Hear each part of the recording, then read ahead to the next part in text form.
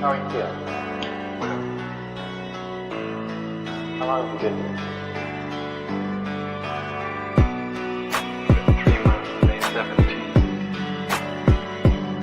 And what brought you? That's difficult to answer.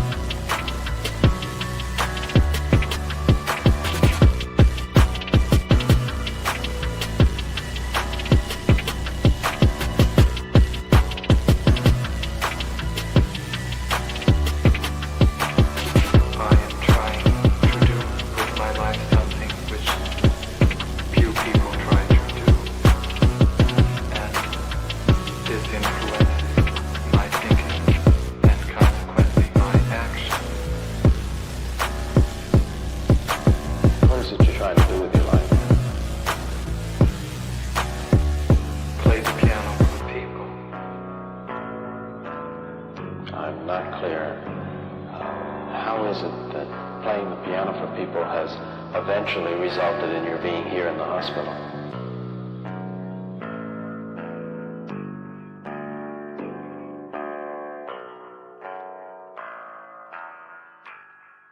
That's difficult to answer.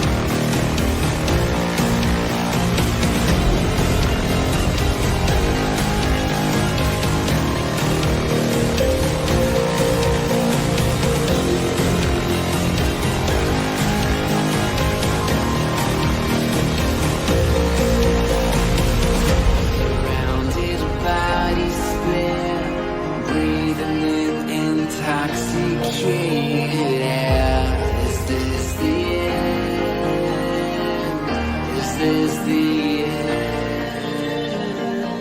There's a noise inside my head of crying people facing death. Is this the end? Is this the end? Oh, I'm burning in the stone.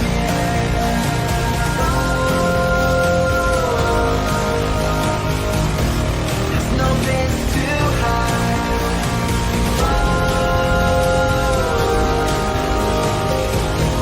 I'm burning in the stone.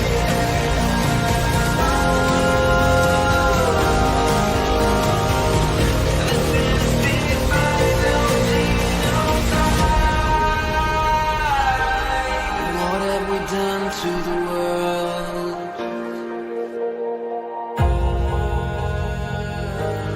What have we done to the world?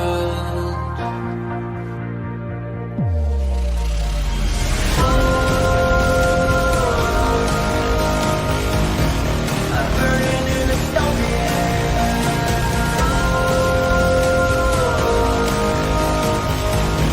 There's no place to hide.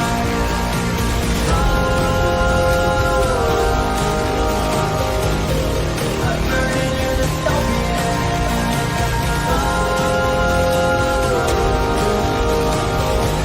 This is the final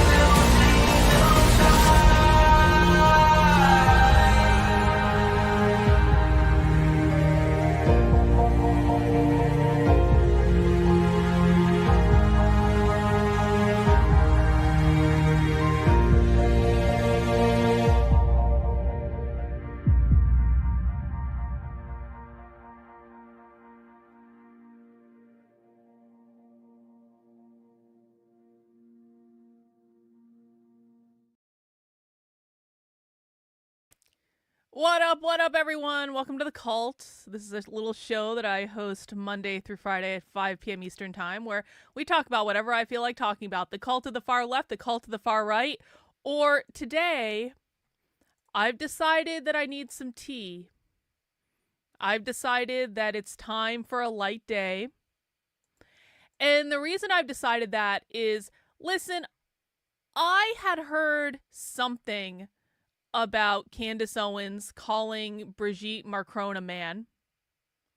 But I'll be honest, I usually just don't pay attention to Candace Owens because I don't like Candace Owens, and I think Candace Owens is a massive narcissist, and I don't want anything to do with Candace Owens. And I've heard way too many stories about her behind the scenes, and that's not taking away from any good that she may do, because I'm not saying she can't do anything good. Bad people can still do good things. I have questions, though. I have questions. I sometimes think that Candace Owens is now on her own. For a long time, Candace Owens was reporting to the Daily Wire, and she was working with other people that perhaps she had more of an opportunity to bounce ideas off of other people. Because here's what happens when you work alone, and I say this as someone who works alone by personal fiat, because I hate other people so much. I don't want to work with anyone. I just want to be left alone by myself to do what I want to do without any human involvement. I only want to work with computers and AI and people on the internet that I like and select to work with, okay? But I'm just saying that sometimes, like, when you're on your own, you have to kind of keep yourself in check. You have to be able to bounce ideas off of other people, because when you're just sitting in a room all day by yourself, trust me, you can come up with some crazy ideas. And if no one is there to say, maybe we want to pull back, just take it down 3 or 4 notches. If no one's there to do that, you have to do that for yourself to keep yourself in check. And I'm not entirely convinced that Candace Owens is doing that. And listen, I'm not unsympathetic to the argument that, you know, Brigette Macron, like, okay, it's weird. She's a lot older. then I don't even remember what is the guy's name. What is the guy? It's Emmanuel Macron. Like, she's a lot older than him. Apparently, allegedly was his teacher at some point, kind of like groomed him, I guess, and then they got married. It's a little weird. And I think we can also all assess that, yeah, okay, maybe Brigitte does look a little bit like a man. Okay, like just a little bit. I'm just not entirely convinced that Brigitte Macron is a man, and I guess I kind of want to I want to listen to Candace's case. And I didn't realize how many episodes Candace had made on this until I looked at her YouTube page like a couple hours ago. Has anyone actually watched this? One's in the chat if you've watched this, two in the chats if you haven't. But I was like, there's 1, 2, 3, 4, 5, 6, and I think there's a 7th episode that just came out. It's episode 6, but there was an introduction too. She has now done 7 episodes about this, and I think that she also like did an episode talking about the French government contacting her or something. And so that's a lot. That's a lot of effort. That's like a significant. Candace has a lot to say on this topic, okay?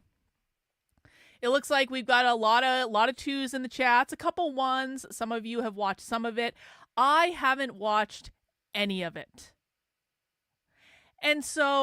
And I don't think we're necessarily going to get through every single thing that Candace Owens has made today, because I didn't realize how many episodes she had made. But you know what? I thought we could just start at the start.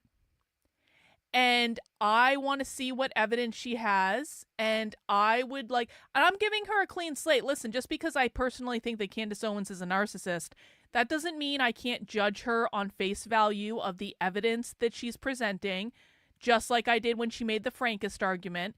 But then we had to give Candace points for having that guy from the USS Liberty on. That was a great interview. You can't take anything away from Candace on that one. And she's donating now tens of thousands of dollars to that guy's organizations a year. That was a Candace W. The USS Liberty guy was a Candace W. The Frankist stuff was not a W. Okay, that was an L. And I don't know about this Brigitte Macron stuff, but we're going to find out, and that's what we're going to do, and we're going to watch, and we're going to keep an open mind. And, okay, Everyday Therapist says this is all based on a book. Well, I don't know. Maybe Candace has her own interpretation. She tends to do that every once in a while. And so we're just going to sit back and we're going to watch this today, guys. We're going to have a little bit of a lighter day. But a couple quick announcements before we get into that. Number 1, I know I said we were going to watch the queer bondage thing today. I'm putting that off, okay? I'm putting it off. I'm sorry. I know people are disappointed, but I need to just put a pause just for a day or two on the queer bondage thing, because I have a surprise coming that I want to focus on, and it shouldn't take that long, and you guys are going to love it. And the surprise has to do with the Red Menace Collective. So, if you are a member of the Red Menace Collective, which you can join by going to redmenacecollective.substack.com, this is a site where I basically publish my books. I publish drafts of the chapters as I'm writing them, so members get access to early drafts of the chapters. Members also get a free ebook on when I actually publish a book. We've just published our first book out of the Red Menace Collective. It is called A Brief History of Racism, The Untold Story of the World's Most Powerful Word. You can currently buy it on Amazon. And guess what? Apparently, I just found out I'm the #1 new release in the censorship category. Check this out. Look at that. #1 new release. The book just came out yesterday on Amazon. You can get it in paperback and on Kindle. And apparently we're doing okay because we're the #1 new release in the censorship category. That's pretty rad. That wasn't on on my bingo card for today because I barely talked about this book. I barely promoted this book. This is more like a thing that my community knows I'm doing. So I'm really happy about that because I actually am really proud of this book.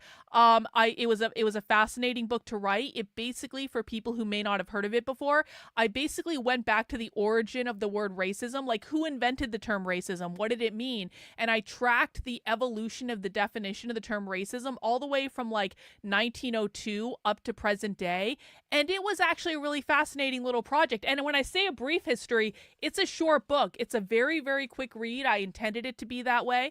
I wanted to give people just a quick thing that they could, you can stick it in your purse, whatever, read it in a day or two. And I just thought it was really interesting because ultimately definitions of words are really all that matters. And so I'm going to be doing a lot of stuff around definitions. Obviously, this is something that I already, talk about quite a bit, but I wanted to create something that people could kind of like sink their teeth into and spend some time with. So it is called A Brief History of Racism. It is currently available on Amazon, in Kindle, and in paperback. So pick up your copy today. I would really appreciate it. But how that book got funded is because of members of my Red Menace Collective, because they pay me $10 a month or $100 a year on this website specifically. Again, that's redmenacecollective.substack.com.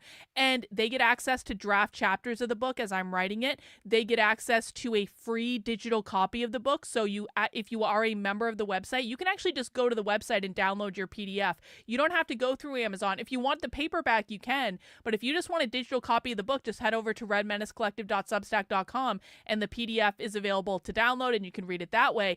But why we're not doing the queer porn thing right now is that I have a surprise coming for members of the Red Menace Collective, and you guys are really going to love it, and it's going to be great.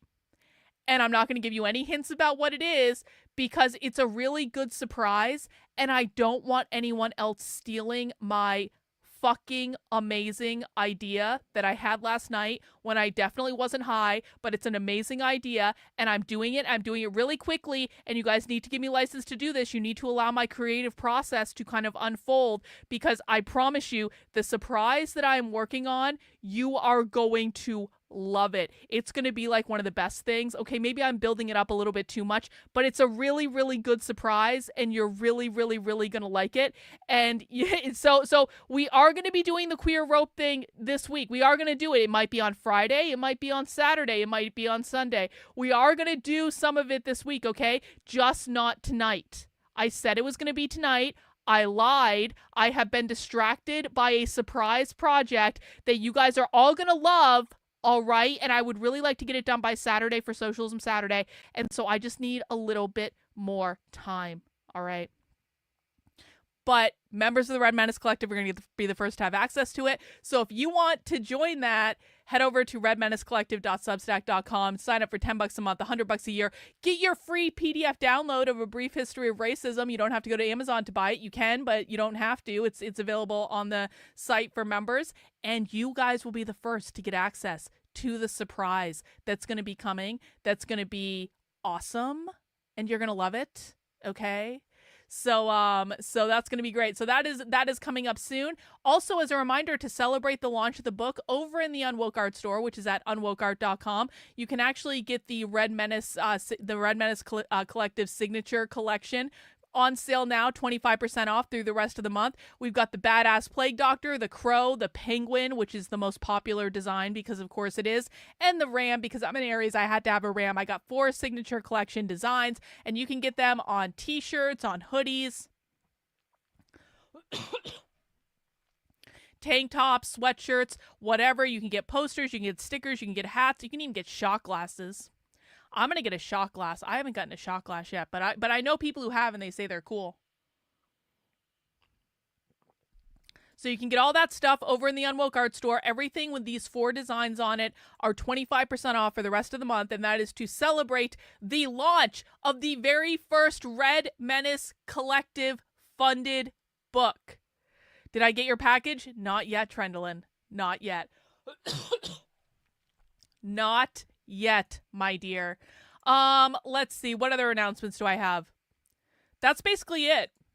So everyone's going to go and buy the book, right? Buy my book, or go to the Red Menace Collective, whichever. I'm going to pin this to the top of the chat. Who is ready to get into Candace? We're going to get our gossip. We're going to get our gossip on. Let me just say hi to the people over on Rumble. Shout out to people over on Rumble. I've got the Rumble chat up too, so I can talk to you guys. Oh, I don't have it up because Rumble's not working. Why would Rumble do this to me? Rumble's not allowing the chat to work. Rumble was buggy yesterday too.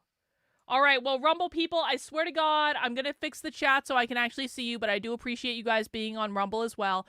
Okay, let's dig into Candace. Now, here is the first question that I have, okay? Here is the first question that I have.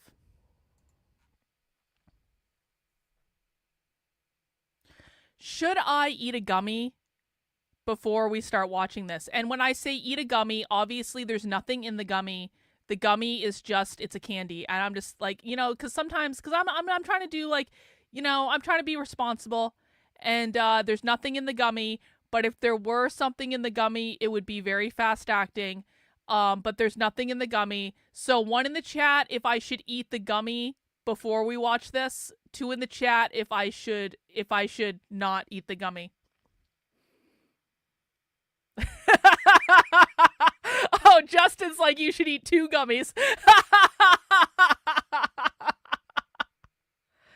Bot, you don't get to vote 15 times. Okay, the ones have it. All right. All right. All right. There's nothing in the gummy. There's definitely nothing in the gummy.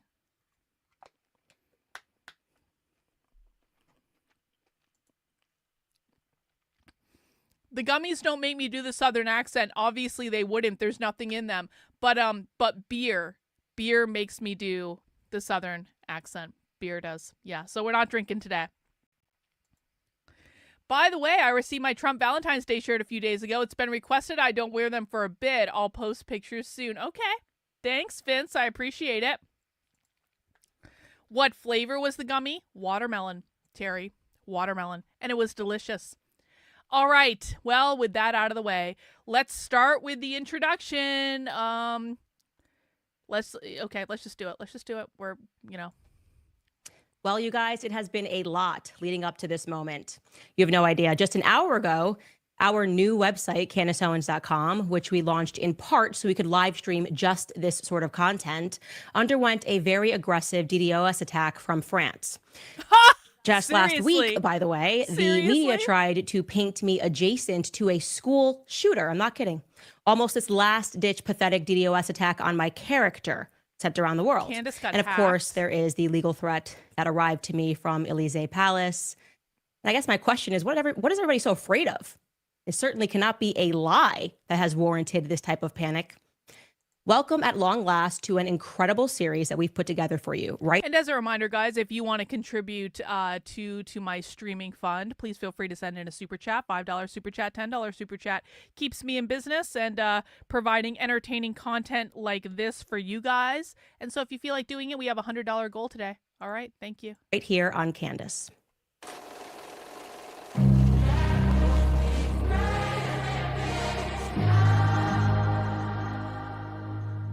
I would never do that. That would never happen.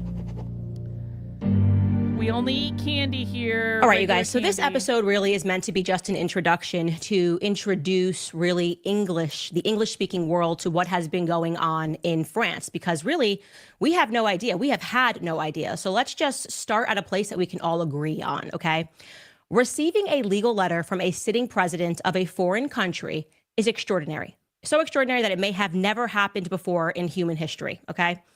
A year ago, when I said that I would stake my entire professional career on the fact that Brigette Macron, the current First Lady of France, was born a man, there were many people, of course, who did not believe me because that just sounds crazy. Yeah, it does But sound even a little those crazy, people, Candace, thanks it to does. Emmanuel Yeah. Macron's strongly worded letter, which he had his legal team put together and ask me not to publicize, are now starting to pay a little bit of attention. Take this comment from popular Canadian YouTuber and lawyer who goes by Viva Frey. He wrote this under the episode regarding that letter. I was very skeptical at first that Brigette was a man, but I've got to tell you, Macron's lawyers are really starting to convince me. Legally speaking, it was an implausibly stupid move what they did, okay? While refusing to just plainly state that Brigitte Macron, the current First Lady of France, was indeed born a woman, they used all sorts of tricky language to suggest that they could sue me for defamation over minor errors that I made in my reporting. Okay, essentially, they were not addressing the substance of the claim. Brigitte Macron was born a biological male, but instead attacking things like, you said in an earlier report that a picture from Brigitte's communion was recolorized. This is false. This reporting has caused Brigitte to have mental anguish. Okay. But as I said, their lawyers made a critical mistake because in order to prove defamation, you have to prove that somebody acted in reckless disregard for the truth, that they knew the truth and they made a decision not to publicize it. Instead, they wanted to just publicize lies, which is something that if you guys watch this show, you know that I do not do. I do not engage in it. Quite the opposite. So by sending me a legal letter, they unintentionally provided me with a direct line, a direct link to ask Brigitte Macron and Emmanuel Macron pointed questions. They can't pretend they didn't see our questions, okay? The majority of the questions that we asked them were simply yes or no. Those are the answers that we needed, with the promise that we gave them that if she answered the questions, we would fully report on the facts. So I want to show you some of these very simple 21 questions that we asked Brigitte Macron so that we could use our platform to put an end to her mental anguish, okay?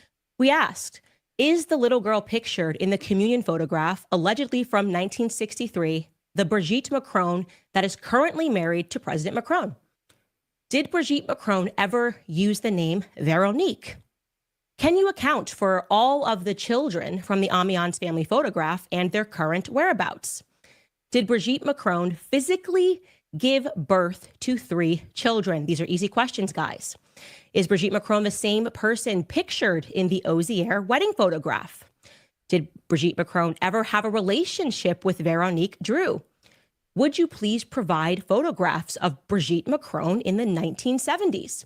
Would you please provide school photographs of Jean-Michel Trogneau, a person they purport is her brother, and Brigitte Trogneau, preferably together? When did Brigitte Macron first meet President Macron and under what circumstances? What were their respective ages when they met? Did the Macrons have an intimate physical relationship before President Macron turned 18? And if so, at what age did the relationship begin? Have your clients attempted to correct the French version of Wikipedia, which states that regarding Brigitte Macron, quote, the age difference of more than 24 years between the two lovers causes a scandal in the Trogneau family, especially since their relationship could fall under the scope of Article 22727 of the Penal Code, which establishes the offense of sexual assault on a minor. Have your clients initiated legal action against the International Pedophile and Child Emancipation Lobby, which cites Macron's relationship in its publication, Positive Memories, on a list of, quote, positive, loving relationships with children?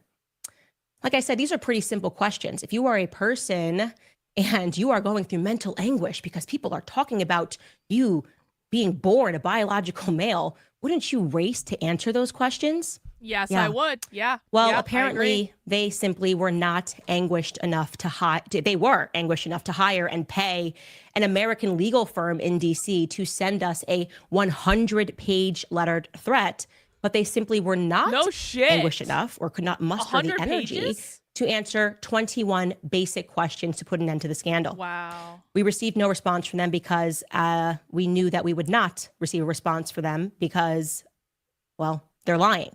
They are, in fact, lying to the public about Brigitte Macron's past identity.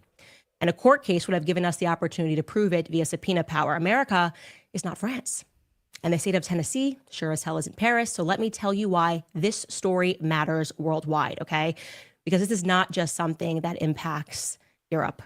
It has international implications. For example, the unprecedented raid on Donald Trump's residence at Mar-a-Lago over documents that he had taken from the White House. You guys remember that, right? Check out this headline that was in The Guardian. Trump boasted that he had intelligence on Macron's sex life. Inventory of what was seized at Mar-a-Lago caused a transatlantic freakout between Paris and Washington. I'm sorry, what? What could he have stumbled upon about Emmanuel Macron's sex life that would have caused a transatlantic panic? Here's a Rolling Stone headline to the same effect. It reads, Trump. I can't believe I'm saying this, but we're not even 10 minutes into this, and I'm already becoming convinced that Candace is right. But I'm going to keep a very... because this is crazy. They sent her 100-page, like, cease and desist, but they wouldn't answer questions. Obviously, I'm keeping an open mind, but... bragged that he had, quote unquote, intelligence on Macron's sex life. The FBI seized a document with info on the French president during the Mar-a-Lago raid that has officials in both countries hunting for answers. Oh, okay. Why would you be stressed as a president? Good question. What were your tastes? And here's an excerpt from that Rolling Stone article, because this really is incredible. Most people don't remember this, okay? It reads, then, of course, the mere revelation of its existence triggered a transatlantic freakout, according to two other sources familiar with the situation and Trump's prior talk about the Macrons' allegedly naughty ways that, quote, not very many people know, only intensified those concerns. Both French and U.S. officials worked to figure out precisely what Trump had on Macron and France's government, and if any of it was sensitive in nature, the sources said.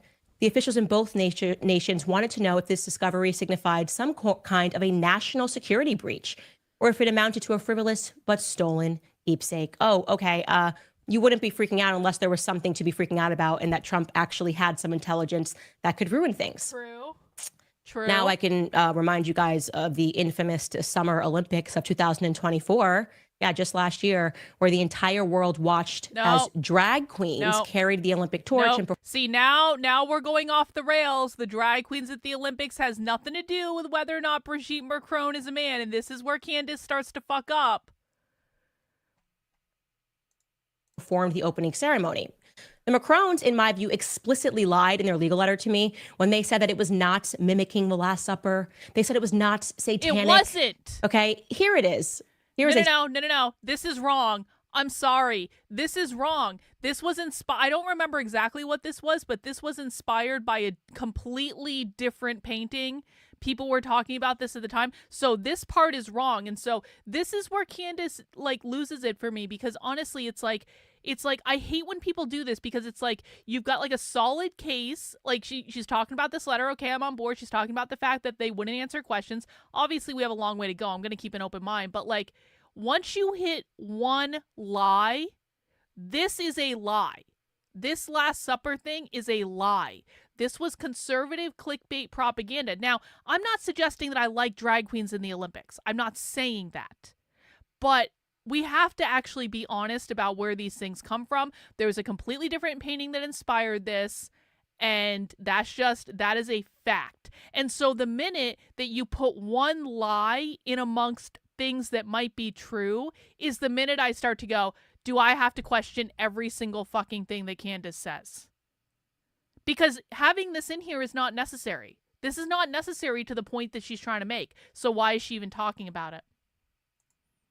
Side by side, because as we unpack this series, you are going to see that do not believe your own eyes is a repeat Macron instruction, okay? There's a Last Supper. On the left, Leonardo da Vinci's Last Supper, and on the right, there are the Paris Olympics, okay? But even if you really didn't want to believe your own eyes, it would be reasonable to assume that we could at least believe the people who performed in the ceremony, right? The lead... Well, I mean, no, everyday therapist, there is no reality in which what Candace just said about the Olympics will become relevant, because it is a lie. It's just a flat lie. It is not accurate. And so it's like everything that Candace does in relation to that, I have to question now, which sucks.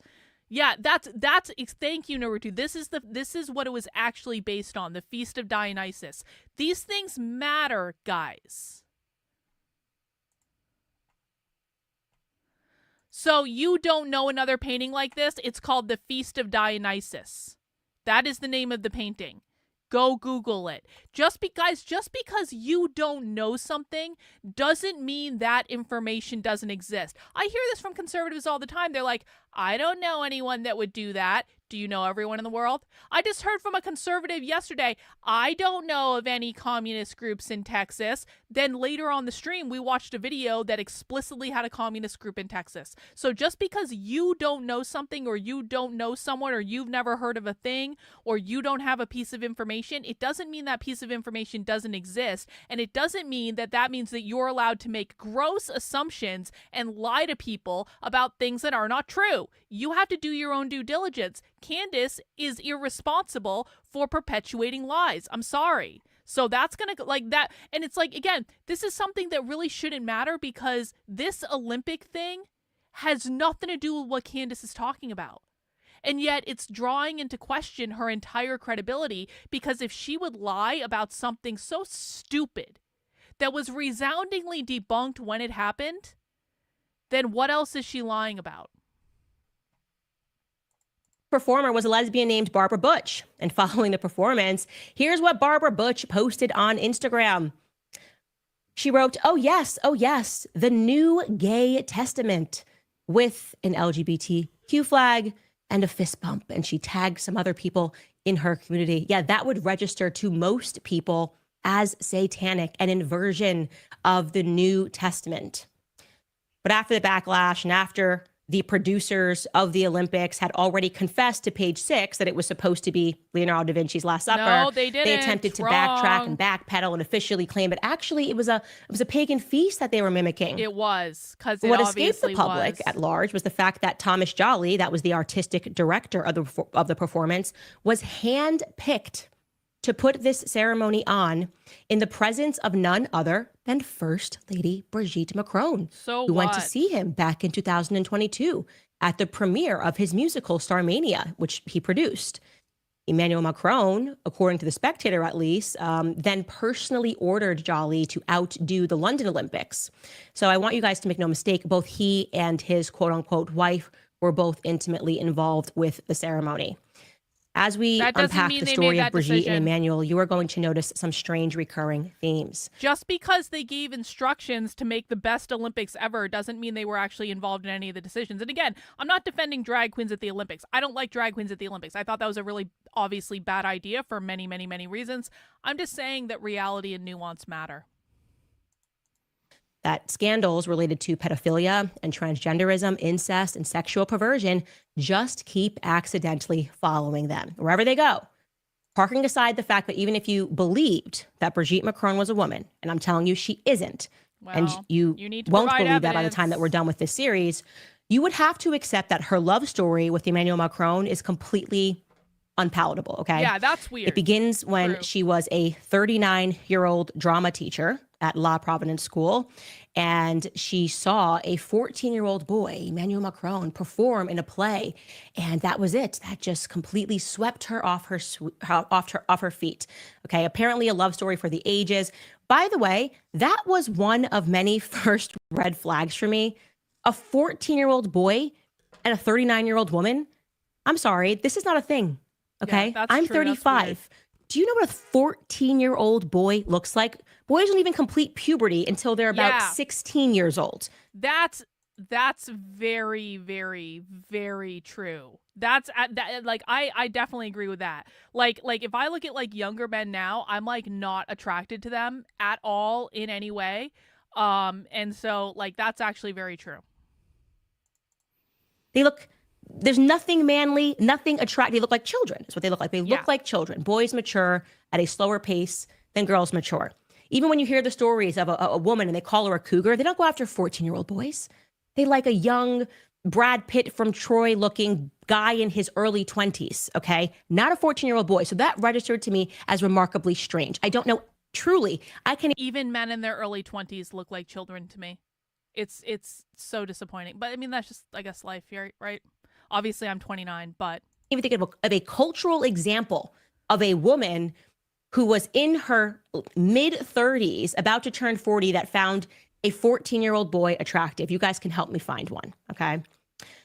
So once the couple moved into Élysée Palace, that's the French White House, weird scandals began to follow them. For example, for whatever reason, it became known to the public that Brigitte Macron, who fancies herself something of a designer, wanted to install an erect penis with golden balls What? to become the new spire for the Notre Dame Cathedral. What?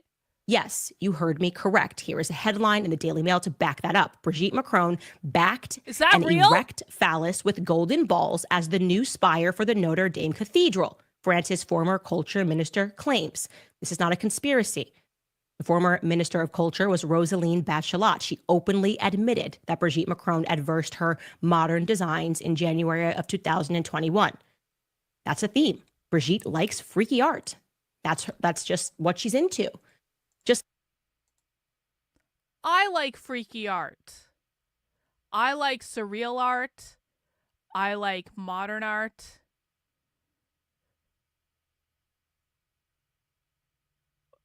Just because art, okay.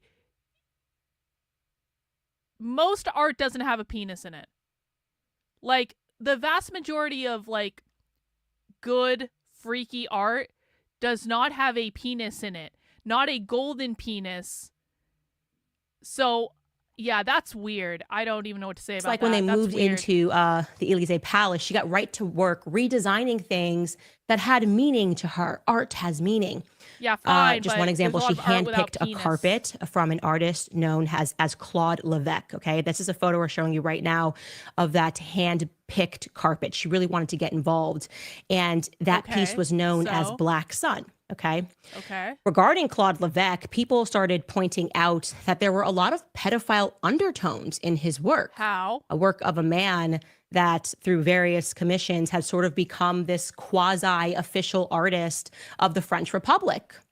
Le Monde, and just so you know, Le Monde, you're going to hear me speaking about that a lot, that is the French equivalent to the New York Times. Yeah. This is what they wrote about Claude Levesque's lifestyle. Quote, Claude Levesque refers to the teenagers around him as his godchildren, nephews, assistants, and even sons.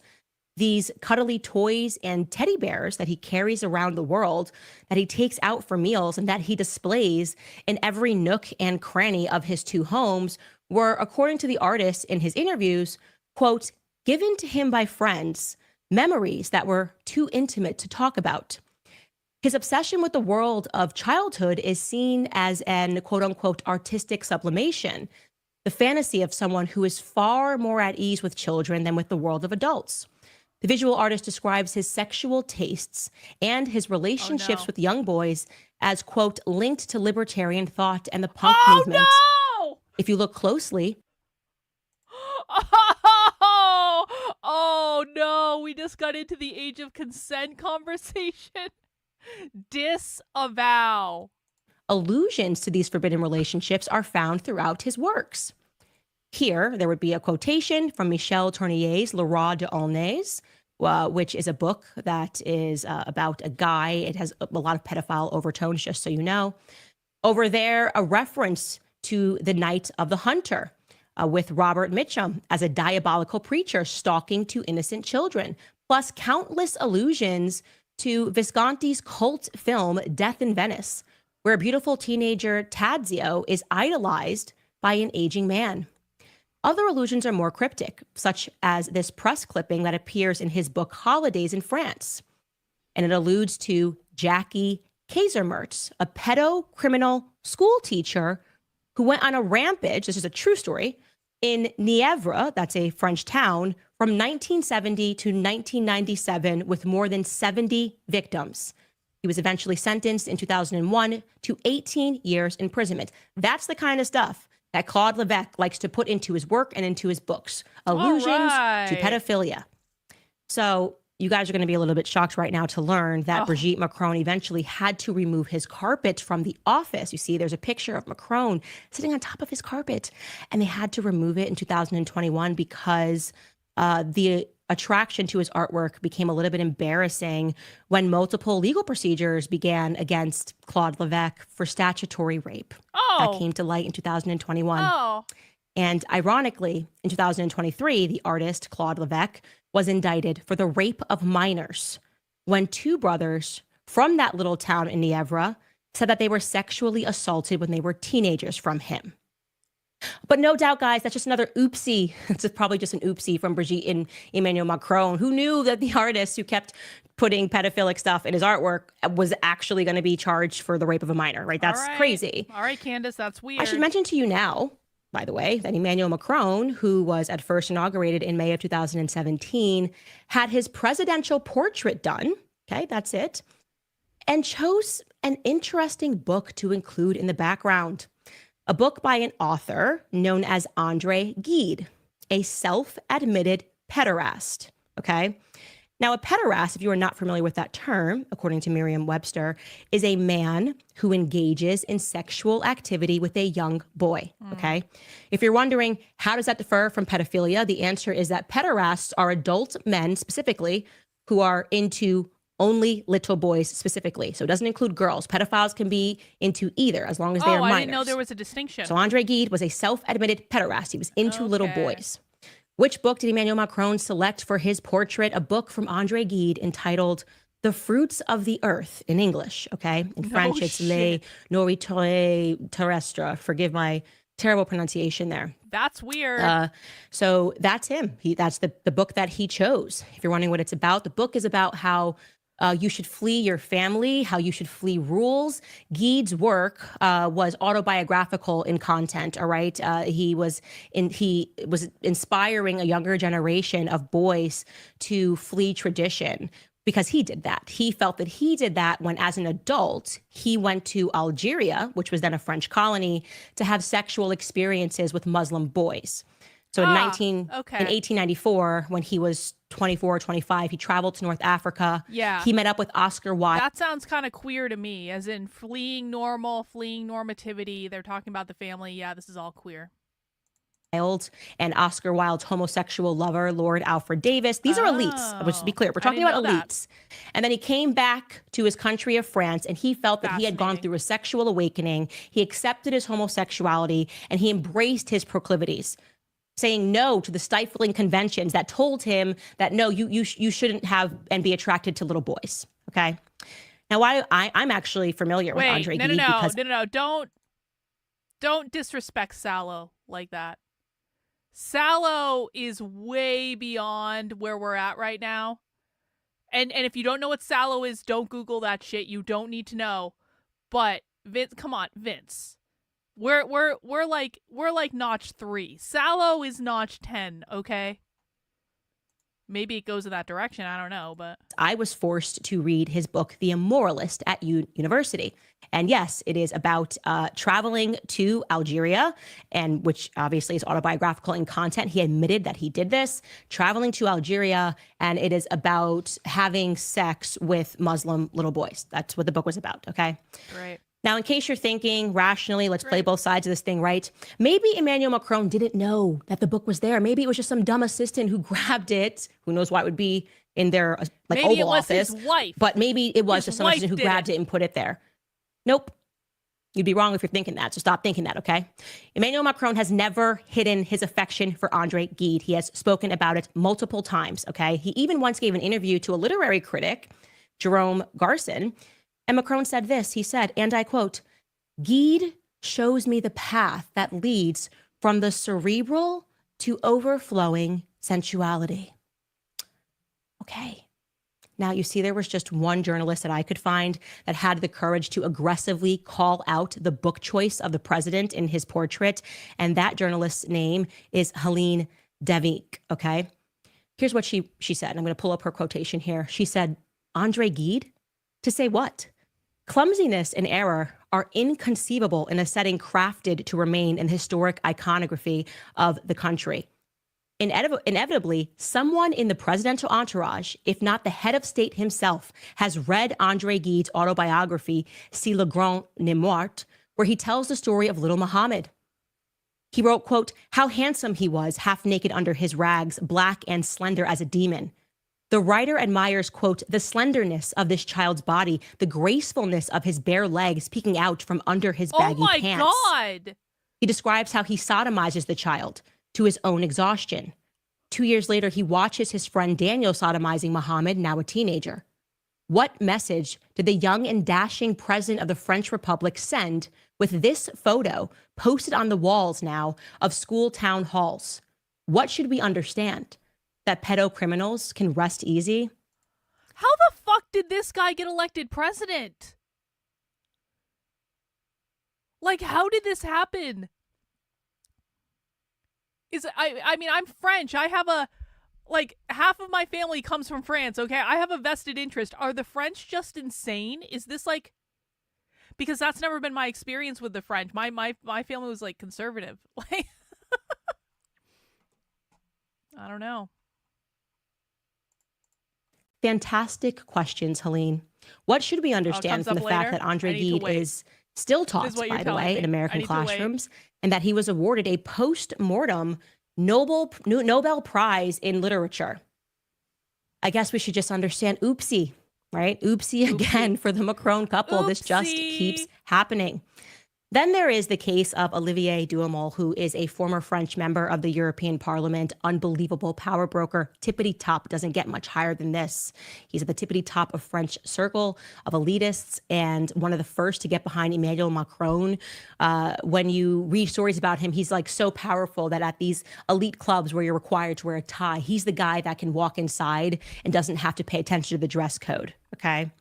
So he got behind Emmanuel Macron right away, attended several campaign meetings, and would be passing notes to Macron. And when Macron qualified for the second round of the presidential election, he celebrated next to Macron at a restaurant called Dan Crenshaw. Fuck right off, Dan Crenshaw. You're not going to ruin our fun. We don't care about Brigitte's feelings. La Rotonde. And after Emmanuel Macron won, he used his magazine, which is called Pouvoirs, to compare Emmanuel Macron to General Charles de Gaulle. So again, this magazine is owned by Olivier Duhamel. He was just doing the press and the propaganda on how amazing Emmanuel Macron was, defending him against any media critics. Olivier Duhamel would also boast openly about his meetings at the Élysée Palace, and it was also reported in Paris Match that he gave Emmanuel Macron advice on how to navigate public scandals, particularly one which involved Macron's deputy chief of staff, a guy named Alexander Benalla, in the summer of 2018. Duhamel was also present at a lunch where Brigitte Macron handpicked Macron's prime minister. Again, we'll get into that. Brigitte Macron handpicking the prime minister. Why was it Brigitte? Which led the public to asking questions about what Brigitte and Duhamel had in common, how they knew each other.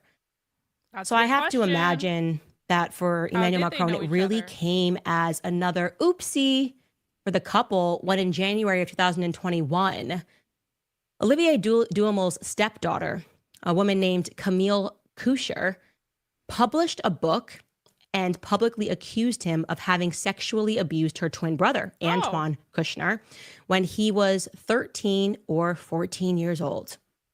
Le Monde, again, that's the equivalent to the French New York Times, were the ones who broke the story.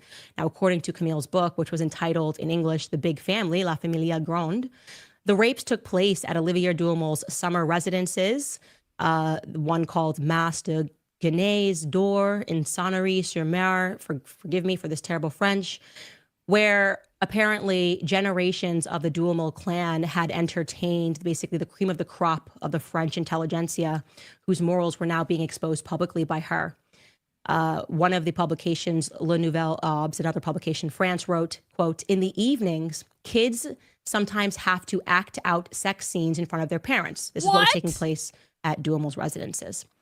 They go on to write, "One evening, the teenagers are asked to tell how they lost their virginity. On another, mothers dress their 12-year-old daughters in provocative outfits, smear them with lipstick, and send them off to dance with men that are 30 years older." Paris Match wrote, quote, "Hardly anyone is offended to see Camille, then just a teenager, being asked to simulate an orgasm in front of the adults." What? Now, regarding this, you're probably wondering, was he brought to justice? Or maybe you're wondering, hey, maybe she's not telling the truth, right? Maybe she just made it all up for attention because this is a powerful guy. Yeah. Oh, lucky for Olivier Duhamel, the statute of limitations had already expired, so he was never brought to justice. But in mid-April of that same year, it was reported in the French media, and you can fact check this on Wikipedia, that he admitted to it. He admitted that he sexually abused his stepson. I don't know, guys. Just another oopsie in the Emmanuel Macron and Brigitte Macron orbit that keeps coming up. Now, I am giving you This is crazy. not even the surface of what it is that I know about this couple, okay? This literally is an introduction because everything that I am saying, I know the English world has never heard, which should make you go, what the hell is wrong with our media? Yeah, What for the hell real, is wrong though. with our media that when I began to try to report on this story, they came for me. They started pitting me as Adolf Hitler. They started canceling me, demands for me to get fired. I was fired. It was in March that I first reported of last year on the story, and it was in March that same exact year that I got fired from my former employer. Wait. Candace is saying that the reason that she got fired from the Daily Wire was because she was reporting that Brigitte Macron was a man and not because she said Christ is king and they deemed it too anti-Semitic. That would actually probably be one of the craziest things I've heard so far, if that's true. If they really, if that's actually what happened, that's crazy. Is it possible that Christ is king was the excuse all along and the real scandal was Brigitte Macron is a man? And nonstop have been fighting the press since. And guy, by the way, you should know that there is this strange case of what happens to every journalist who tries to touch the story. First and foremost, Isabella Ferreira, I think I mentioned this on a past episode. She was one of the Jean Gilets, the yellow vest people who began prodding into the story as an independent journalist, happened upon some huge information pertaining to the relationship of Emmanuel Macron and Brigitte. But then she was found dead. She was found dead floating in a river. And her friends said that she didn't kill herself, but the media said she most definitely did, that she must have slipped and fell after she took a lot of pills. So that kind of stuff happens, I guess. Then there is Natasha Ray, who the media has been lying on, attempting to ruin her entire life. She has cancer.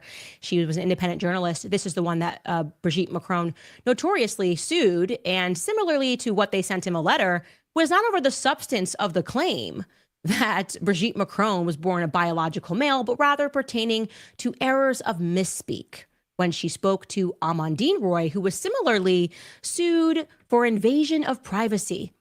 Okay. And then there's one man still left standing, and that is Xavier Pussard. Xavier Pussard is the person that I am so honored to introduce to you guys on Monday. He is the journalist who has been diligently working on this, whose work I am repeating. Really, I feel blessed that he even selected me to be able to bring this to the public, that he trusted me with this story. Xavier Pussard has been working on this for 8 years and has given up everything, including his home country of residence, because, well, how did they come after Xavier Pussard? They looked into his finances, found who was funding his publication, and decided that it would be a really good time to go through a 2-year audit. One of the government's preferred ways of harassing someone is getting the IRS out there and finding the crime in any way possible. And so Xavier Pussard was dropped from the people that were investing in him. Wow. He had to move his family. His mother's house was searched just to scare them and to intimidate them and to let them know that they are watching them. And to this day, Xavier Pussard, the man who originally dropped the 6-part series, exposing the fact that Brigitte Macron was lying about her identity, has never been sued for defamation because his work has been thorough.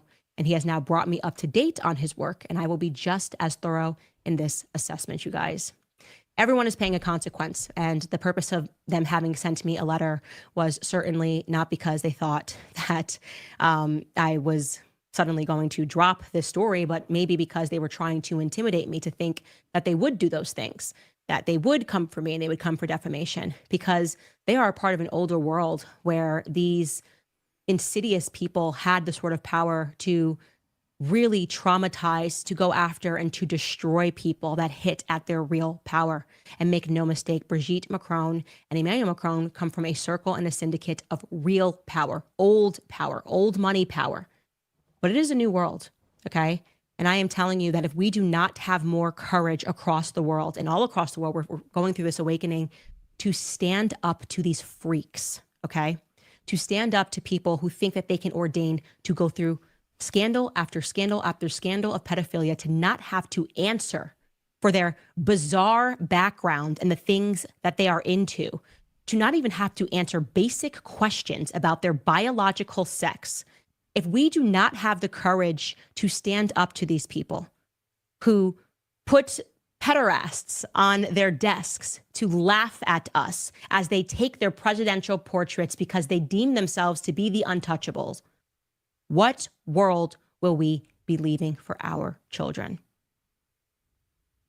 I have now 3 sons. And so I say it and I mean it, that I really hope they file that lawsuit.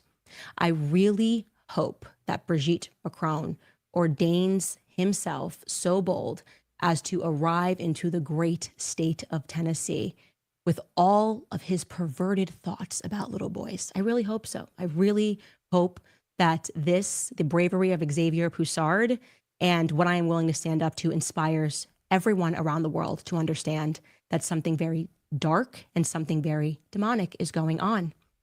And we haven't even gotten into the story of Brigette Macron, who Brigette Macron actually is, what it is that Xavier Pussard uncovered about Brigette Macron, why it is that Xavier Pussard, who has been in court trying to get documents from these people, and even when he wins the cases, still cannot get a photo released to him of Brigette Macron, then Trogneau, at school in Amiens. We don't have school photos of the First Lady. We can't get our hands on it. Why Xavier Pussard cannot get his hands on Brigette Macron's alleged brother, who I believe Brigette Macron is, why we can't get our hands on Jean-Michel Trogneau's military records. It is utterly bonkers. And like I said, what I told you today is the tip of the iceberg. It is going to get so much darker and it's going to get so much deeper. And their involvement, again, in these regular themes of pedophilia, pederasty, incest, lies, and trying to thug people via courts. You will never stop seeing it. And so, ladies and gentlemen, I hope that this has made it clear to the English-speaking world of why this is important.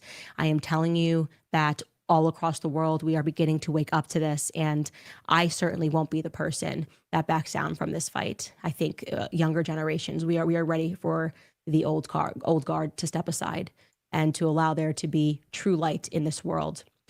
All right, guys, I'm going to read some of your comments. I do want to first tell you, obviously, regarding those DDoS attacks, I know some of you guys are not able to get into your accounts. We're receiving updates. We should have... Okay, is that basically it? Is that basically her introduction and now she's going to read comments? All right, so I have to say, at the end of this introductory episode, I am more curious than I thought I would be. I really thought that Candace had lost it. I really did. I was looking at the stuff this morning and I was like, has she really just fallen off a cliff? Like, has she been drugged? Like, what is going on? But no, it kind of seems as, yeah, that was the introduction. Yeah, it kind of seems as though there might be some there. Okay, Candace, point well made. Even though that Olympic thing pisses me off, but point well made. Now we're gonna get into the first episode.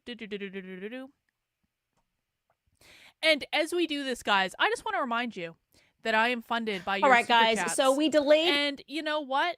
The amount of Candace's documentary series, here's what we're going to do.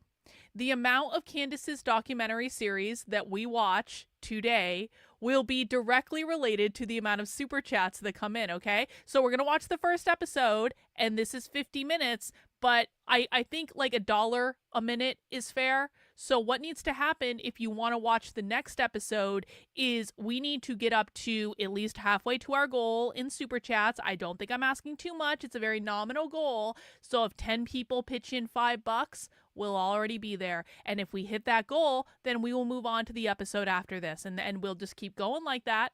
And that's what we are going to do. So let's get into episode number 1. Kara from Canada. I had to pop into the chat for this one. The elites have always had some very odd proclivities. I do like that word, proclivities. But this story is just plain bizarre, very bizarre. Yeah, it's weird. It's weird.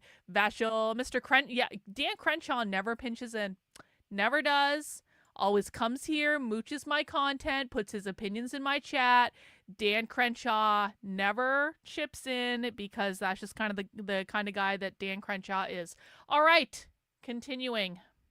The second installment of the Becoming Brigitte series, because after announcing that we were going to air the episode on our CandaceOwens.com website, we underwent extensive DDoS attacks all weekend. Essentially, our servers were being overwhelmed. Then yesterday evening, we received a second strongly worded letter from the Élysée Palace from Brigitte and Emmanuel Macron. This time it's a very brief letter, which we are going. Another strongly worded letter. I do like my strongly worded letters. Hey guys, thank you for getting the super chats kicked off. We've got Kristen in with the super chat, $5. This is crazy. We've got Annie in with the super chat. Thank you guys, appreciate it. Going to show you in its entirety later on in the show. What can we say other than the Macrons sure are not behaving like a couple who have absolutely nothing to hide? So let's figure out why they are behaving the way that they are. Welcome back to our Becoming Brigitte series. Look at that. We're halfway there.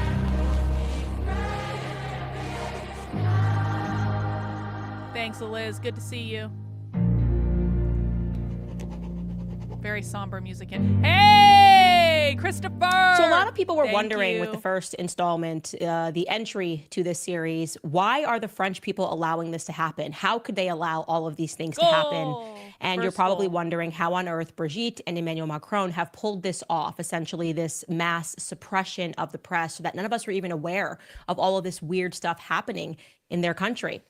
How is it that Emmanuel Macron, who was virtually unknown to the public a year before he came into power, managed to scuttle the campaign of François Fillon, the man who was a shoo-in essentially for the presidency? That's How did he do all of this? Well, how did he do it? For English speakers, it's a bit like the rise of Barack Obama. Sure, yes, Barack Obama was a senator and he therefore was involved in politics to some degree, but his ascension into the presidency did sort of in many ways come out of nowhere. Except Barack Obama was not married to someone who was more than 2 decades older than him. Bonjour. Emmanuel Macron, just to be very clear, and I will state this again and again, was just 14 years old when he appeared in a school play at his school called La Providence. It's true. It's true. I am indeed younger than Candace Owens. No, I'm not. In real life, I might be older than her by like a not insignificant degree. I think I look okay. Brigitte at that time was a teacher at the same school who ran a theater workshop. Okay. She was in fact 39 years old at this time and allegedly married with 3 children. One of her children, Lawrence, was the same age and therefore in school with Emmanuel Macron. Okay.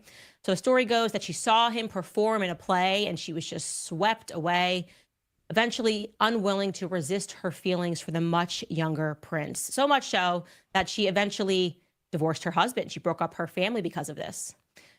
Of course, this is objectively a very creepy story. So how on earth did they sell it to the French public? That's where we need to begin here.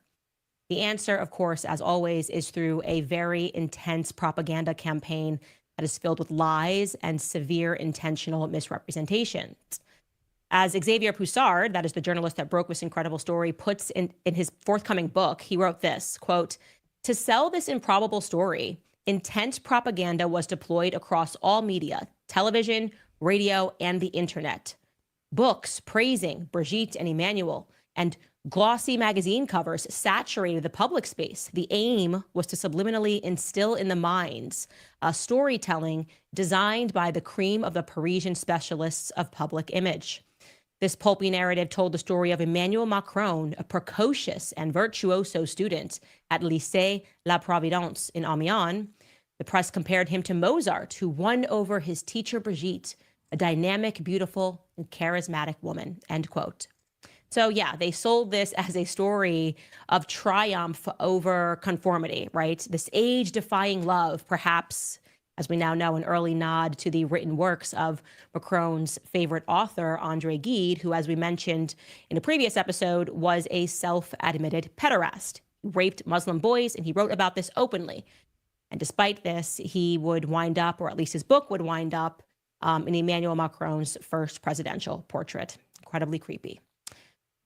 On the 14th of April, 2016, when Paris Match, the magazine, devoted its first cover to Brigitte, the readers were told that one day in her heart, everything secretly changes. She attends Milan Kundera's play entitled Jacques et son Matre, in which one of the ninth graders, Emmanuel Macron, is the hero. He's already got his eagle eye, they write. Oh, yes, he's already got his eagle eye, kind of honing in on Brigitte. That's what we're told. Here's, by the way, a little video of Emmanuel Macron performing when he was younger in a play. You can just take a look at this. We can let this run. C'est bon de renaître. Elle m'entend. Ma sœur aveugle et muette. La nuit. Qu'est-ce qui fait le plus peur aux hommes? L'aboiement d'un What the chien. fuck is this? This is not l'ombre d'un Shakespearean. homme.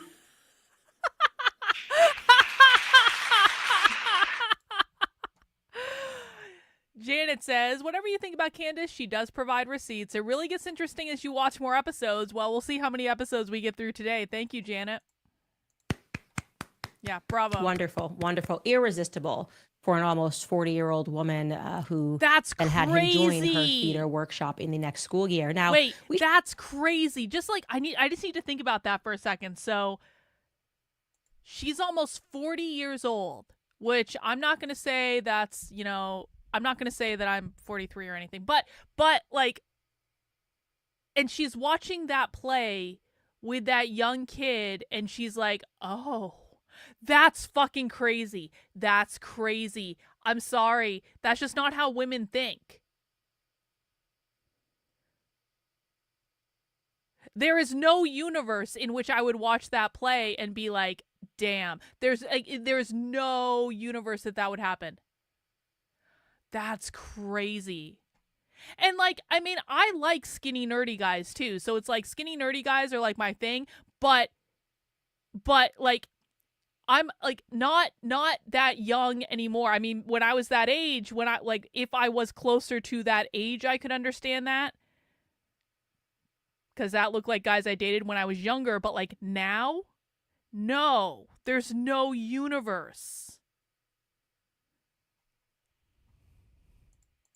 We should Thanks, pause Terry. here to consider how terrifying it is Yeah, that the media as an Veronique entity Bouger, has this kind of Macron, power c'est to soir. romanticize acts of sheer evil and then to gaslight and bully those who recognize it to be so. Those of us who say, no, there's something very wrong with this picture.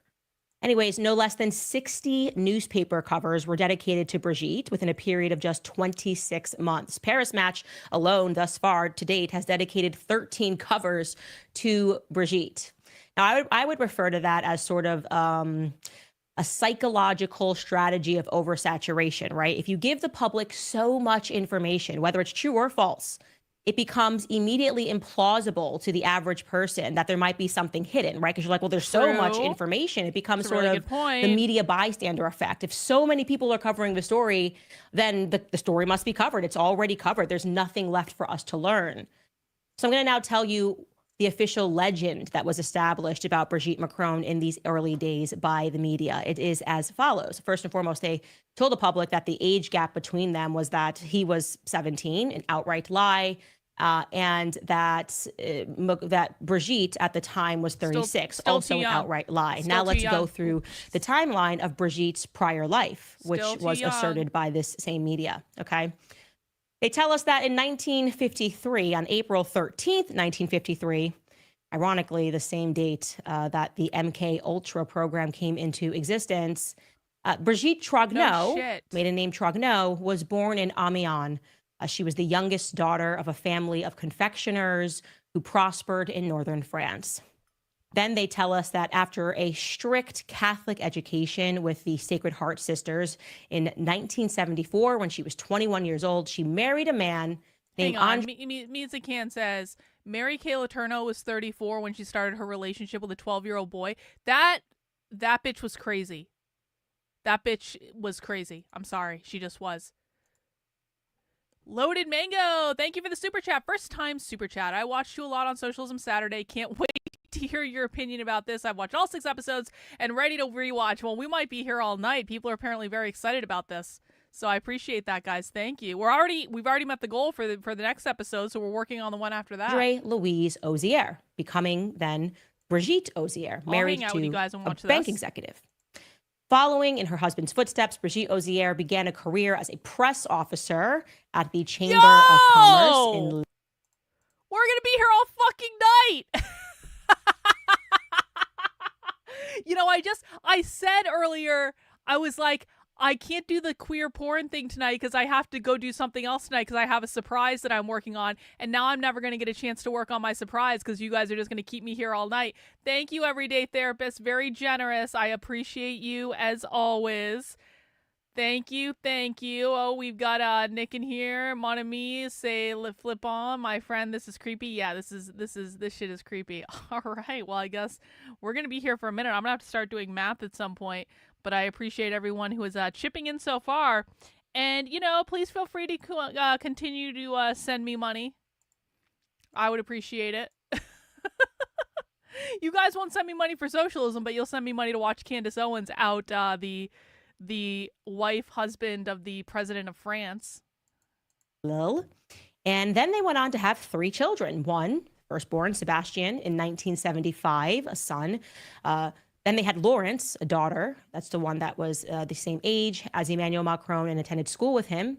They had her allegedly in 1977. And then came Tifon. Tifon, you will come to recognize, is really the only one of the children that speaks out and defends Brigitte Macron, which is quite interesting. They had her allegedly in 1984. And then the story goes that after becoming this press officer and working there at the Chamber of Commerce, she decided to switch to teaching at some point in the mid-1980s, first in Strasbourg as a literature teacher at the Lucie Berger Protestant College, then, of course, at La Providence, the Jesuit college back in her native Amiens, because her and Emmanuel Macron are from the same place. So in 1991, she went back there. And of course, while she was there, she fell head over heels in love with the brilliant student, Emmanuel Macron. Now, this entire story was being painted absent any pictures, right? So as the press was selling this, they tried to get readers to imagine that Brigitte was just irresistibly sexy and hot, right? Like she was this sort of 1980s pinup doll. Just unbelievably like a Claudia Schiffer type. This was the image they were trying to paint in their head. Like she's older now, but ooh, if you had seen her when Emmanuel Macron saw her, she was like a pinup, and she was wearing short skirts. They talked about how she used to wear skirts and how all the boys were just drooling over her. All of these boys who happened to be going through puberty at the school, fantasizing about this hot Claudia Schiffer type teacher. And of course, the brilliant virtuoso Emmanuel Macron and her then began this sort of clandestine affair. Years later, in 2006, recognizing that she was hopelessly in love with Emmanuel Macron, she made a huge decision to break up her family by divorcing her husband, Andre Louis, the banker, and marrying her former student, Emmanuel Macron, just a year later in 2007. Okay. Again, that's the legend that was established by the media. Now, to control the public image of Brigitte, the couple brought in, well, a woman known as Michelle Marchand. She goes by Mimi for short. That's the woman I'm showing you right here on the left-hand side, walking next to Brigitte. And she is known as the Pope of celebrity press, the Popess of the celebrity press. You do not cross Mimi. I'm talking about this all week. PR firms, people that they're at the top, she will break you down if she needs to. You can see all sorts of trials she's been involved in. She has been accused of using tactics of blackmail and coercion. We'll get into that in a little bit. And her task was to essentially flood the public with these hyper-selected photos of the wannabe presidential couple looking airbrushed and fabulous. You know, just sell this idea that nothing weird happened in the past. And so Mimi was able to enjoy essentially near exclusivity on Brigitte's image through her photo agency, which is known as Best Image. You will find, as we get deeper in this series, you yourself are going to fall down this hole and you're going to start looking for photos and trying to verify things about Brigitte's past. And you're going to see in the corner that a lot of these photos say Best Image. I've never had coco vin. I would love to try it someday. French food is great. Thanks, Terry. Yes, that is Mimi Marchand's photo image business. It means Mimi was in control of this image.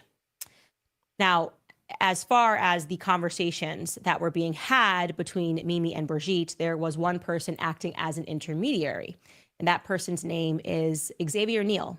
He is a billionaire, you should know, one of the wealthiest men in France. And I should mention that he is also the son-in-law of Bernard Arnault, the CEO and the chairman of LVMH. Yes, that LVMH. Okay, Louis Vuitton, Moet, and Salma Hayek's Hennessy. husband. In January of last year, Bernard Arnault overtook Elon Musk to become the richest man in the world. Okay, Bernard Arnault's children, two of them, were actually taught by Brigitte in school.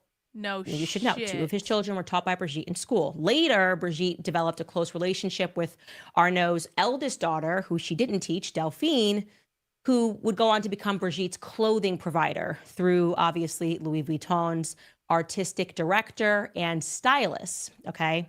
Just to follow that, Bernard Arnault has a daughter, and she gets involved in styling and dressing Brigette Macron, the first lady. And she does this, obviously, through Louis Vuitton and taps their artistic director to be the stylist. That artistic director's name is Nicolas Ghesquiere. Now, why am I telling you about that? Who cares what Brigitte is wearing? Well, you should just know as another fun fact that this man is the main promoter of transgenderism and androgyny in the fashion world. He's huge, okay?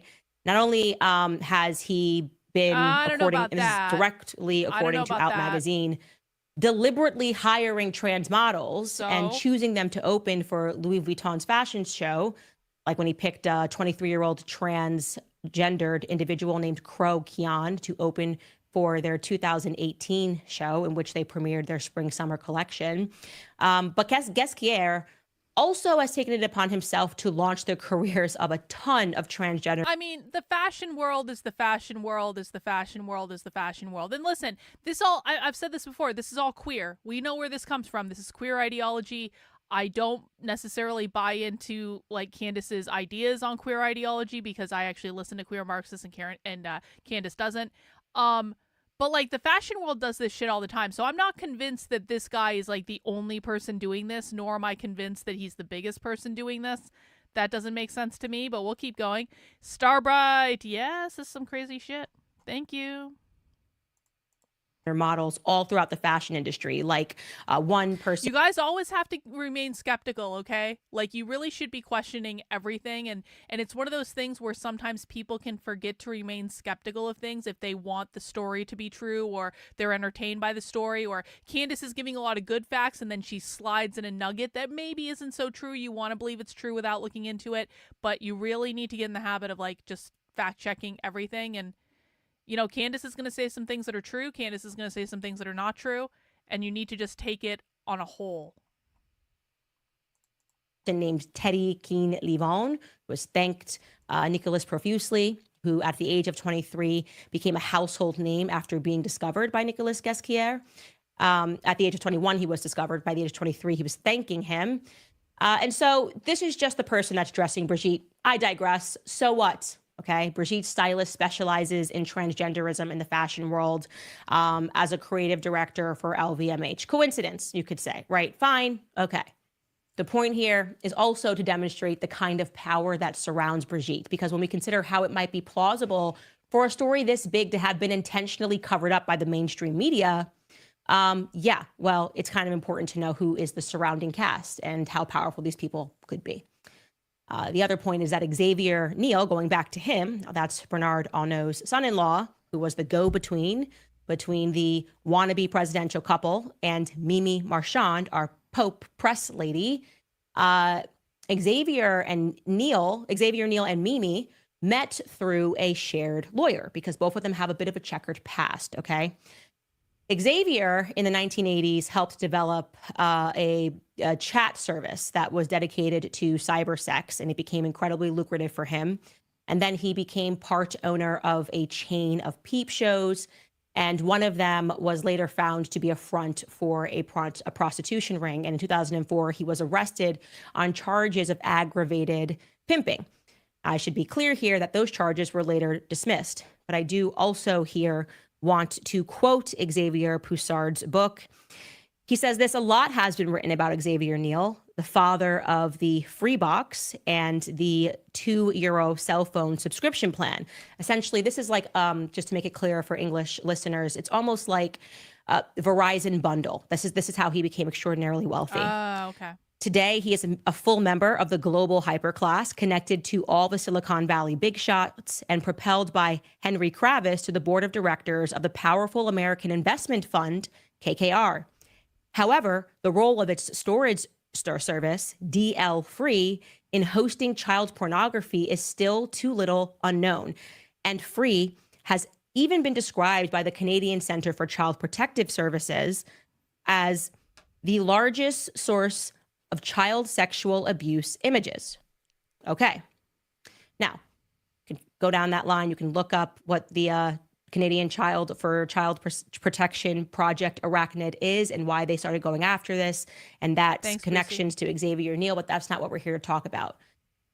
I'm here to tell you about how he met Mimi Marchand through a shared lawyer, because she was serving time, Mimi Marchand, after being accused of various things. She had racked up a string of suspended prison sentences in the 1980s and spent 2 years behind bars awaiting trial over her involvement with her gangster boyfriend, who is identified in her biography as Hafid, even though eventually she was not convicted. And then eventually Xavier Niel gave her money to save Best Image.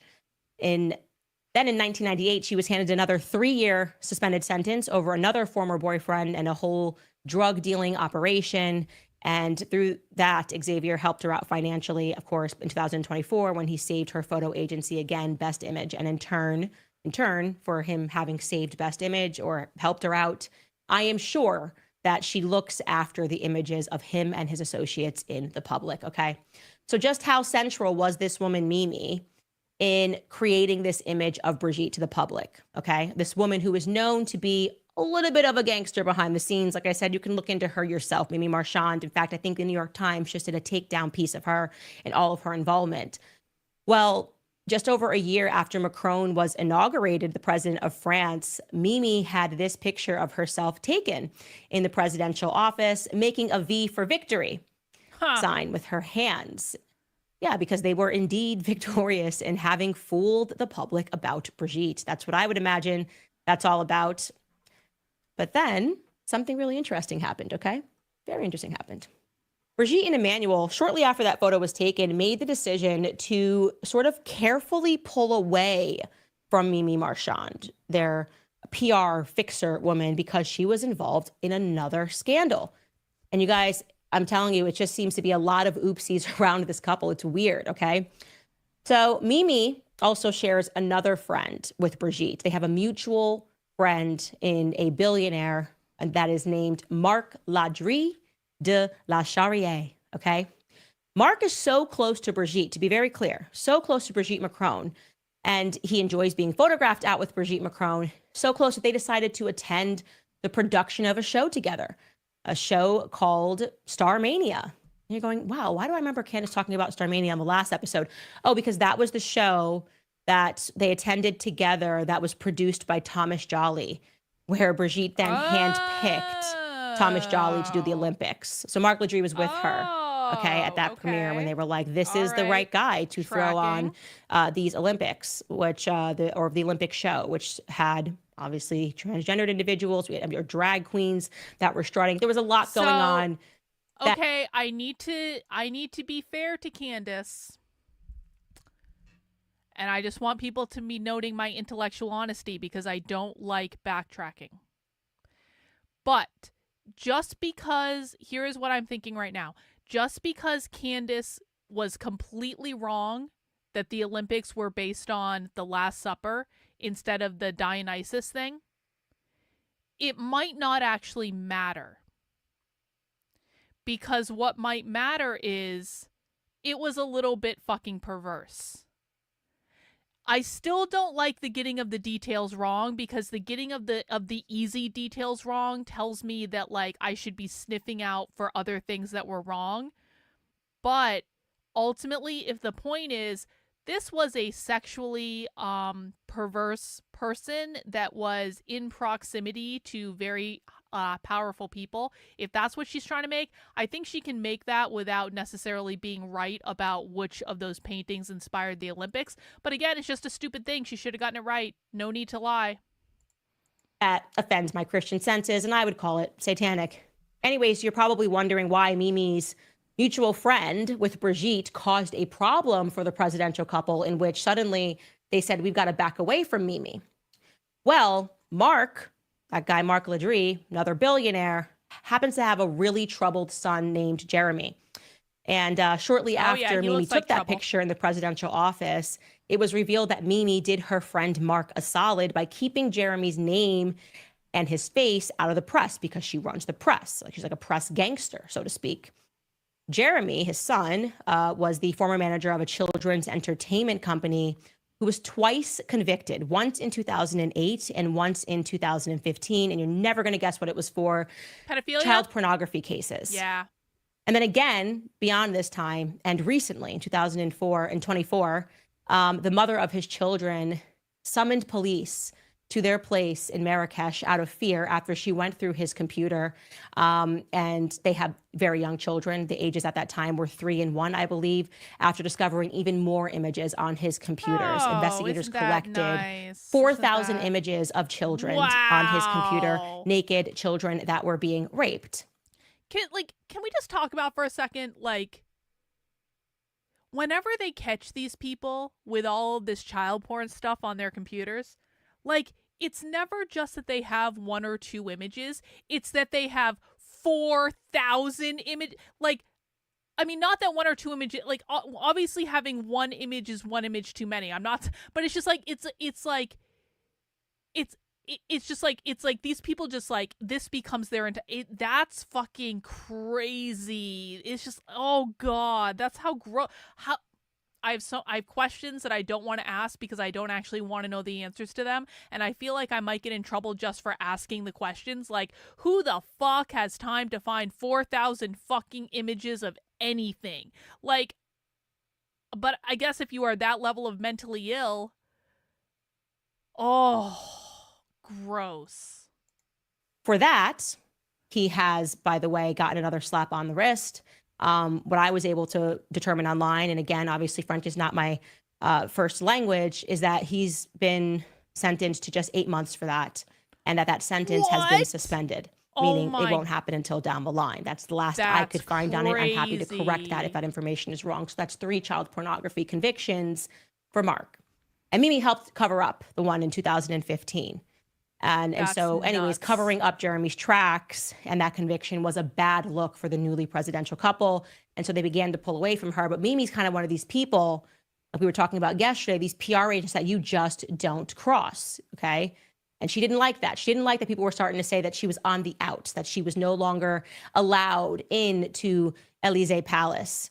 Then a book was published in October of 2018 called The Book of Mimi, and it became even more clear that she was persona non grata in the presidential inner circle.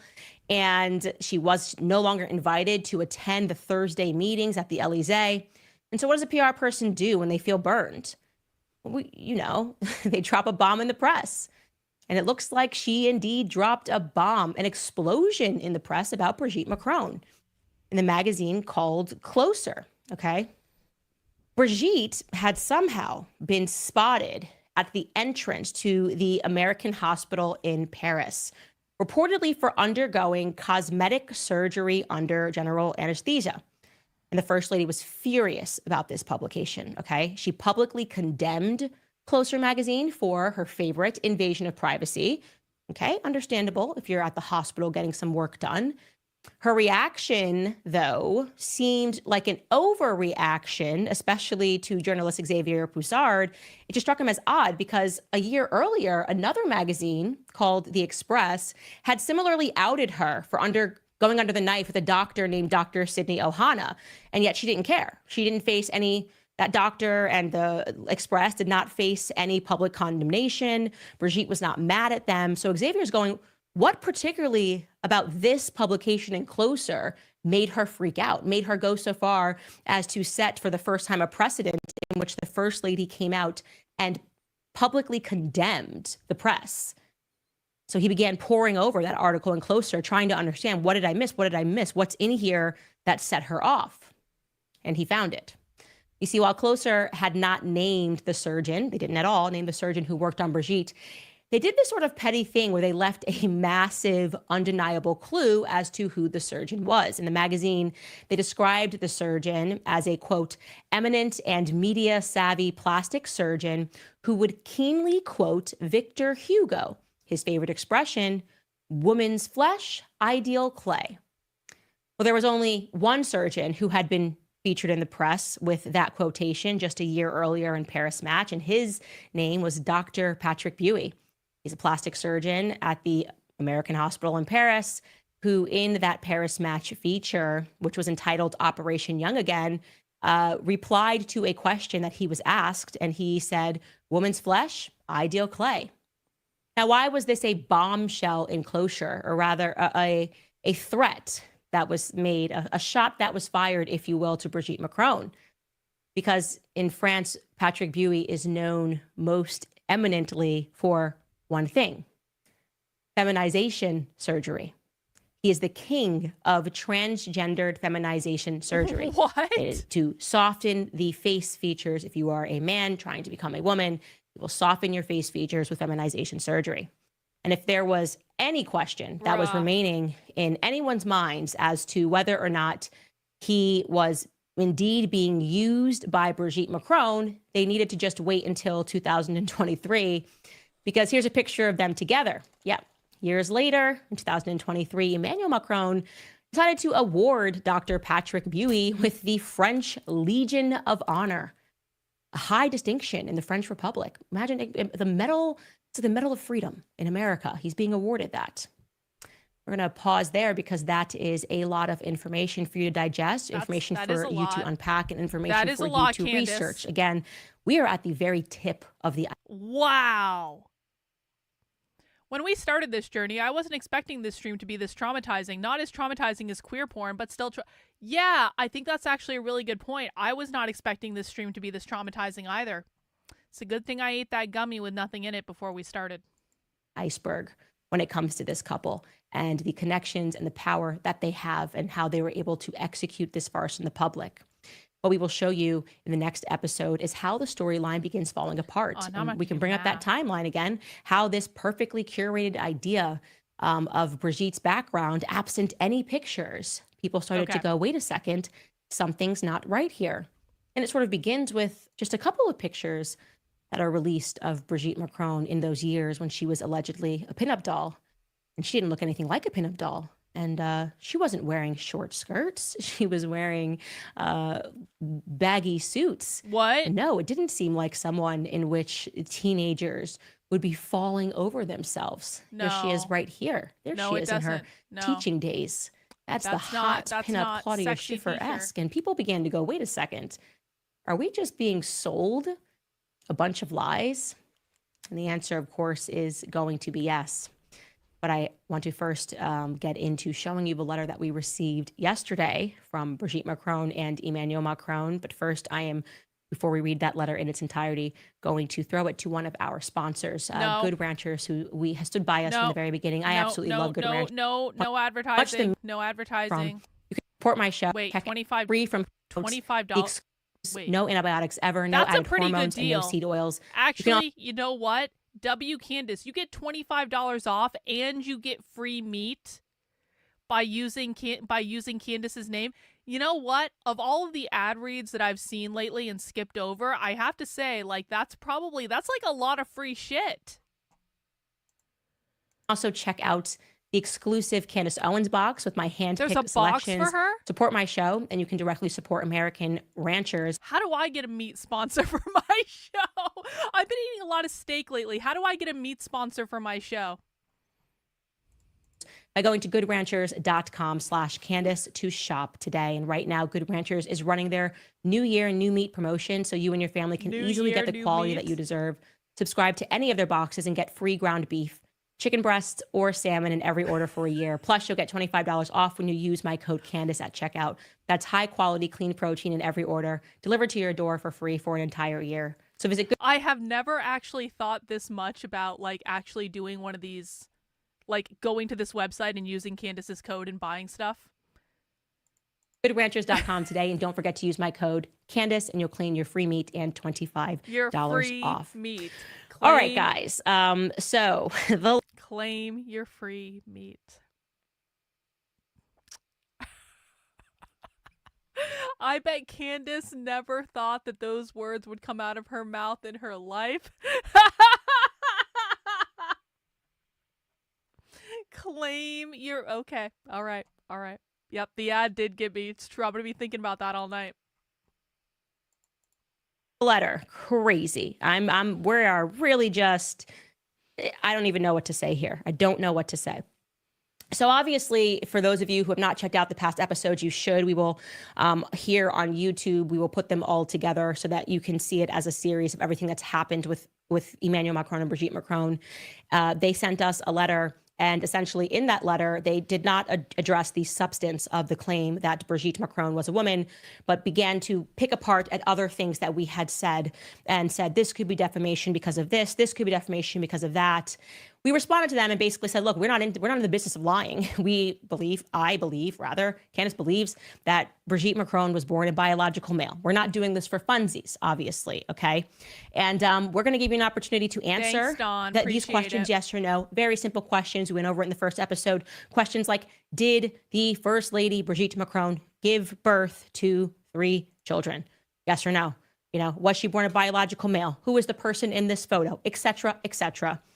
And they did not answer us at all. We gave them, I think, what would amount to 10 days, more than 10 days perhaps, to respond before we launched the first installment of our series. We got no such luck. Then after the first installment, the introductory episode, last night, we received an email from their legal team here in the United States. And I kid you not, I'm just going to read it to you in its entirety because I've realized that they're trying to assert the claim that we picked and chose what we read to you. Yeah, it was a 100-page letter. We didn't have 3 hours, and none of it answered our question as to whether or not Brigitte Macron was a man. We get that you're trying to pretend that mistakes about colorization, could amount to defamation. We know your game. So let's jump into this letter that we received, and I'll explain to you what they're referencing and what we said back to them in our letter. So you can see it starts with letting us know that this is regarding, or something in the corner there, confidential, not for publication or attribution. I really fail at that. Then they say... Candace is, you know what? This is where Candace's narcissism is a benefit, because Candace doesn't give a fuck if you write confidential on something. She's still going to put it out. She didn't agree to that shit. So when I'm not involved, I don't mind Candace's narcissism. I just don't want to be anywhere near Candace and her narcissism. That's all. It's regarding false and defamatory statements about Presidential Emmanuel Macron and Brigitte Macron. They say, we write again on behalf of our clients, President and Mrs. Macron. That's the last time I think you're going to hear really about Brigitte. We were disappointed in your January 16, 2025 response to our December 3rd, 2024 letter. Despite our warnings and with full knowledge of their falsity, your client has doubled down on her defamatory allegations. We're going to get to those, and indeed expanded the scope of her defamation. We had wanted to spare Ms. Owens the embarrassment of openly confronting her false claims, but instead of doing the right and responsible thing, it seems she relishes in the public attention. So basically, they wrote me the first legal threat to spare me, you guys. They were just like, we want to help you and let you know that some things you said were wrong. And so this letter is a warning to you. How kind of this couple, truly to find this in their heart. Let's keep reading. Since our letter, Ms. Owens has published several X posts and additional podcasts, further defaming the Macrons. To the extent that the Macrons' claims suffered from any of the legal deficiencies you pointed out in your letter, which they did not, Ms. Owens has eliminated any doubts about such claims and strengthened them with her new statements. Most egregiously, on January 13th, 2025, Ms. Owens falsely implied that the Macrons were responsible for the death of a journalist investigating them. Okay, let's pause there because you guys watched the first episode. They're just lying here, right? I literally told you that every journalist that tries to touch this story, something happens to, okay? And it is a fact that Isabella Ferreira was working on the story, had messaged according to her. I like this. I kind of like this. Candace is like, I'm not touching you. I'm not touching you. I'm not touching you. I'm not touching you. I'm not. Her friends saying that she had a bombshell about Emmanuel Macron and a Brigitte. The French press has reported on this, and then she was found dead floating in a river, okay, or a pond, whatever it was. And the public said that she had drowned, and her friends said that she was not suicidal. And the press said that she had maybe taken some pills. I don't remember. The point is nowhere in the first episode did we say that Brigitte Macron and Emmanuel Macron assassinated this girl. We told you what happened, okay? True. Let's keep reading here. That incendiary implication is factually false, offensive, and incredibly damaging. Ms. Owens repeated this false claim on January 31st, 2025, and bolstered the implication, because they're not saying I said it, they're saying you implied it, by stating that she, meaning me, did up on security after getting the letter from Macron and because of things that we know about their network and things that are happening. Like I said, every journalist that tries to get this out. Yes, that is not a lie. That is the truth. We have upped our security and we were responding to the chat, people saying, get yourself some good security.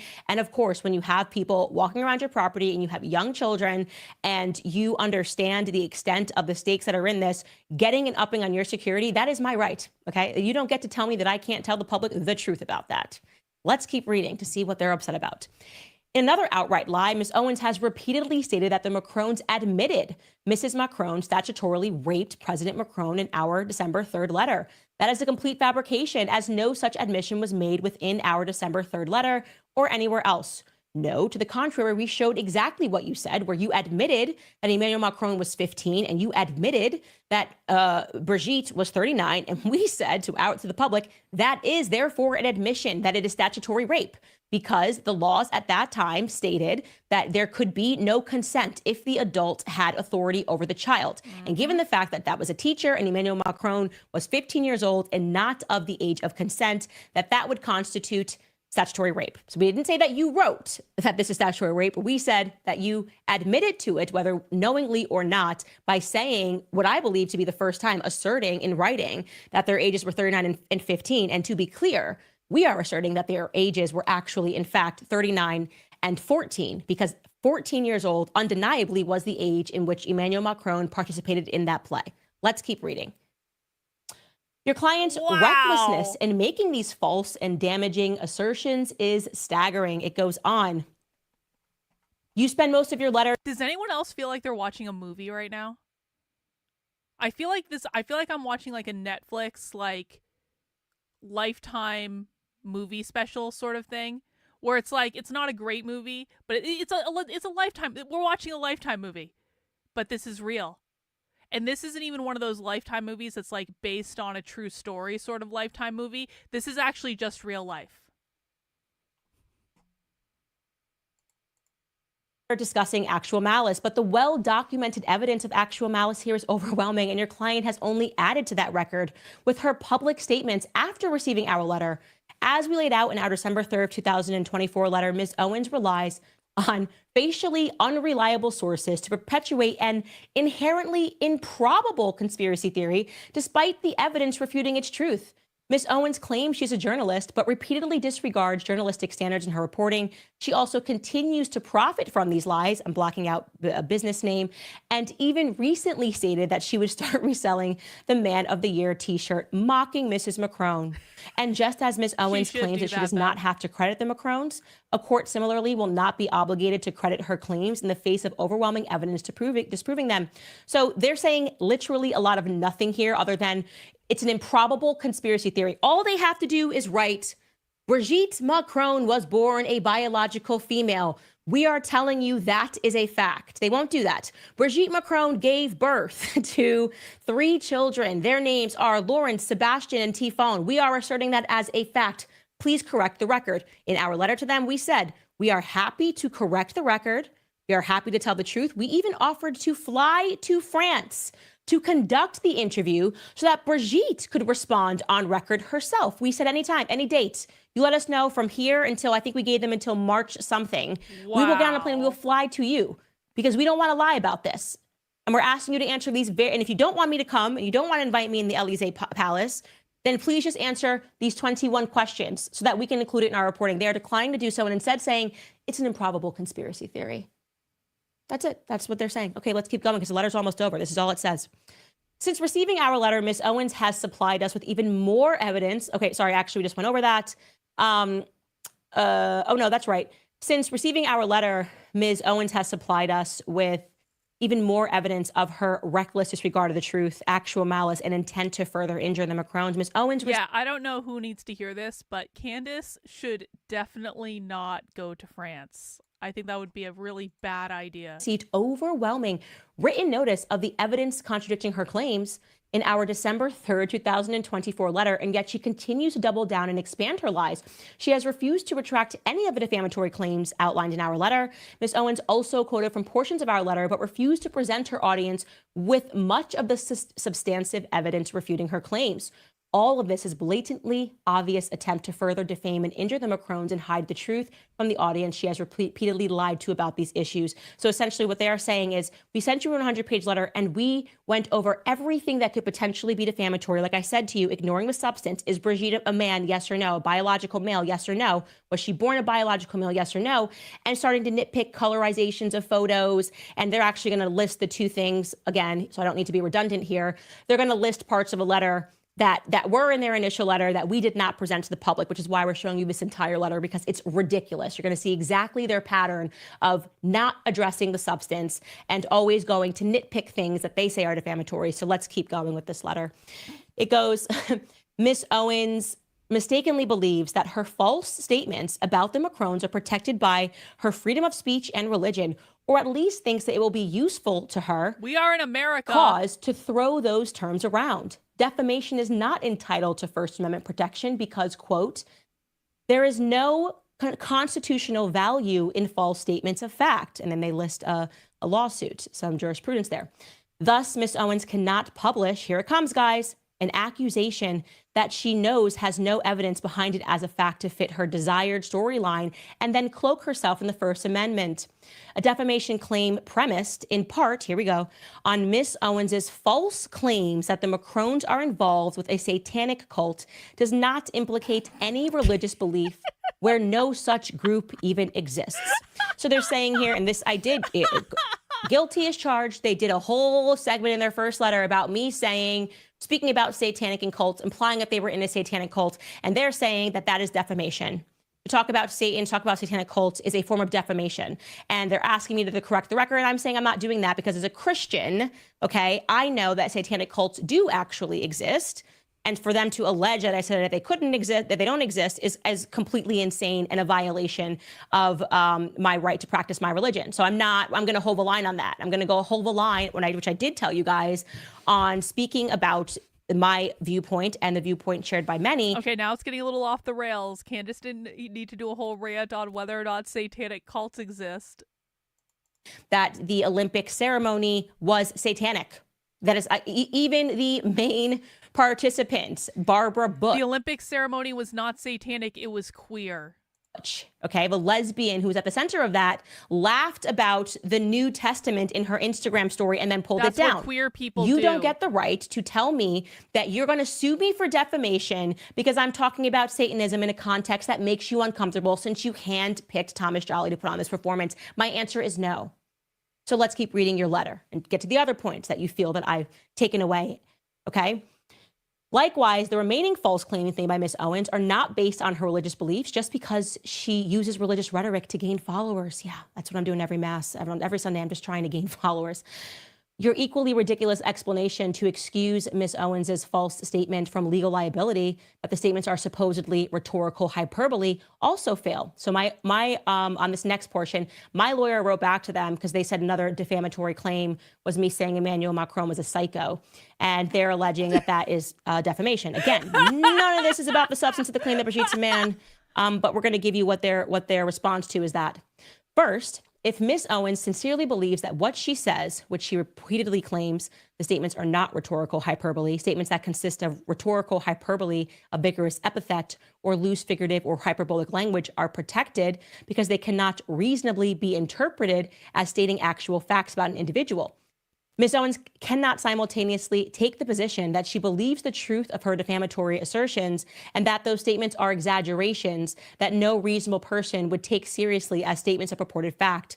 If anything, this nonsensical argument in your letter only further demonstrates that Ms. Owens deliberately distorts the truth for shock value to her audience. Can we talk about the phrase, no reasonable person would take this seriously?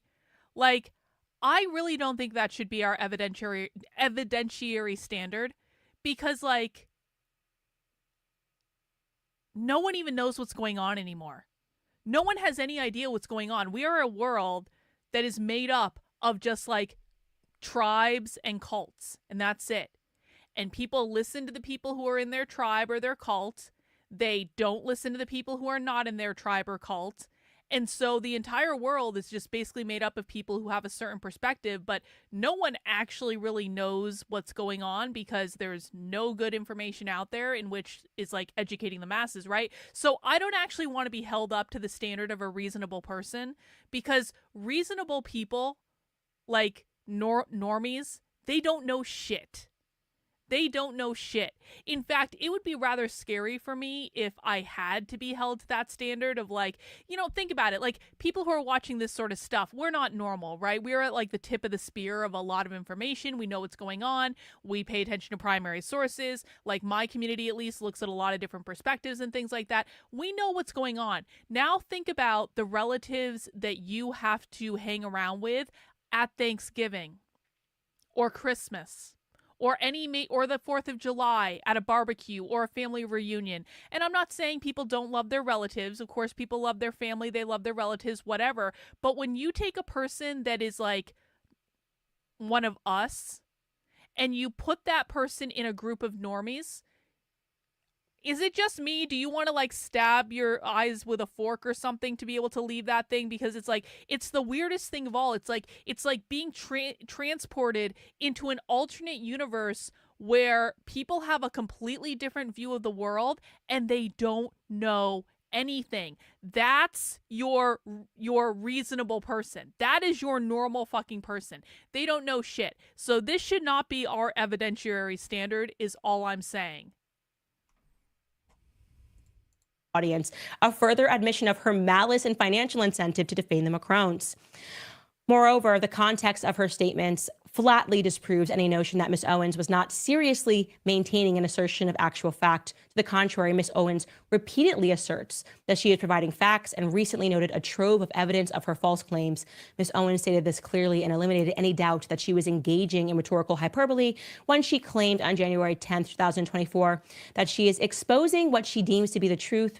Previously, she made the defamatory assertion that President Macron is a psychopath, while citing research supposedly supporting her allegation and claims that Mrs. Macron's purported sexual abuse of President Macron turned him into a psychopath. With her claiming to expose the truth that is supported by research, no reasonable listener could possibly believe that Ms. Owens was engaging in rhetorical hyperbole not meant to be taken seriously. So I'm showing you this full letter because it's important for you to understand this is the exact strategy that they have gone after reporters, okay? In France, when you see suddenly the mainstream media goes, she won a defamation claim. It's never about whether or not Brigitte Macron is a man. She's never won that ever. It's always about this person identified the wrong person in the photo. She's saying that Emmanuel Macron was a psychopath. Does she have the credentials? Is she able to, as a non-PhD in psychiatry, to assert that he's a psychopath? I'm going to go to court and find out. And then when they win and they get like a civil harassment charge, their media, who I just explained to you in this episode how they control that media, rushes to print that she won a defamation suit. Have you heard them once throughout this entire letter simply assert that Brigitte Macron was in fact born a female? Have you heard them assert that Brigitte Macron did not, the current first lady, transition? No, it's petty little claims. This is just the end of the letter here. I'm not hiding anything from you. Let's keep going. And yes, it is true. Both of these things were in their first letter about him being a psychopath and about satanic cults. They wrote that your claim that the Macrons have not been damaged by your client's false statements is further belied by the second sentence of your January 16th letter. In your words, Candace is an international sensation. Oh, thank you, lawyer. Thank you. I got a good lawyer. He's so kind. Her false claims have reached an international audience. The views, the likes, the comments, the downloads, the shares of her false statements provide conclusive proof that Miss Owens's fabrications are believed and repeated. It is self-evident that Miss Owens's proliferation of these false claims has resulted in impairment of reputation and standing in the community, personal humiliation, mental anguish, and suffering. Suffering so much so, ladies and gentlemen, that they won't just simply answer the basic question that we are asking. Are you, Brigette Macron, were you, Brigette Macron, born a biological female? Circle yes or no. Please stop with these letters, please. Anyways, it wraps up by them demanding. I mean, it really... Why can't Brigette Macron just hold a press conference right now? Literally, hold it in front of the fucking Louvre or something and say, contrary to ridiculous reporting on the internet, I was born a biological female. Now shut the fuck up, Candace. I'm sick of your shit. Like, honestly, she could do that.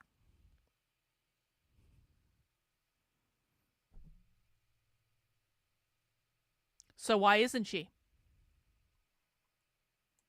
This rather bizarre demand.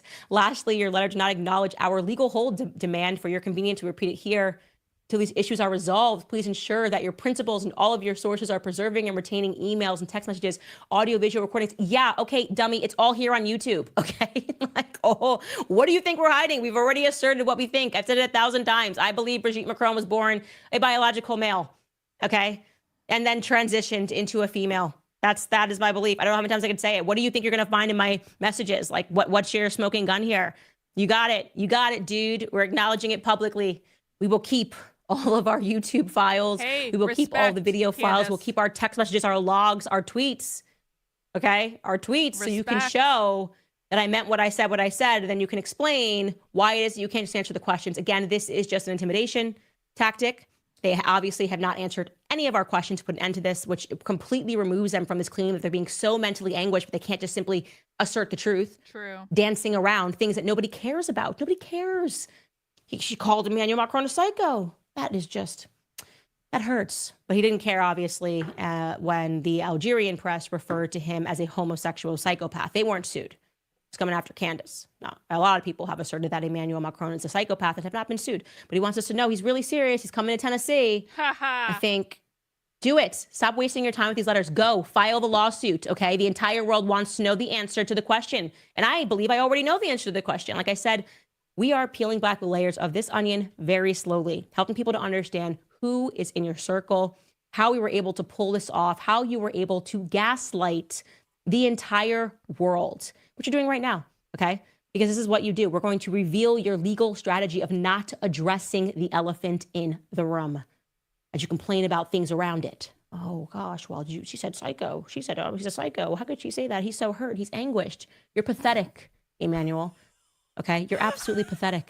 This letter is pathetic. So when you send me back a letter and then quote me saying that it's pathetic, just know I'm going to... See, this is why I just... Don't ever piss off a narcissist if you can possibly help it. Sometimes you piss off a narcissist accidentally because you don't understand that they're a narcissist. But once you know they're a narcissist, just stay as clear as you possibly can, because you are going to experience the worst possible hell that you have ever experienced before in your life at the hands of a pissed off narcissist. Stand by that too. Okay. I believe in Satanism. I don't think it's a figment of anybody's imagination, first and foremost. So good luck with that in American court, especially in the South, where people still have faith, you know, and good luck trying to prove that you're not a psycho when tons of people have purported in the press that you are psychopathic and that they saw that during COVID. Tons of people wrote about that, about your mental condition, and you will never, ever, ever get me to transform my opinion that you were groomed by the person you eventually married in 2007, Brigette Macron. I believe she's a man. How many more times can I say it? How many more ways can I say it? Should I say it in French? Parlez-vous français? Should I learn a little bit of French to say it in another way? This is just getting ridiculous, okay? The entire public is now paying attention, Emmanuel and Brigitte. And I know you're staying up late to watch this at the Elysee Palace, probably all in a room. You're probably sitting next to your next PR agent now that you've sunk Mimi because things were becoming apparent about her history. I know that you're worried about this, not because of somebody calling you a psycho. How thin-skinned could a G7 leader get, okay? But you're worried about the substance, and we're going to get to the substance, and the entire world is going to watch us do it. So, oh my God. I conclude this, Mr. and Mr. Macron, by thanking you for promoting this series in the only way that you know how, by crying like little babies publicly and thinking that I'm going to keep this private or secret. I believe in radical transparency. I tell my followers everything because I view them as friends. I don't even view them as fans. I view them as people who, like me, are concerned citizens who have a right to know who the hell is running our countries. It's that simple. And I'm very concerned about who is running your country. I'm very concerned about it. I'm very concerned about their ties to the American media. And I'm very concerned that most people in the world are just hearing about this story, which is demented, okay? And it gets more demented every episode, so we're not going to stop. Oh, good. And whoever it is behind the DDoS attacks, you're not going to be able to stop this. For those of you that are watching, we ask you to support our work as independent journalists, obviously. The best way for you to do that is to go to CandaceOwens.com. Oh, that's the end of the first episode. All right. Well, we're going to keep on going. And guys, if you want me to watch all the episodes up so far, you got to get that $300 goal. Thank you to everyone who's donated a super chat so far. We will be here until, we run out. But we got a couple episodes in now. And I appreciate everyone supporting what I do. You guys make it possible because I don't have any big money political donors. I only have you guys supporting what I do. And listen, if you're here for the tea, if you're here for the gossip stuff, please come back and do a socialism stream with us sometime. I promise you, if you're new to me, if you've never seen my actual really good content, this is a light day. We're taking a break. But on Monday, we watched a video of school teachers in Vermont who are members of a radical revolutionary socialist collective, a real one, plotting to make every school in the state of Vermont a sanctuary school to defy Trump's executive orders. We have the whole thing on video. You can see what's really going on when leftists are meeting, leftists are organizing behind closed doors. It's much more productive than this, but we do this because it's interesting and it's fun and, it allows us to take a break from the hardcore stuff. We watch some of the craziest dystopian shit on this channel that you will find anywhere. It's way better than the gossipy stuff, although this is pretty good. So please come back, is all I'm saying. Come watch the real stuff with us sometime. Mount the like button if you have not already, guys, and let's continue with episode 2. Well, we are trending in France, I can tell you that. Remarkably, we are not getting any fair coverage from their mainstream media apparatus. Check out all these headlines, man. They are rolling in. They do seem to be a bit panicked. You can also cut over here for the English speakers so you can see these headlines in English. I personally like the one from Nice Matin the best. It reads, "What does conspiracy theorist Candace Owens' absurd and transphobic investigation on Brigette Macron, which is a hit on YouTube, contain?" I like that they admit that it's a hit on YouTube. And also just a question back to them. How can I be transphobic if Brigette Macron is not trans? Weird. True, Candace. Also, this other publication that's mentioned here, Marianne, right at the bottom, they may have jumped the gun a bit because it says there at the bottom, quote, "All the contemporary theories are covered. Pedophilia, satanic delusions, or even false identity." I haven't yet made any claims about a false identity. Weird. Annie. What do they know that we don't know? Thank you. It just seems like the press might know something that the public doesn't know. So we should probably find out what that might be. Welcome back to our series, Becoming Brigitte.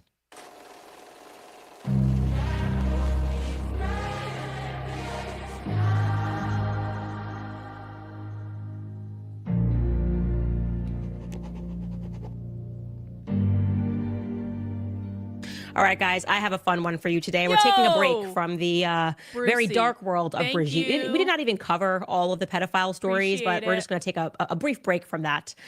One of the biggest mainstream media lies, okay, is that the rumors surrounding Brigitte were developed by far-right conspiracy theorists. They keep throwing that word out. It's a conspiracy, as though somebody put together a thread on Reddit or on the dark web, and that's the reason why people just started believing everything that is not true. It could not be further from the truth.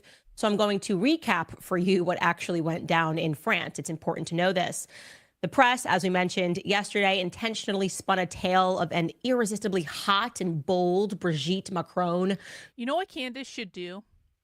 If Candace really wants to prove that this is the reason that everyone came after her, she was going to expose Brigitte Macron, and that's why she got fired from the Daily Wire, like what she said in one of the other episodes we watched. Do you know what she should do? When Candace Owens is done ripping Brigitte Macron a new asshole, I think that it's time for her to deconstruct the Holocaust. Because listen, if the reason that everyone hates Candace and the reason that everyone that she got fired from the Daily Wire and that everyone was smearing her as a Nazi, if that, you know, if it's really because of the Brigitte Macron stuff and not because of the Jewish stuff, then I think that Candace's logical next step is to reverse engineer the Holocaust on YouTube, because if she can rip Brigitte Macron a new asshole on YouTube and expose whatever it is she's exposing, and I'm not on board either way quite yet, I need some more evidence, but if she can do that and be okay and still be on YouTube, then the Holocaust stuff shouldn't be that big of a deal if the Brigitte Macron stuff is really what got her in trouble. Well, I mean, that episode is still on YouTube as well. So if she can tackle the U.S. Liberty stuff, and I thought that was a great episode. That was one of Candace's best. I think the Holocaust is the next logical step, because, you know, we need to make sure that people understand that absolutely no less than 10 million Jews died in the Holocaust. It was the worst event in the history of humanity. It is, Hitler was the worst person that had ever lived. You know, there's a lot of rumors going around the internet nowadays that, you know, maybe it was a little less than 6 million. Obviously, we don't agree with that on this channel. There's no anti-Semitism allowed. In fact, I say it was no less than 10 million. Just to be on the safe side, because I wouldn't want to be perceived as being anti-Semitic. And so obviously, like, it really would be, Candace would be doing the world a service, to prove that, you know, exactly what we've been taught about in schools as the Holocaust, that's all true, and we shouldn't question any of it. I think Candace is the woman that can really put this to bed for all of us. Who was constantly pushing back against the conformity of her stale Catholic upbringing all throughout her life, okay? I'm actually going to read you verbatim some of the published lines from that time, because it is funny. It's actually funny to read how much the mainstream media just lies to us all the time, okay? Quote, around the age of 14 or 15, Brigitte gets bolder. She swaps her navy blue uniform from the austere Sacred Heart School in Amiens, pleated skirt, sweater, and tights, for small shorts and a mini skirt. For a while, she can forget about her schooling, constrained by Catholic discipline. Here's another one. What? She loves to dance at the surprise parties of the time. She wears tight miniskirts, and between 2 glasses of whiskey and Coke and wild rock and roll songs, she dares to flirt behind the curtains. Just imagine what is coming into your mind as I read these publications about her growing up, okay? Here's another one describing Brigitte as a, quote, inveterate party girl in an ultra small kilt who was into rock dancing to the music of John Lee Hooker until dawn. A rather hectic adolescence, the opposite of the quiet Emmanuel. Is this what Another writer wrote, quote, like? the youngest of the Trogneau family has always struck a chord with the public, with her contagious good humor, her taste for partying, and her often funny, down-to-earth way of speaking. Again, of course, the goal of all of that was to soften her for having seduced a 14-year-old Emmanuel Macron, right? Rather, we're supposed to imagine in our minds that Macron had simply hit the jackpot, right? I don't know how to say that. The fantasy of every boy his age, because he got to sleep with that hot teacher, okay? And they reinforce this narrative by inserting sometimes anonymous quotes from former colleagues of Brigitte and alleged classmates of Emmanuel. Again, what I'm about to read to you are real quotes that were published in the mainstream press about Brigitte's teaching days, okay? Quote, okay. Brigitte's class can't believe that the French teacher is celebrating her 40th birthday today. She looks so young in her short skirts and casual manner. What? To capture the attention of the most dissipated, the teacher has another less academic asset, her legs showcased in tiny skirts. Brigitte didn't wait to become the first lady to take great care of her appearance. Quote, she was a pleasure to look at, not just listen to, always with perfect hairdressing, with makeup and agree about seeing this through. I started with number 6 in the series because I saw a post about it, so I can't wait till you get to that one. Thanks for all you do. Hey, thank you, Gray to the Z. I appreciate the nice big super chat. Thank you. Oh, that meant will to live. See, I didn't learn that much French. Thank you, guys. All right, we are well past our goal. We're going to get through all the episodes tonight. I wasn't planning on streaming this long, but, you know, duty calls. And if you guys want me to do this, I will do this. Please feel free to if you want to keep giving me money, that's cool. We have met our goal, though, but I do appreciate it. And if you've got some leftover money you want to spend, hey, buy my book. It's out on Amazon. It just came out yesterday. It's called A Brief History of Racism. I'm really proud of it. Link is pinned to the top of the chat, and or just hang out. Whatever. But if you're hanging out, mount the like button for me. I would appreciate it. perfumed, one student recalls. The boys are seduced. The girls take her as a role model. All the high school students were in love with her, says Veronique from Emmanuel's class. And from her very vocal daughter, Tifon, the only child that seems to really defend Brigette Macron, she included this, quote, when I was a child, I was even jealous of all the students who wrote to her or called her at home. Then there is another teacher who spoke and went a little bit further. They said, quote, weird. Brigitte arrived at La Providence wearing mini tailleuse. That's like a mini skirt and with a jacket, right? A sports coat. Beautiful, a pinup. One student stresses, we were all in love with her. Well, you guys, if the mainstream media says it's true, I guess it's case closed. We might as well stop this investigation. What do you want? Hottie with a body. Man, I sure hope I look like whatever that was at the age of 40. Well, people drooling over themselves. But it didn't stop there. The case wasn't really closed because in 2018, okay, what happens next is a woman named Mayelle Brune. She was then the head of the celebrities. Will I have an audiobook? I don't know. Maybe if I feel like doing it. I haven't decided yet. I haven't decided no yet. I'm just, listen, get the Kindle version. Won't the Kindle read it to you? Do that. But maybe not. I don't know. Department at the magazine Closer published the quote unquote official biography of Brigitte Macron, which was entitled Brigitte Macron La Franchie, okay? Which means in English, the freed woman. Look at that cover. Wow, she's free, amazing. Look at that face. She's happy, she's glowing. And it was essentially really a book that was just a regurgitation, or rather a compilation of everything that I just said to you, everything that had already been published. And I'll tell you why this was immediately considered a departure from previous authorized biographies of a first lady or a president.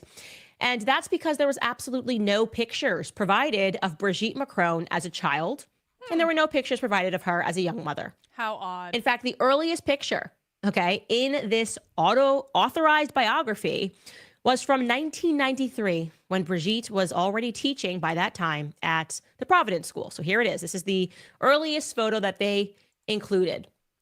Wait a second. Okay. So the caption beneath that photo read, Brigitte Ozier is 40. She's married. She's the mother of 3. She's quite appreciated at the high school where she teaches. She's about to make the encounter that will cause an upheaval of her life. Okay. So they just went ahead and decided to erase the first 40 years in this official biography. Then 6 months later, in June of 2018, a woman by the name of Virginie Lienhardt, who normally focused on creating documentaries about World War II and the Holocaust, essentially turned the book, a biography of Brigitte, into a documentary, which was entitled Brigitte Macron ou un roman français, which just means a French novel. And that was released on the France 3 channel. Now, I should mention to you that this is a government-owned channel, okay? It was created in 1969 by the Office of the President. This is like PBS, BBC. Okay, we are not in conspiracy land.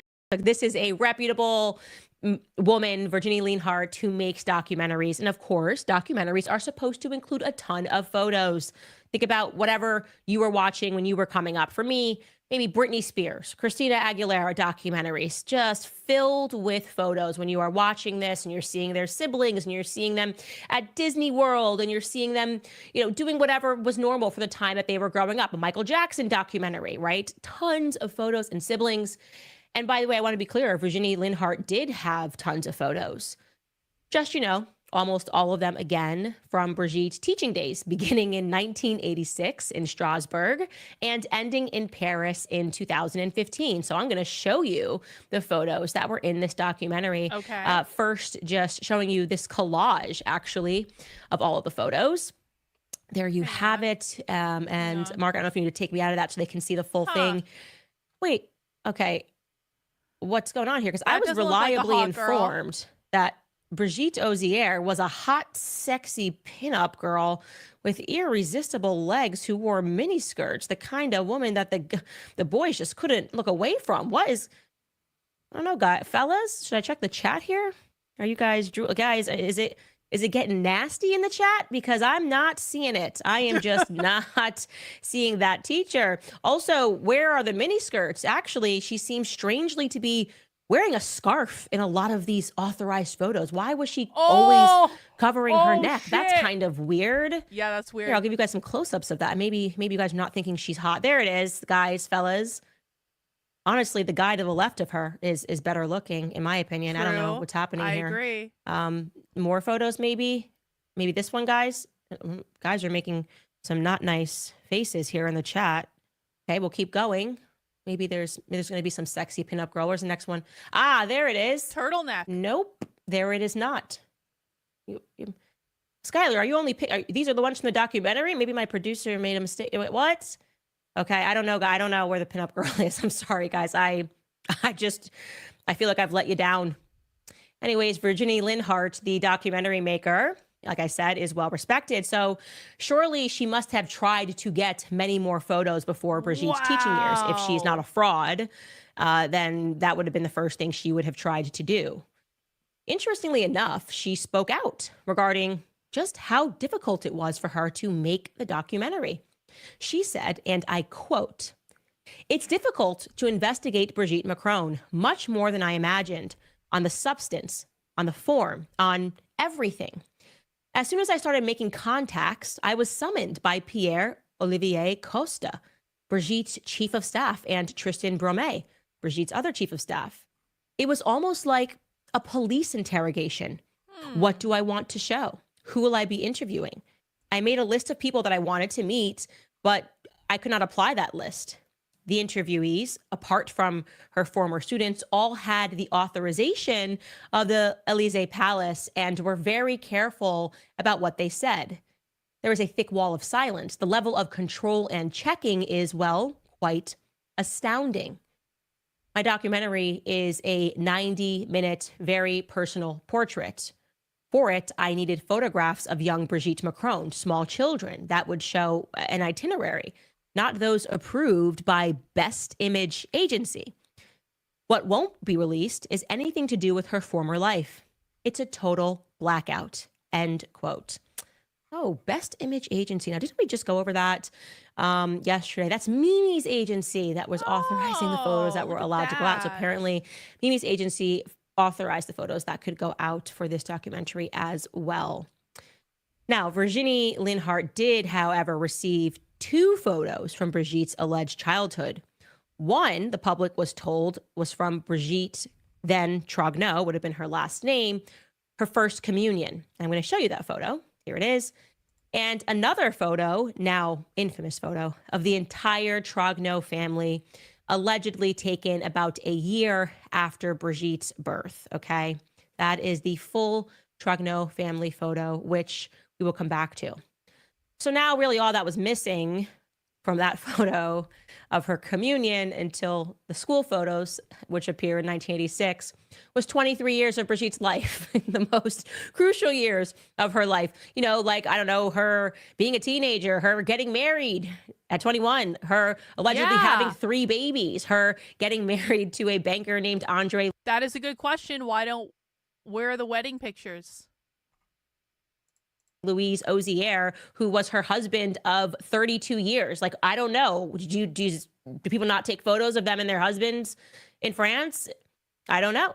Virginie Linhart actually referred to Andre Louise Ozier, Brigitte's alleged husband of 32 years, as the French Republic's best kept secret.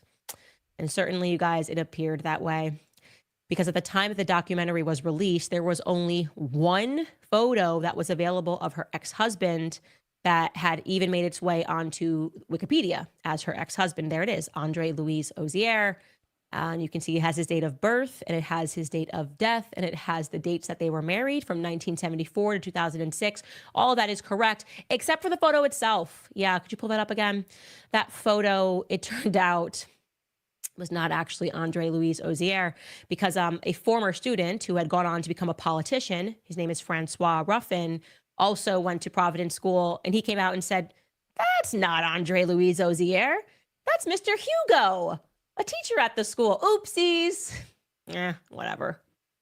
But I gotta tell you, that oopsie did make the public think, what's going on here, man? This is kind of getting weird. It's a little weird, okay? And I have to tell you guys, there was some immediate feedback from the public, some early musings, if you will, about the two photos, which had been released from Brigitte's alleged childhood. Foremost, the communion photo caused a bit of a stir, because many felt that it was a dead ringer, that photo, not of First Lady Brigette Macron, here, who was side by side here, Brigitte Ozier, and her alleged communion photo. They didn't feel like that was strong, True. but they did feel that it was a dead ringer for her very chatty daughter, Tefan. They thought that looks like Tefan. Okay, it does. And like I said, she was the only daughter, the only child of Brigitte that was willing to participate in the documentary. She was willing to speak to Virginie for like an hour. And like I said, it doesn't help that Best Image, the photo agency, had supplied the image. People were wondering, and I will include myself in this, was it perhaps edited? No. Mimi, as we learn later on, has been accused of a lot of forgery and stuff and all sorts of crimes, man. You got to look into Mimi Marchand. So it's not like totally crazy to wonder if maybe she's being used, because she does play around a bit and she's willing to do crimes, you know? So yeah, it was in fact, my musings about that was one of the areas of nitpick, one of the areas that the Macrons had included when they initially sent me the first strongly worded letter, because I had claimed on a show dating back to March of last year that the photo was recolorized. I looked at it and I said, that photo looks too new. It looks like it's recolorized. Now, having it, and I was just getting into this bizarre story, and so I was just investigating, asking questions, reading other people's investigations. She was just asking now questions. I'm a lot deeper on the facts, and I now know for a fact that that photo was not recolorized, okay? Similarly, at the beginning when I was trying to understand this case, I had asked Xavier Pussard about the theory, which a lot of people were wondering, which was, did the real Brigitte Trogneau die when she was a child? And did perhaps Brigitte Macron take her identity? Again, that was a theory that was floating around the internet. And I now know for a fact that no, she did not die when she was a child. So let's go back actually and take a look at their first carefully worded legal letter to me. This is their repeat strategy. I'm going to keep reminding you of this. The way that they sue people, the way that they go after. I just love how fucking petty Candace is in this. It's perfect. It doesn't always work for her, but it does this time. People in court is they ignore the substance of the claims. Substance being, was current First Lady Brigitte Macron born a biological male? It's a simple yes or no question. And instead of attacking that, they wait for people to make a mistake as they try to garner the answer. And of course, mistakes will be made. Of course, you could say this photo is recolorized, and they go, boop, go after her. Go after her. If she suspects saying that Brigitte Trogneau died as a child, go after her. Like, this is what I would do if someone has really pissed me off on the internet, and I've kept quiet about it, and I've tried not to talk about it, but then they cross a line and they really piss me off, and I do a reaction stream. This is the level of petty that is, where you're gonna go, like, if you're gonna go in, you're gonna fucking go in. And I just love that, like, Candace has ascended the entire internet. Candace is now no longer getting in feuds on the internet with random people and things like that. Candace is now getting in an online feud with the French government. It's like the online bullshit wasn't enough for her. She didn't piss off enough people. Now we've ascended out of Twitter and into the highest echelons of like European power. She is married to an aristocrat from the UK. I suppose it was the only place to go. So this is the legal letter. We'll show you that. They wrote, Your discrediting of these photos is not only without merit, but also internally inconsistent. In your episodes on March 11th and March 13th and June 17th, you claimed that the first communion photo is an altered image of Typhon Ozier. However, in your August 30 podcast, you agreed with Pussard that the photo depicts the real Brigitte Trogneau before she passed away at a young age, another falsehood. Now, I want to be very clear. Xavier Pussard has never said that Brigitte Trogneau passed away at a young age, but I may have asked him the question and was speculating about whether or not she passed away, which they claim is another falsehood. And then they say both hypotheses could not be further from the truth. Moreover, you allege that the first communion photo had been debunked repeatedly and that the press now states its attribution to Mrs. Macron was a mistake, but you have not cited any outlets or articles retracting the photo. Surely you would provide this devastating proof if you had it, but you do not. Okay, doing a little dance there. Why do they not just simply state who the person in the communion photo is? Why not just say plainly, if you're going to write a legal letter, Candace, the person in this communion photo is not Typhon Ozier, and the photo is not recolorized, and it is, in fact, First Lady Brigitte Macron. They don't do that. They never do that. Why not also simply state what the truth is, rather than saying that the hypotheses are far from the truth? So, of course, now we're like a year on. I'm now armed with a much fuller picture of what happened, what the truth might really be. And so my legal team, as you remember, included a very straightforward yes or no question back to them, back to the couple in good faith regarding the girl in the communion photo. We wrote this, number 4. Is the little girl pictured in the communion photograph, allegedly from 1963, the Brigitte Macron that is currently married to President Macron? You guys know what happens next. No response. No response. They're angry. You said it was recolorized. You said Brigitte Trogneau had died when she was a child. That's defamation. That's defamation. But we can't tell you what the truth is. They knew by then, in terms of how specific my questions were getting, they knew that I was on to them, that I had worked through the investigation, that I had arrived at more correct conclusions, that I was doing less musing. Okay? Not for a single second did we believe that they were going to answer our questions, and they have not yet. They just send us more letters and more ridiculous things where they don't assert what the truth actually is. Now, regarding the second photo of Brigitte's alleged childhood, which the documentary presented, let's take a look at it so you can understand what was so explosive about it. This full family Trogneau photo of them in Amiens, okay? Observations, again, were immediately made by the public. People are allowed to think. They are allowed to have thoughts. They are allowed to ask questions, okay? First and foremost, people thought they were being told that Brigitte is this little girl in the lap of her mother sitting here in the front. But the public, just quickly taking a glance here, thought, wait a second, Brigitte looks more like that little boy on the far left. And wait a second, who is that little boy on the far left? He's completely unaccounted for. Thus far, okay, leading up to this moment, despite so much press surrounding Brigitte, her life, her married life, her being a teacher, despite entire genealogical websites that were dedicated to her family, there was no mention on these genealogical websites or in the press of the boy on the far left, okay? So that became the dog that wasn't barking, okay? For clarity, there had been only one brother that was publicly accounted for. Brigitte's older brother, we'll show you a picture again. He is the one standing in the back. That is Jean-Claude. And the interested public were now being introduced suddenly to a second mysterious brother, and they would find out that his name was Jean-Michel Trogneau. I'm going to take a brief pause here before I bring in Emmanuel Macron's strange story.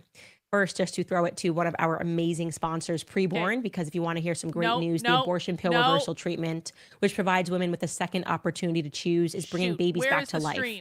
When you join forces with Preborn Ministries, you empower women to Candace, abortion. no ads allowed. We let you do your rancher thing because you were giving free meat away. They could see that something weird has been going on in France for quite some time. And rather than the public, or rather the mainstream media being interested in it, they just keep smearing everybody as like far-right conspiracy theorists. Every journalist I've mentioned thus far is on the left. In fact, many of these people were excited about giving Brigitte a platform because they themselves are feminists. And finally they said, let me profile this woman. And then they realized something is very wrong here. Why am I being called in to the Elysee Palace? What have I done wrong? Why does this feel like a police interrogation? I'm just trying to ask some questions. But it's not just Brigitte. Now let's discuss Emmanuel Macron's biography because it's pretty interesting. This guy. So the story goes that he, like Brigitte, was born in Amiens. Amiens is the capital town or city within the department of Somme. Okay, so in France, they call these departments. I like to think of departments as states if you're from America. So think of Amiens as the capital of the state of Somme. Amiens also has a ton of history dating back to the Middle Ages because it is the ancient capital of Picardy, which, just to be clear, that just means like northern France. I'm telling you that for a reason. Now, jumping back into his biography, I am now going to read directly from journalist Xavier Pussard's forthcoming book, which we should be announcing for you guys this week. He writes, quote, Emmanuel Macron remains a mystery to those who went to school with him.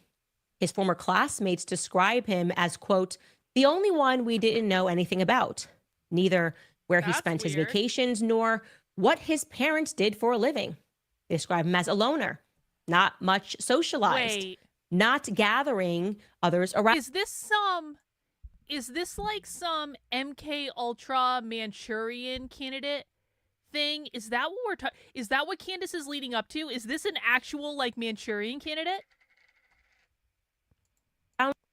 Him. Later at the school, Henry IV, he stayed in the background, elusive. Wow. Quote, he maintained an air of mystery, a parallel life of which we knew nothing. No one knows of any close friends among his 48 fellow students. He had a very striking chameleon-like manner, end quote. Emmanuel Macron's early life before he met Brigitte is similarly a black hole. Journalists who have tried to cover the subject have all fallen back on cross portraits for lack of material, testimonials, photographs, etc. The information that could be gathered can be summed up in a few lines. Xavier goes on and says, born on December 21st. You know, I think we're going to see a lot of shit like this coming out in the coming years, and I think it's going to be very exciting. I just want to remain like a detached commentator on this thing. I don't actually want to be involved in any of this stuff. I don't want to do any of this journalism, but if other people do it, I would be very interested to watch it just because it's kind of like we're being shown and have been for a while the way the entire world works and has always worked, but people didn't realize it. And it's so much worse than we ever thought.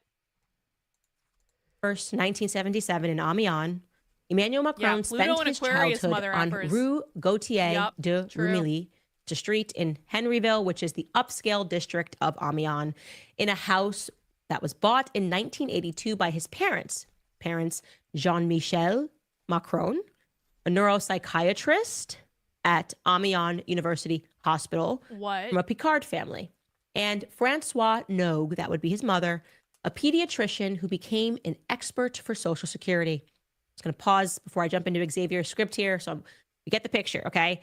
His dad is a psychiatrist. His mom is a doctor to children. Interesting combo. That's all I'm saying. That's all I'm saying for right now.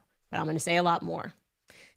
Her family originates from, and this is Francois Nogue, his mother, from Bagneres. And that is in the Hautes-Pyrénées region. I'm going to talk about that later. The couple had two more children. So Emmanuel, born in 1977. Then came Laurent, born in 1979, his brother, and Estelle, his sister, born in 1982, all born within 5 years of one another. Both physicians before divorcing in 2010. Emmanuel Macron also has a half-brother. His name is Gabriel. He was born in 2005 from his father's second marriage to a woman named Helene Joly, also a psychiatrist at the Institute of Educational Medicine in Somme. Okay. Now, in 2017, Emmanuel Macron released his own autobiography, which was entitled Revolution. Okay. That similarly provided very few scant details about his background. And it was actually Sylvie Bamel, an independent journalist who writes for Vanity Fair. Again, we are on Reddit threads, guys. We're not on the deep web, who summed up his autobiography this way. This is what she said about his autobiography. In Revolution, Emmanuel devotes 5 pages to his maternal grandmother, only 1 to his parents, and 2 lines to his brother Laurent and his sister Estelle. Nor is there any mention of his half-brother Gabriel, born in 2005 from his father's second marriage, and even less of his father's companion Helene. Conversely, he scrupulously mentions the first names of Brigitte's 3 children and their spouses, as well as those of her 7 grandchildren. She has since had an 8th one. On the day of the inauguration, the Oziers were the only ones to tread the red carpet leading up to the Élysée Palace. Tifon and Laurence, blonde, slim, and elegant, and their brother Sebastian, all accompanied by their spouses and their children. The estrangement is reciprocal. In 2014, a colleague of his brother Laurent at the hospital asked him if Macron, working with Francois Hollande at the time at the Élysée Palace, was a close relative. No. He's a vague cousin. Everyone's bugging me about this guy, replied his brother Laurent. Okay, maybe Laurent just didn't want to be asked about a question about a minister and just said that. A bit weird. Then a woman named Nicole, who is a first cousin of Emmanuel's mother, Frances Nogue, similarly told a reporter that she hardly ever saw Emmanuel's alleged sister, Estelle. That's very weird, okay? Sylvie Bamel, again, the journalist, Vanity Fair writer, reputable mainstream media, also said this. She said, quote, "I had a hard time finding Emmanuel's friends. He never talked about his family. We are hard pressed to find any photos of his early years. When, as a grown-up, he launched his presidential campaign, many political analysts noted that his communications were inspired by Obama. Even if this is the case, he has neglected his early childhood. Anyone interested in the former United States president, Obama, can have with emotion at baby Barack in a romper suit, the chubby kid wielding his first baseball bat, the kid with 2 holes where he just lost his baby teeth. In short, watching him grow up. Our president's photo album begins in his 10th year. The shot was taken in the choir of the chapel of the La Providence School, with Emmanuel reading a passage from the Bible. Around his neck, a shiny medal worn for the first time marks the day of his baptism at age 12. Francois and Jean-Michel have a distant relationship with religion. Of course, they were married in a church to enjoy the pomp of the event and gather their families. They never considered having the baby baptized. Wow. His life starts at the age of 12 in photos? That's a bit weird. Here are the 3 photos weird. She's referring to, by the way, which were widely considered to be the first known photos of Emmanuel Macron.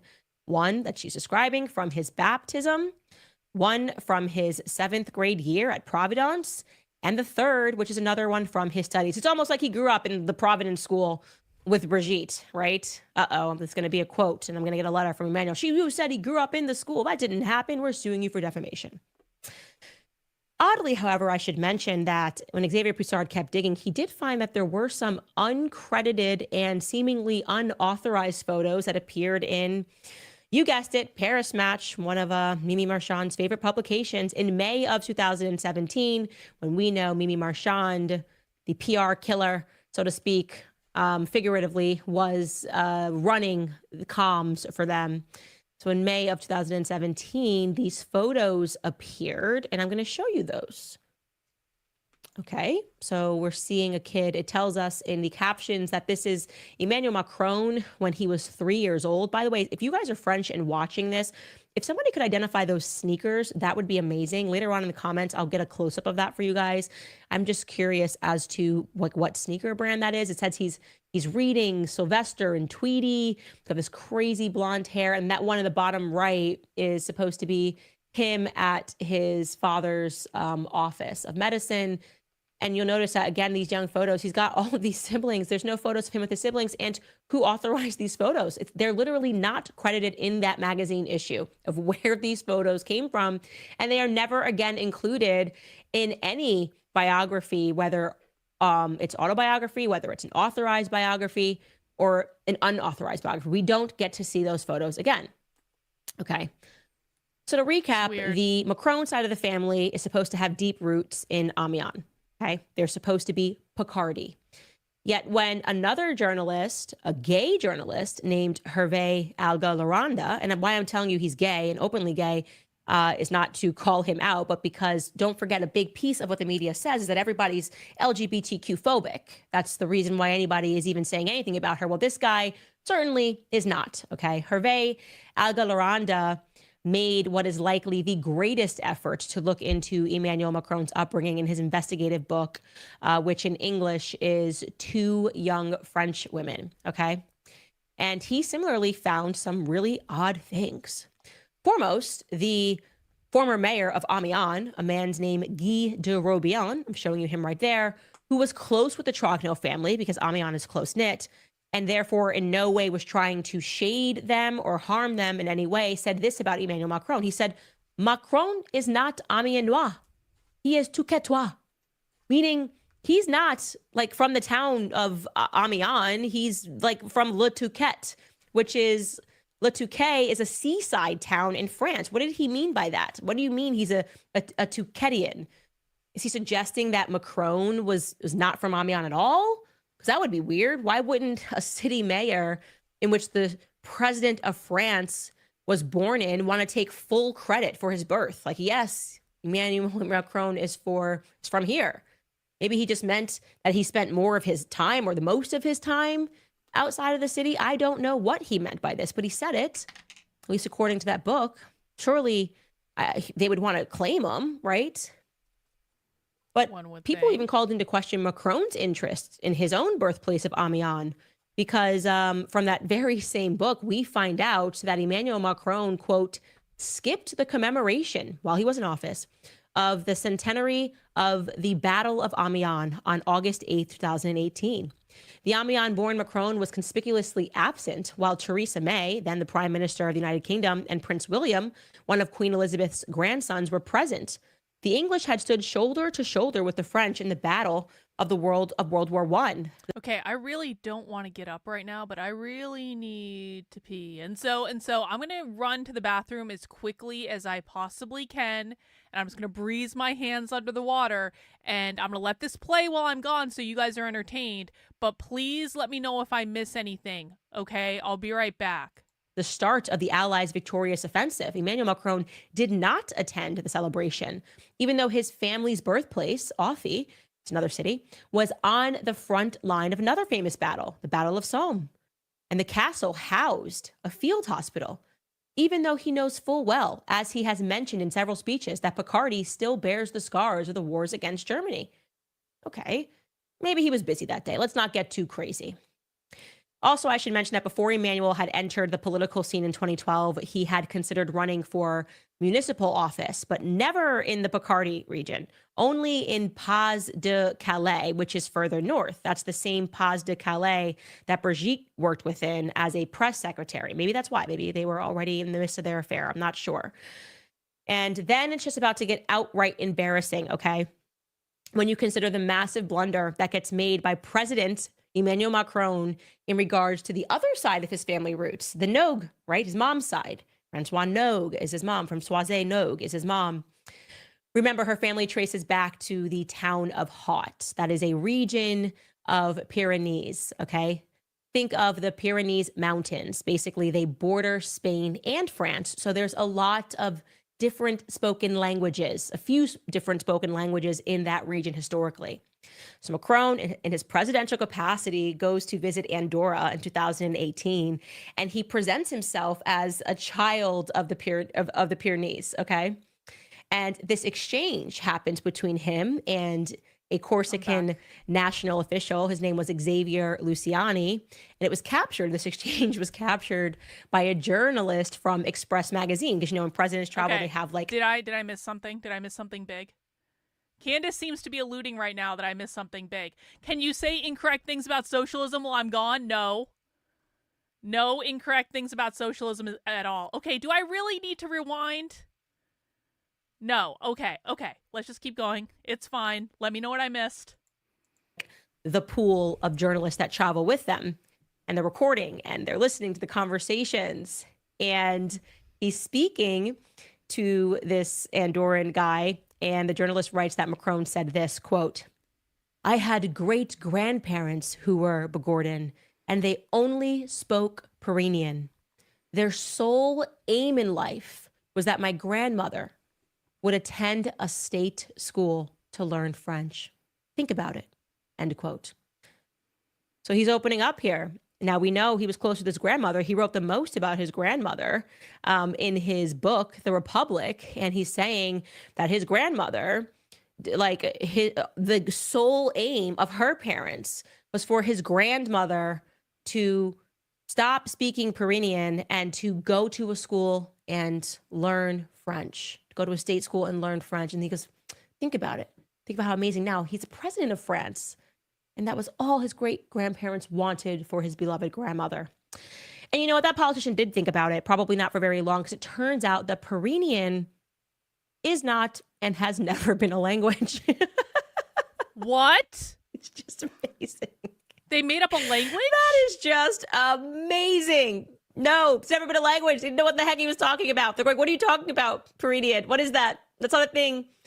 They People just here made up a speak language? a bunch of different languages, and that's not one of them. It's Occitan, Catalan. Oh. Nobody speaks Pyrenean. What are you trying to say, man? So he just made up a piece of his childhood. So that was weird. That was real weird, man. Wow. Real weird to be emotionally attached to a language that never existed. Listen. Anyways, back. Listen, John. Listen. Sometimes you can watch things for fun and entertainment. It doesn't all. We're gonna do Counter-Revolutionary Book Club tomorrow.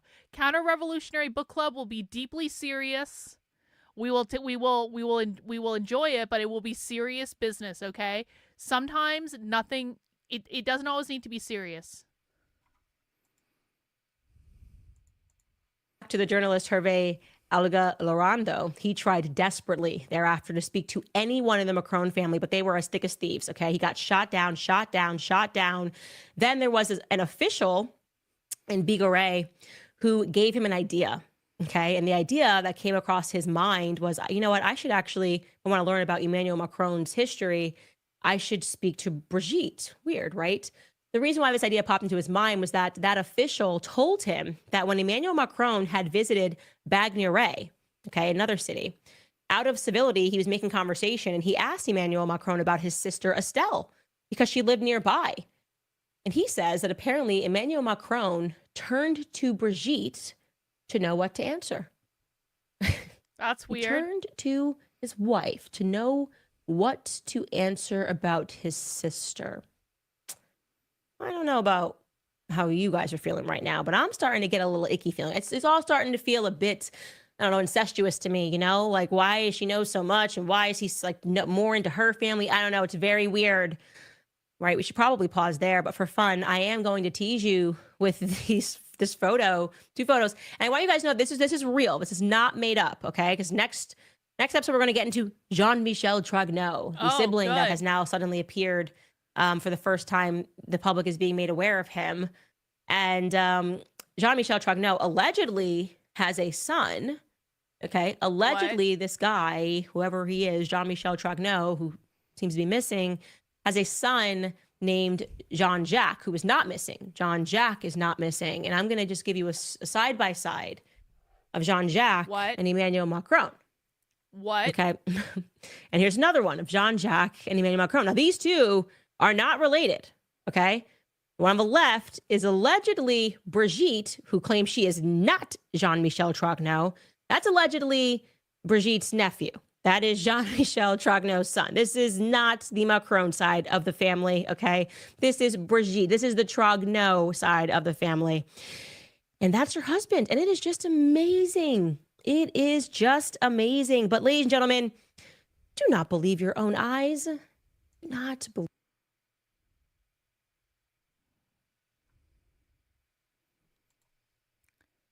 So this is the son of the alleged brother of Brigitte. Who is the mother? Because the argument is, right, the argument is Brigitte is a man and it was Jean-Michel. So Jean-Michel is a man. And so who is the mother? And did Emmanuel are they saying that, like, I'm really confused. How is it? I'm so okay. I don't need to know right now. Okay.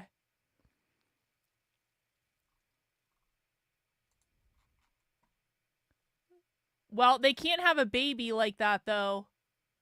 Okay, let's just okay. Amazing. But ladies and gentlemen, do not believe your own eyes. Do not believe your own eyes. You know what we should do in this next episode? We have absolutely got to get into his grandma, the one who at some point, I guess, must have spoke Pyrenean. I don't know, something like that.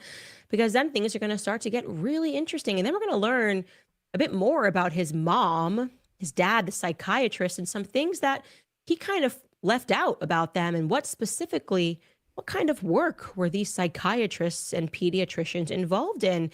And then maybe we're going to start patching in some ideas about what might have been going on politically at that time while he was growing up. And this is going to turn into a scary story. Not wait to read your questions, guys. First, I want to tell you about American financing, because a lot of Americans are carrying high credit card balances that charge 20% or more each and every month. No, Candace. No. It's supposed to be nephew. I don't know, guys. Give it to me one more time. Skylar, Chris, give it to me one more time. Okay. Next one. Show it to me again. What the? No, they're not, guys. They're not. Whatever you're thinking, I want you to know you're a far-right crazy conspiracy theorist, Nazi child. Okay? So just stop it. Do not believe your own eyes. We will tell you what to think, okay? We are the mainstream media. This is what we do. Everybody's crazy except for us. Everybody is bad except for us. Everybody is in the business of fake news except for us. We tell the truth no matter what. Journalists today, I think, are a bit like prostitutes, right? How much to make you say whatever? You know, that's how I like. I really wish Candace wasn't such a narcissist, because I actually think I would like her if I wasn't terrified of her obvious and clear narcissism. It's just, it's a shame. It really is. Feel, at least on the inside. Guys, I do want to mention before I read your comments. I know. First book club. A lot of people were asking. Okay, that's it. Okay, next episode. Yeah, Candace is speaking my language right now. I'll tell you that. All right, we're moving on. Moving into episode 3. I want to know about this family tree. All right, you guys, we made it to Friday. I am so sorry that we are running late. Today has been an insane day, and it seems to only be getting crazier. So first, we're going to jump right back into our series, because we left you on a bit of a cliffhanger. We showed you this side-by-side of current President Emmanuel Macron and a person who is supposed to be Brigitte's nephew, his wife's nephew, but these two people who are not supposed to be in any way related look way too much alike. Is this just a coincidence? Well, you will soon come to realize that there are a lot of strange coincidences that just keep arising when it comes to the Macrons and their mysterious backgrounds. So welcome back to our Becoming Brigitte series.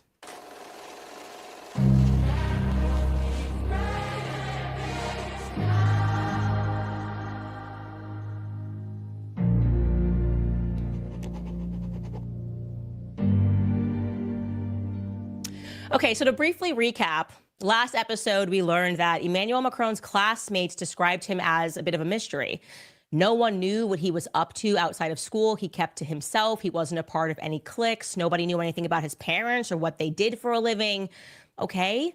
We also learned that Emmanuel Macron, as the president, appeared to know very little about his own immediate family. We sort of recounted a couple of stories for you, not also including a couple of lines about his family, only a couple of lines about his family in his autobiography, while having much more to say about Brigitte's family. His family appears equally as distant from him as he is from them, refusing to discuss him ever. And his biological brother told a work colleague that Emmanuel was his first cousin. And that was before he became president. So they were already, when someone said, oh, do you know this guy who's like one of the ministers? And he's like, no, that's my cousin. Then there is, of course, the odd circumstance of him having been asked about his biological sister who lived nearby, a politician. And when the politician asked about her, oddly, Emmanuel didn't answer, but he looked at Brigitte to know what to say. That's weird, okay? Yep. Now, the only family member that seems to get any airtime from Emmanuel Macron, the person that he seems comfortable discussing publicly and showing affection for, is his grandmother, okay? His grandmother was a woman named Germaine Nogue, born Germaine Aribet, who he affectionately referred to as Manette. Okay, there they are together. When discussing his childhood in his book Revolution, she is the only one that he incorporates into his childhood often. He wrote this, quote, "So I spent my childhood in books, somewhat out of the world. It was a still life. I remember those early mornings when I would go to her room and she would tell me stories of her wartime friendships. As a child, I would pick up the thread of the interrupted discussion every day and travel through her life as if picking up a novel. And the smell of coffee she sometimes brewed in the middle of the night, and my bedroom door ajar as early as 7 in the morning when I had not yet come to her, exclaiming with feigned concern, 'Are you still asleep?' You know, there was this one journalist who even speculated, she raised the possibility that he had sort of been adopted by his grandmother, Manette. Either way, it becomes very important that we learn a little bit about this woman. Who was she? Okay, because he alleges that she taught him how to read. According to him, she lived just a few blocks away from his parents in Amiens. And he also recounts in his book that he spent his summer and his winter vacations at her family home in Bagné de Bigorre. And that's where he learned to walk. That's where he learned to fish. That's where he learned to play rugby with his grandparents. So much time spent with his grandparents. And maybe, perhaps that explains this bizarre absence of childhood photos with his siblings or with his parents. Okay, so that's a lot that he's giving us. And according to witnesses, Manette was exceedingly private, just like her grandson, often leaving the shutters to her home firmly shut, they said. And once she retired, she hardly ever ventured outside because she was surrounded by books, kind of in her own lair, which explains why and how Macron claims to have been brought up in a bunch of books as well. But which books specifically? He gave an answer to that. Now, according to journalists Candace Owens and Caroline Darian's biography entitled The Macrons, Les Macrons, or The Macron, rather, they wrote, quote, he said, quote, as a teenager, they wrote, as a teenager, young Macron escaped by reading books by André Gide and Michel Tournier, that book being called The Earl King in English. Those are the books that are on his bedside table. His beloved maternal grandmother shared a liking for these authors with him. Now, we've already discussed André Gide. I think that was in our first introductory episode. This was the guy who was a self-admitted pederast who admitted to raping Muslim boys in Algeria in particular, to explore and learn about his sexuality, throwing off the chains, of course, the confines, if you will, of his upbringing, his Christian upbringing, and really learning about himself through traveling to Algeria. And yet, despite this, Macron was comfortable putting his book, just as it was on his bedside growing up with grandma, he was comfortable putting this in his presidential portrait.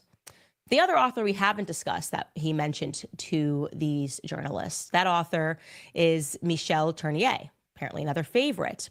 And the book is an even stranger choice, I would say, for a grandmother to be sharing with her grandson. It's quite controversial, this book, okay? Again, it's called The Earl King.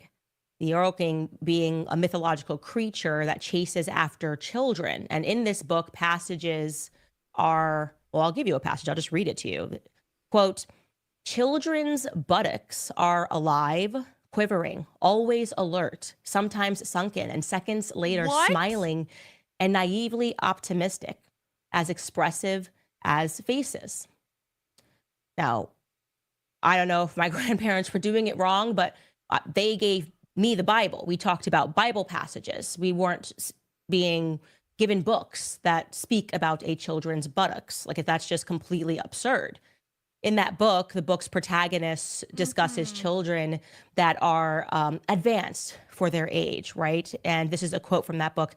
The category of children with surprising intellectual maturity, who seem to have read and understood What? everything from birth, contradicting a physical immaturity that gives an air of ingenuity to everything that they say. You know, that kind of sounds familiar, right? It's kind of virtually the exact same explanation that the press got right to working on regarding this bizarre story of Brigitte having fallen for a 14-year-old and then setting upon marrying him when she was 39, 40 years old, setting on that path towards marriage. They said, remember, Macron, this is like, despite the fact that he was a little boy, he was just so intellectually advanced. Remember, he was a virtuoso, right? He was Mozart. Don't you guys understand? He was not like regular kids, even though he was so young. We don't want you to think about that. Yeah, it seems like that second author provides that explanation, which is not an explanation. It's one that should never have been accepted. Anyways, I want the I should tell you family that Manette Get to the died family tree. April 13th. And I'm sorry, but I forgot to write down the date here. I want to say it was in 2021. We will correct that. But the point is it's also April 13th, a day that Brigitte Macron was born. It's also the same day that the CIA's MK Ultra program was born. And if you've been watching my new series, I am borderline obsessed with learning everything that I can about the MK Ultra program. And this is not a discussion that should just be taking place in America. You know, learning about the programs of our deep states, these very real programs that existed and that we don't learn about in school, is a terrifying process. It's one of the reasons why I routinely promote that book, Chaos, because it ripped me into a new reality of understanding just how evil our governments have been, and I would argue are. There is no conspiracy here. The MK Ultra was real. The government was obsessed with all of these different programs. Really, the main point of them trying to condition the brain, trying to brainwash people, sometimes through isolation, which it sounds like Emmanuel Macron spent a ton of time isolated throughout his childhood. I mean, he's acknowledging that he lived through books, and his friends are acknowledging, or should be friends, are acknowledging that he was kind of a loner and on his own. So they would experiment psychologically through isolation, through drugs, you know, LSD, drugging people to see if they could get them to commit crimes or to commit other acts unwittingly, essentially trying to establish a Manchurian candidate. There it Somebody is. that responds to cues, does what they want them to do without question, wondering if they could control, and using this, by the way, as a weapon of sorts. Like I said, it is so important for people to learn about that MK Ultra program and the different names that it took on. It like started earlier than when it was named the MK Ultra program and went on further. And ask yourself whether you really believe when they say they just discontinued it. They just were no longer interested in drugging soldiers and trying to see if they could kill people and programming people. Ask yourself if you believe that your government, who is capable of that kind of evil, is also capable. Okay, again, I'm finding myself in a position where I feel like I need to give Candace credit because I actually kind of really appreciate the direction that Candace is going in with her show. Like, this is kind of like unexpected in that she's really delving into all these kind of like areas that it's not like no one's ever delved into them before, but I like that Candace is going on a very intellectual journey where she's reverse engineering everything that she thinks she knows to be true to figure out what is actually the truth. And she might get some stuff wrong here and there because that's just what happens when we're learning new things, I guess. But she's really not shying away from any topic. And I appreciate that. I think it's ballsy. I think most people wouldn't do that. I mean, she's in the best position to do it because she's married to an English aristocrat. She has more money than God. She doesn't actually need to do this. She can't really get financially canceled. So like I said earlier, I think the next logical thing for Candace to do is the Holocaust. And I think she needs to prove that no less than 6 million Jews died in the Holocaust and that Hitler was the worst person in the world. And because it's like the ultimate, it's the pinnacle. You can't go anywhere from there. Of telling you the truth, that once they got caught, they just stopped it. And then also recognize that the majority of the documents pertaining to that program were destroyed. So we don't know just how global that program went. We don't know every element of that program. And if any person said that they were a part of that program, and many have, that person would be dismissed as evil or insane or lying. And one element of that program was, of course, sexual perversions, like committing a sexual assault in order to then establish how it impacts somebody's psyche. Truly evil stuff, okay? Now, earlier, I told you that Macron's alleged biological parents, you see here up on the screen, had some interesting jobs just off the bat. His father, Jean-Michel Macron, was a psychiatrist. And yes, of course, we know for a fact that psychiatrists have done some evil things, some very evil things throughout the years. Don't even get me started before I should actually get started, go onto a tangent about who Sigmund Freud was and how disturbing it is that he is taught in our school systems here Candace. in America as some sort of a hero, that he broke through modern psychiatry. Yeah, what exactly, how much of a breakthrough and a contribution did he make? Again, we'll pause and talk about that in a different episode so as not to get lost. But yes, Daddy Macron was a psychiatrist, and his mother, Frances, she's very important there on the right, was a pediatrician. What an absolute combo for Emmanuel Macron growing up, right? Well, interestingly enough, something very interesting was discovered about his mother, Francoise. Sorry, I think I said Frances, Francoise. Now, we told you she was a pediatrician who also served as a medical advisor to the Social Security office. Well, eventually something very interesting came up about her and her work for the Social Security Administration, okay? This I'm going to read straight from Journalistic, Xavier Pussard's upcoming book, which he is going to be available on Amazon. If in case you want to skip through to the end of the story and see where it ends. He writes, quote, "Faced with the wall of Emmanuel Macron's childhood, we decided to screen it meticulously with this question in mind. Why did the family refuse to respond to journalists' requests? And why did they need Brigitte's approval? A hearing at the French National Assembly caught our attention. It was that of Sylvain Telesfort. She was giving a testimony. Sylvain Telesfort was the president of the Institute for Intersexuality and Hermaphroditism and the Association of Europe. Now, she was born in Beauvais in 1956 under the name Sylvain Telesfort, and then changed her name to Sylvain by a court ruling in Paris on May 15, 2007. So actually, Sylvain was born a he, and he incidentally revealed to the French National Assembly that he had been given administrative support in his gender transition by a senior doctor at the Primary Health Insurance Fund, Dr. Yep, you guessed it, Francoise Macron, also known as Emmanuel Macron's mother. So a person who had transitioned suddenly testifies and says, actually, yeah, the person that assisted me in doing that was Dr. Nogue. Francoise Macron actually assisted me with this transition. So we know that that took place, that she was involved in supporting gender transitions. The question then remained whether this was simply a unique case or whether Macron's mother had been involved in this category of work, assisting people who were transgendered more extensively. And the answer came out last year when an intersex individual. Earlier in the stream, I said I felt like I was watching a Lifetime movie. I've seen Lifetime movies that are actually more believable than this, though. This is insane.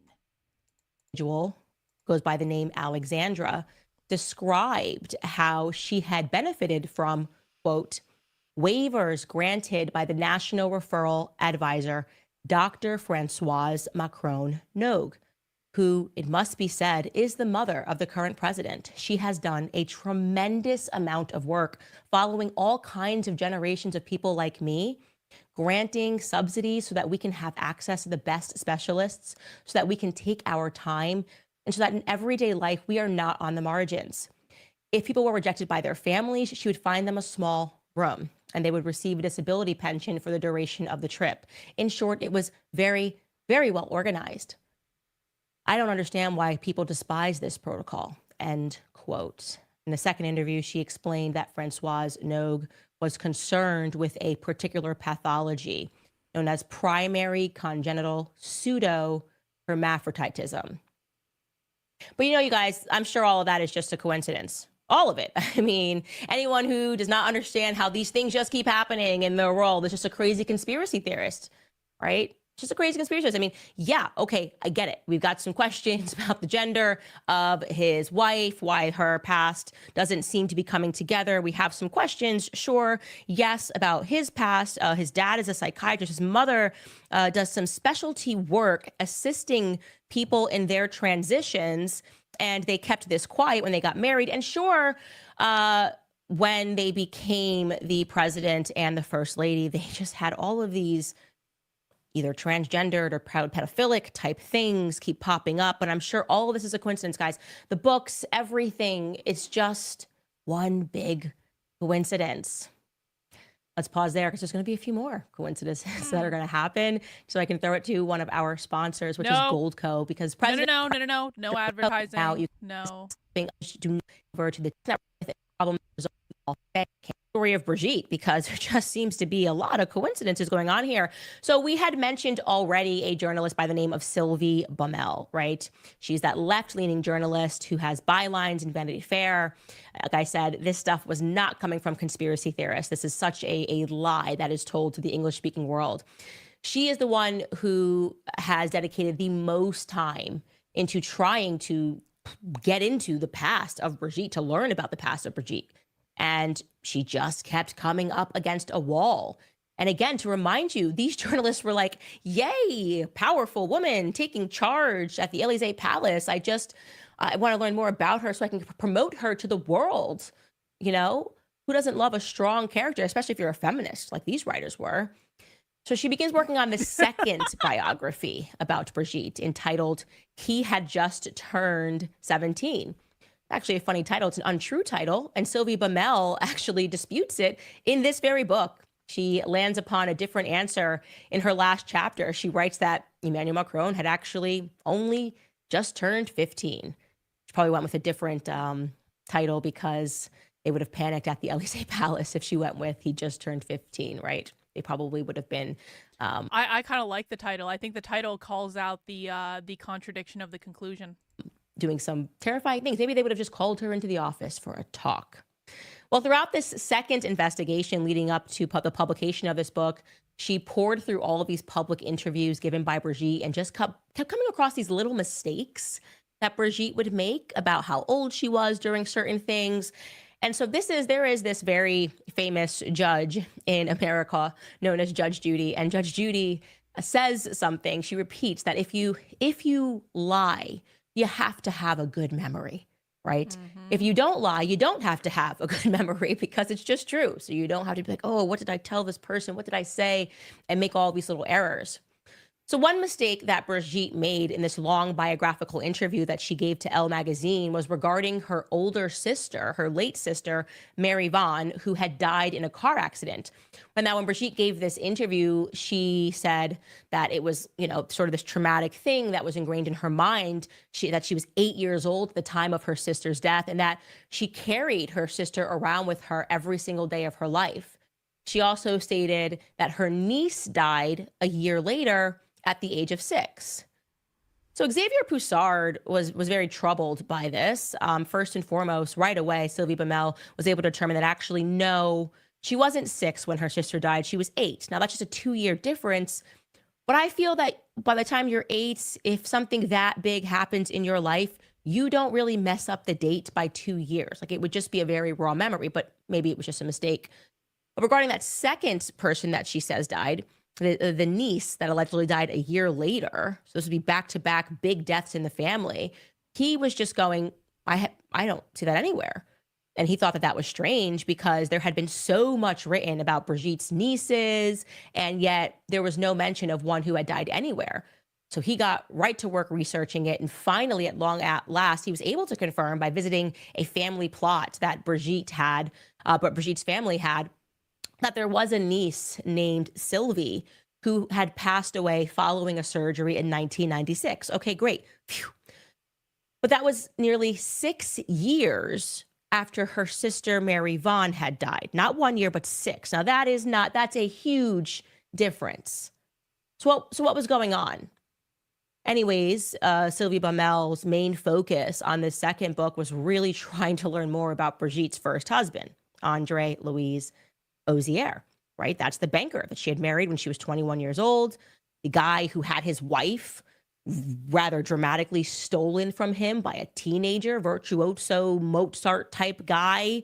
I mean, that's gotta hurt. And no one could get in touch with him. Remember, we spoke about Virginie Linhart, that documentary filmmaker, who similarly said this was like a black hole. She referred to him as the Élysée Palace's best kept secret. No one could get through. So there was also a magazine, Capital magazine, who summed it up in 2017 with this general impression, referring to Andre Louis, the first husband, as, quote, a real ghost. Not a single photograph of him on the web. Not a single image in the thick press agency catalogs. Biographies barely mention his career as a banker. What ever happened to Brigitte Macron's ex-husband? It's a good question. So having renewed her investigation again, Sylvie Baumel, she also remarked how weird it was that this man who had worked at 2 big banks, one of them being Credit du Nord, seemingly left the industry without a trace. She wrote in her book that it was, quote, like an episode of Black Mirror, where the president's offices have found a way to penetrate the brains of his former acquaintances and erase everything. Prior to the release of her book, Sylvie decided to release a few excerpts from her book, okay, in this magazine called Le Point. And then suddenly, at long last, in that magazine, in April of 2019, ahead of her book publication, a wedding photo, emerged from Brigitte's first marriage. So they're now in office, and then we are now 2 years that they've been in office about, and here we go, ta-da. Actually, I guess you could say a year and 3 months. Ta-da, boom, here is a picture from Brigitte's first marriage. Let's see it. Allegedly. Let's see it. Here it is. Here's the photo. I want you to look at it. Just take a look at that photo. We're told that's Andre Louis, and that's Brigitte Trogneau. Now, Doubt. I have to tell you, I am not a facial recognition software, but that woman, we can keep this up for a bit, I don't think guys, that looks like does her. not look to me like the current first lady, Brigitte Macron. Okay, I know faces change, but that does not look to me like the current first lady, Brigitte Macron. Okay, just take a look at this side by side. Shortly after begins a career. Yep. Maybe I could say these people are related, but just checking it, I'd say nope. What happened to your teeth? Did you start smoking crack? This is not, who is this person in this photo? Okay, but you can't just make assumptions on the basis of looking at people and deciding what's true and what's false. And we do, by the way, they were able to find, Sylvie Baumel was able to find a marriage certificate, which certifies that in Le Ticket, somebody named Brigitte Trogneau definitely did marry someone named Andre Louis Ozier on June 22nd, 1974. So that checks out. And not only that, but the best man at the wedding was her brother, Jean-Michel Trogneau. And that was a huge breakthrough, because this tells us that Brigitte was extremely close with her brother. If you made him the best man of your brother, the best man at your wedding, you would assume that means that you were super de-duper close. But the public was only just learning about Jean-Michel. So they're going, well, this is weird. Why did you fundamentally erase him from your life? Like, is this like the worst family feud ever? Once you became the first lady?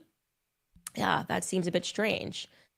So here are some more weird facts that I'm going to share with you.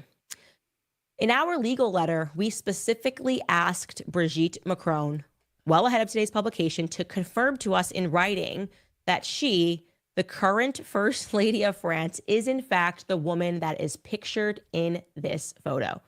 And she refused to answer our question. Okay. Here it is. We've got this letter. She refused specifically to answer the question as to whether or not that was her. You see number 8. Is Brigette Macron the same person pictured in the Ozier wedding photo? No response. And what's more interesting is that's not the first time that she refused to answer that basic question. She also refused to provide a basic answer to that question in a court case, a defamation case against the journalist Natasha Ray. You've been hearing about this. She won in defamation case. Well, now I'm going to tell you the details here of how Natasha Ray lost a defamation case.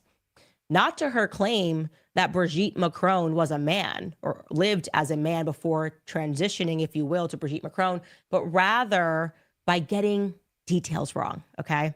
By speculating. She looked at this photo of Andre Louise Ozier in the wedding, and she, in her mind, said, I don't think this guy ever existed. And actually, the man in that photo looks much more to me like a different guy named Louis Andre. Yeah, literally just flip the name. So you have Andre Louis in the photo. She thought that in that photo was actually Louis Andre, who is in fact his first cousin. So she speculated. She just made that assertion. Like that's not, they're just pretending, and that's whoever it is that his first cousin married. But Natasha was in fact wrong, okay? So the Élysée Palace called up Louis Andre, had a conversation, and encouraged him to sue her for defamation, which he did. So again, I want to be very clear. What was at root in that defamation case?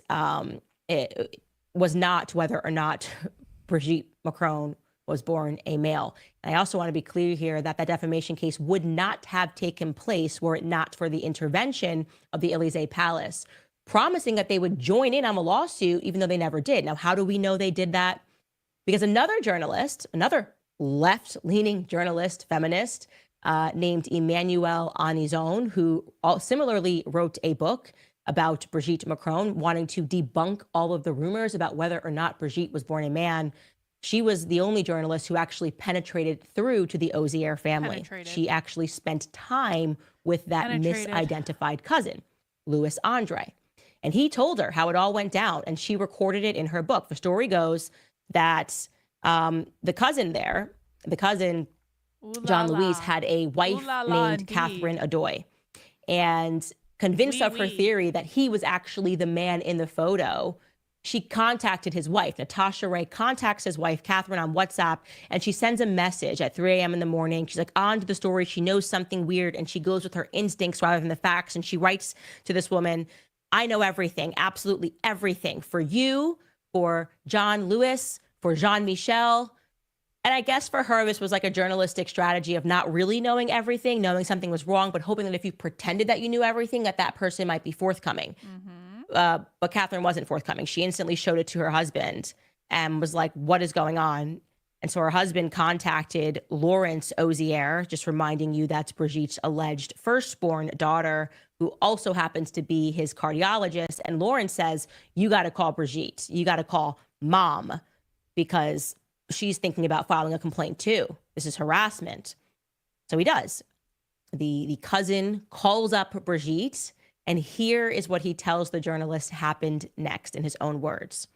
Quote, Brigitte tells me she's sorry and that it's all her fault, that we need to press charges, and that she agrees to file a joint action.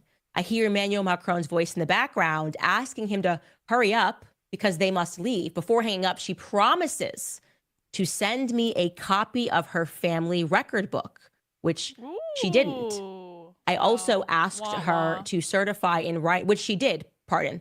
I also asked her to certify in writing that it was her in the 1974 wedding photo with Andre, which she didn't. I did not speak to her directly on the subject after that. So again, he says, she's like, yeah, no, file. I'm going to file with you.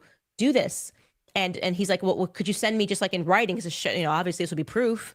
Get these people in trouble. Just say you are certifying that that's you in the wedding photo. And Brigitte at the Élysée Palace says no.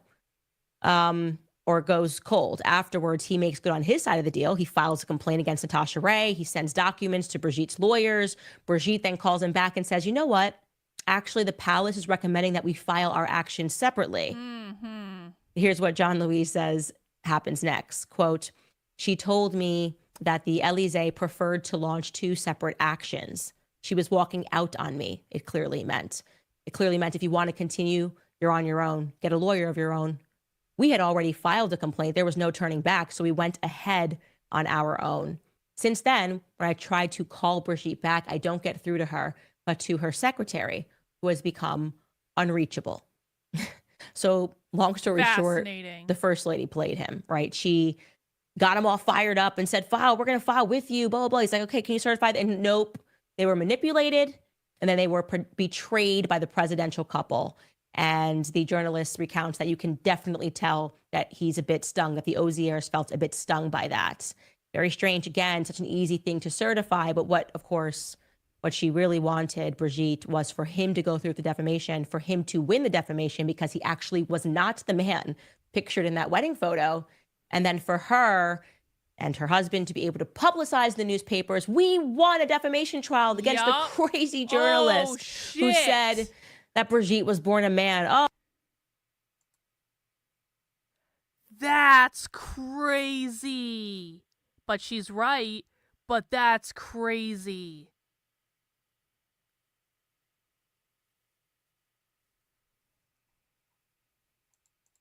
oh, well, Brigitte just won a defamation case. You keep hearing that. She's won defamation cases pertaining to this. That is how they are doing it. Again, going after the details, but not the substance of what people are investigating. Now, you have to understand that by now, within France, the internet was just on fire with conspiracies. I mean, first and foremost, where the heck is the first husband? Where is Andre Louis? Well, as fate would have it, shortly after Sylvie Bemel publishes her book looking into the matter, on October 8th, 2020, suddenly Tiffany, the second daughter, announces in a weekly magazine that actually her dad already died a year ago, actually, in 2019. People are starting to prod. And now she's like, actually, he's dead. He died a year ago. Here is the quote that was published in Paris Match announcing that. Tiffany said, "My father died. I buried him on December 24th, 2019 in the strictest privacy."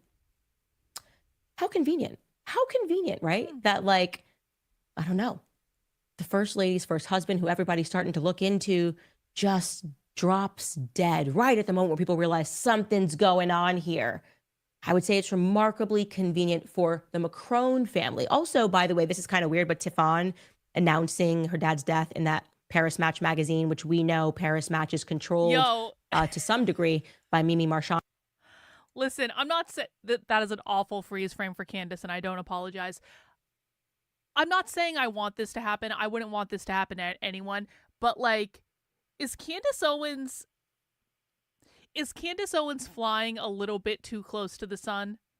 You know what I'm saying? Not just with this story, but with all the different, like, the arc of the stories that she's revealing. Is Candace Owens just flying just a smidgen too close to the sun? Like, I'm just saying she's pissing off some this is actually the point that I want to make. Yeah. If anything happens to her, I think we have a selection of many places it could come from. It's one of the places where she gets particular photos and storylines published. Well, what's even stranger is that Tiffany got the details wrong about her dad's death. Yeah, isn't that really weird? One, he was not buried at all. He was cremated. And his cremation date was not on the 24th, as she said, but 4 days later on December 28th. How odd. Maybe the journalist just made a mistake. Another weird coincidence happening in this never-ending saga. Now, how do we know the actual dates? Well, let's go back to that first cousin. Remember, that first cousin, not very happy with this family, okay? Andre Louis felt that he had been burned by the presidential couple in filing this suit. And so he opened up to the journalist, Emmanuel, on his own. about the funeral service. So apparently the story goes that he had received a call from Andre's sisters. Again, this is his first cousin, informing him of the death and that there was going to be a quick funeral. He provided the journalist with the booklet that was actually distributed at this very quick funeral. And I will tell you, it is a very odd choice for an obituary photo. Here it is.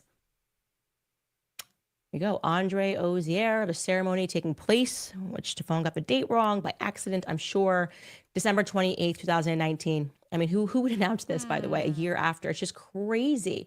And then at the bottom there, I think that means our friend, our brother, our companion, our grandfather, and our papa. There it is. Now, even for a far left journalist who is not prone to conspiracy theories, even for Emmanuel Anizan, it seemed to her to be a very weird choice for a photo for a death announcement. Yeah. So she asked him flat out, like, this is weird. What's going on with this choice of a photo? And the cousin told her, John Luis replied to her and said, quote, I think this was the only photo that turned up when they went looking for one for the funeral because all of the others had been destroyed. Destroyed? Emmanuel muses. I am not Natasha Ray, but I still am a bit puzzled. What? So all that's left for a man's life in pictures, apart from his wedding photo, is a photo of him in a swimsuit to illustrate his final departure? She asks in her book. That is a good question. Somehow every other photo from his life had been destroyed. Okay. So you're probably wondering what the heck is going on here? Yeah. What's going on? Well, Xavier Pussard was actually able to trace the real Andre Louis through banking records. It turns out that he never worked at Credit du Nord, that bank, which is why so many other journalists were effectively chasing their tails. And so he gives that information to Emmanuel Anizan because she's much more of a mainstream journalist and she might be able to pick up some more. He also provides her with access to a Facebook group. He's like, no, this man did exist. And it's filled with John Luis's old work colleagues from the bank that he actually worked at.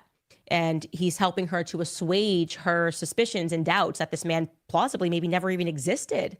And here is how Emmanuel Anizan concludes the chapter of the story of her research into him. And this is, again, about the husband, Brigitte's first husband, Andre Louis Ozier. She wrote, quote, his sisters wouldn't talk to me, nor his children, so I called a few former colleagues via Facebook groups of former bankers. They all speak enthusiastically of Day, kind, cult, polite, who talked a lot about his children whom he adored. Day, who smoked too much, whom they felt was lonely, devastated. One of them sent me a professional collection of portraits from the mid-2000s where Andre poses serious in a suit and a tie among his colleagues at the Amiens bank branch. The 1974 groom is clearly recognizable, even if he has started to lose his hair.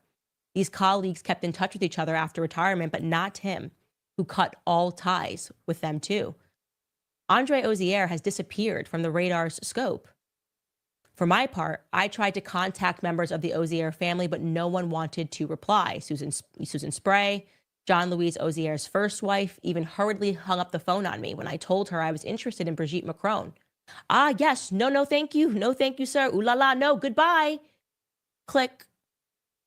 Elsewhere, John Luis, who attended the funeral, tells her that it took place, quote, just 4 days after the death.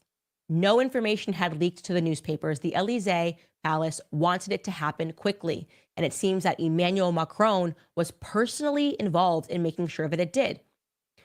The express funeral, organized on the sly and in a hurry early in the morning at 8:30 a.m., before opening time to avoid journalists. The booklet with the photo was placed on the chairs. A dozen people were present, seated in separate clans. On one side, Andre's sisters. On the other, Brigitte's 3 children, Stéphane, Lawrence, and Sebastian. Brigette Macron did not attend. Andre's companion, I guess this means like a partner, maybe someone who's in a relationship with but never married, unknown to all, was also there at some distance. Early side, after 20 minutes, the ceremony was over and everyone walked out immediately. Afterwards, I went with the Ozier children and Andre's sisters for a coffee and a croissant. Members of security staff stood on guard outside. We ended up letting them in because it was so cold.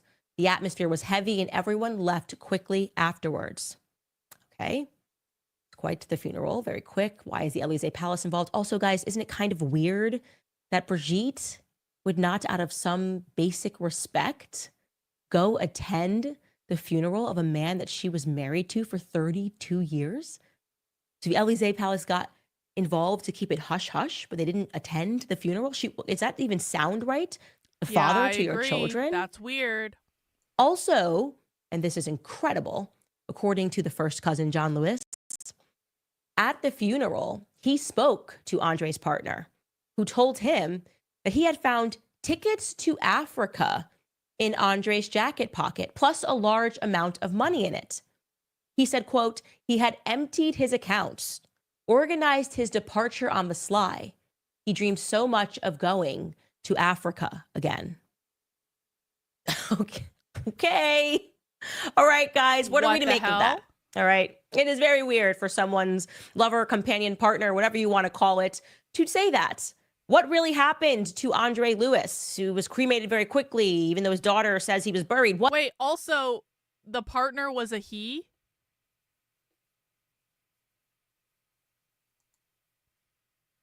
So the person that is supposed to have been married to Brigette Macron after they allegedly got divorced was in a partnership with a he? Do I understand that correct? I know I've been eating a snack because I really haven't eaten much today, but like, do I understand that correctly?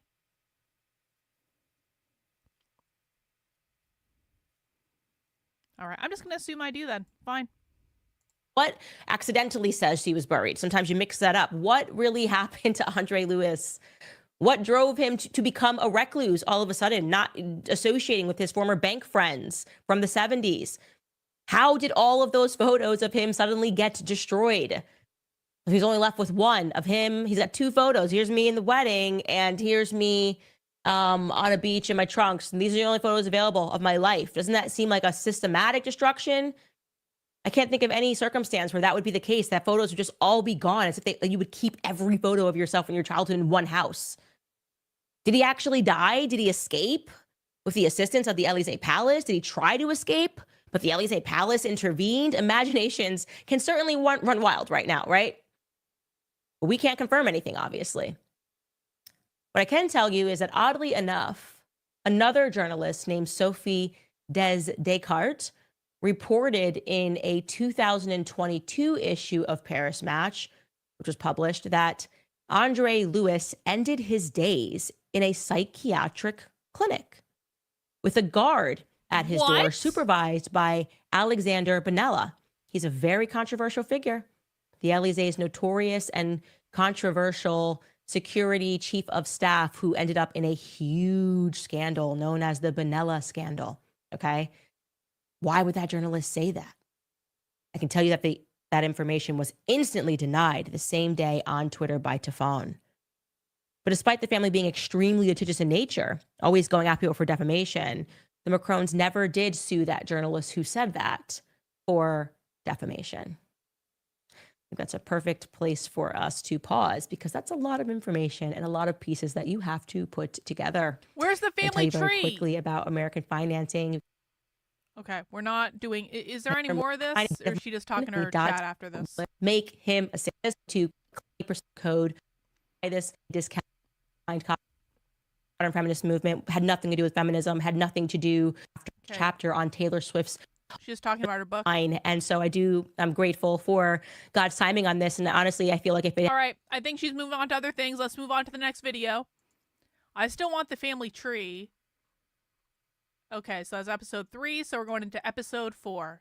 Guys, thanks for hanging out with me. Happy birthday to you. Happy birthday to... Candace, shut up for a second. Guys, thanks for hanging out with me for an extra long stream today. I hope you're enjoying the show. Thank you for the member chat, Drew. Cheers. Yeah, this story is crazy.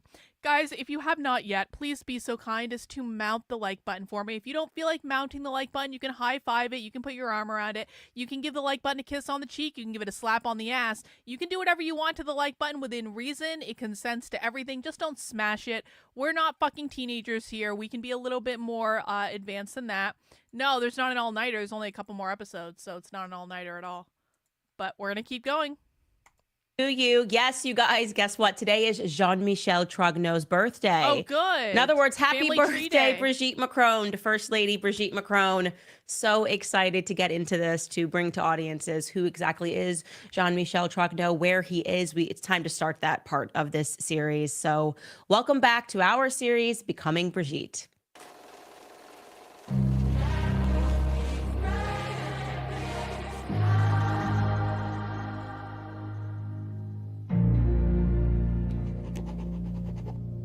Hang on, we got a $10 super chat from Renan. This shit is wild. I agree, Renan. Thank you for that. Okay, so some things to recap. I was so frustrated at the end of the last episode because so many of you had commented, Candace, it's time for you to create a family chart. And we had already created a family chart. We just got so busy that I forgot to show it to you, obviously, on the show. So I completely dropped the ball there. I apologize, of course, when we are doing these sorts of series like the Kamala series. And now as we look at this Brigitte series, there are so many names that it does become confusing. And it's good to slow it down and be able to visualize who and what exactly it is that we are talking about. So let's kind of go backwards and start there. I am showing you guys now the Emmanuel Macron family chart. Okay, these are allegedly, I'm saying allegedly here because I have tons of questions as we get deeper into the story, but his parents, Jean-Michel Macron, then you have Françoise Nogue. Obviously, we spoke a lot last week, particularly about Germaine Nogue, who he refers to affectionately as Manette, right? She's the one that shared this love of pedophile-centric books with her grandson. She is, as we mentioned to you last week, the only family member that he includes in his childhood stories throughout his autobiography, which is entitled Revolution.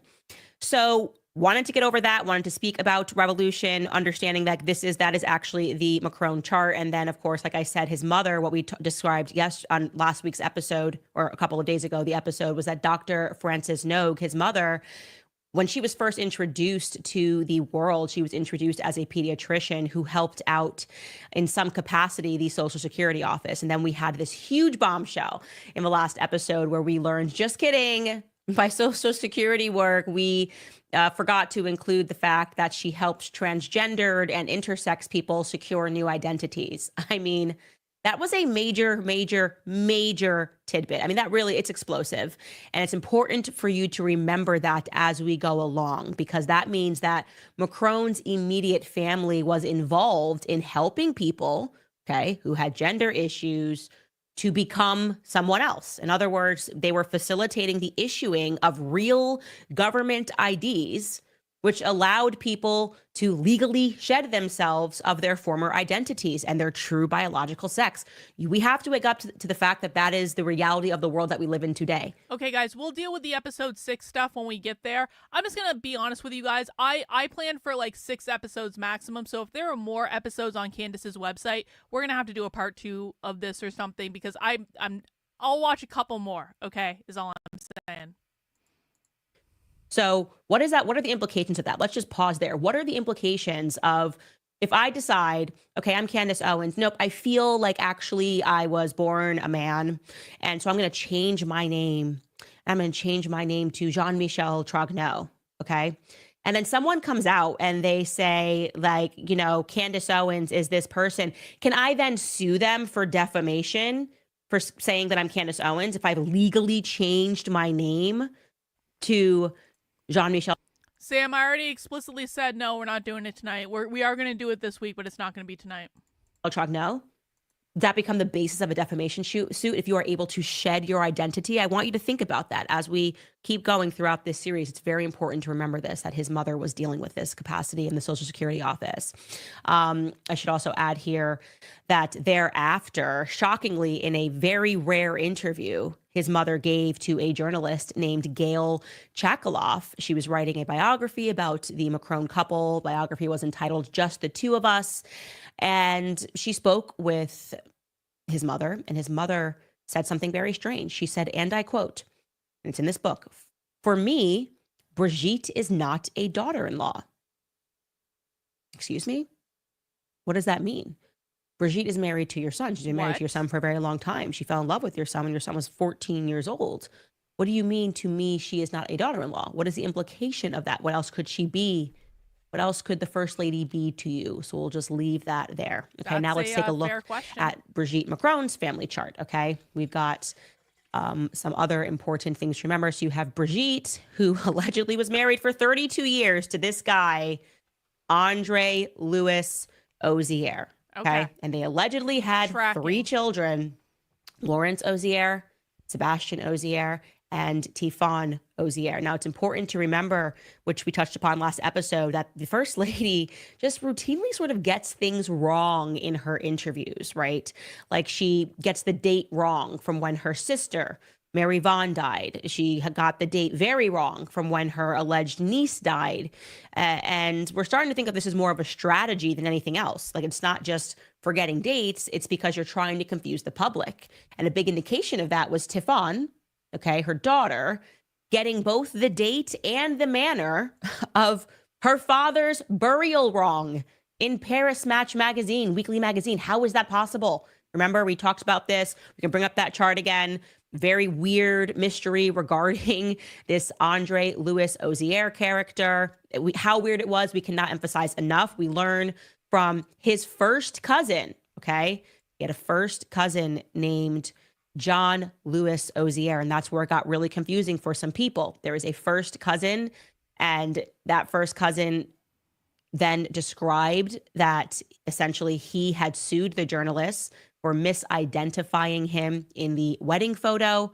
That first cousin then got upset because the Élysée Palace kind of played him into suing her for defamation, pretending they were going to join the suit. But then also Brigitte Macron refused to simply say, bring that picture back up, yeah, that's me in the wedding photo. She refused to do this and just kind of backed out.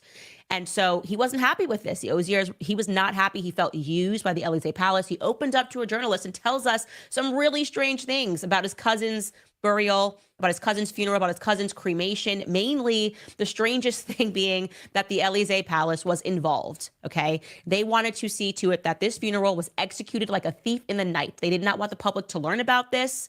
And they saw it over the finish line. And yet, despite this, Brigitte Macron did not attend the funeral of her alleged ex-husband of 32 years, the alleged father of her children.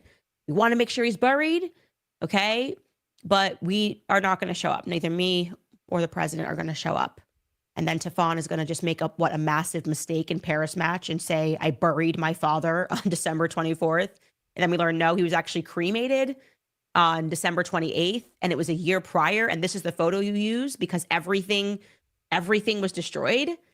Okay, that's crazy. So yes, remember that we learned that information, not from a conspiracy theorist. We learned this from the cousin, John Louis Ozier, the cousin of Andre. Okay, the one who successfully sued Natasha Ray for defamation because she wrongly assumed that it was him. Okay. What we do know, and we confirmed last episode, is that this man, and we can show you again his obituary photo because no other photos of him exist, from the wedding photo to this, his whole life has been destroyed. What we can tell you is that he did, in fact, exist. They lied about where he worked, what bank he worked at. Again, tons of little lies to send people down rabbit holes so they can make a mistake.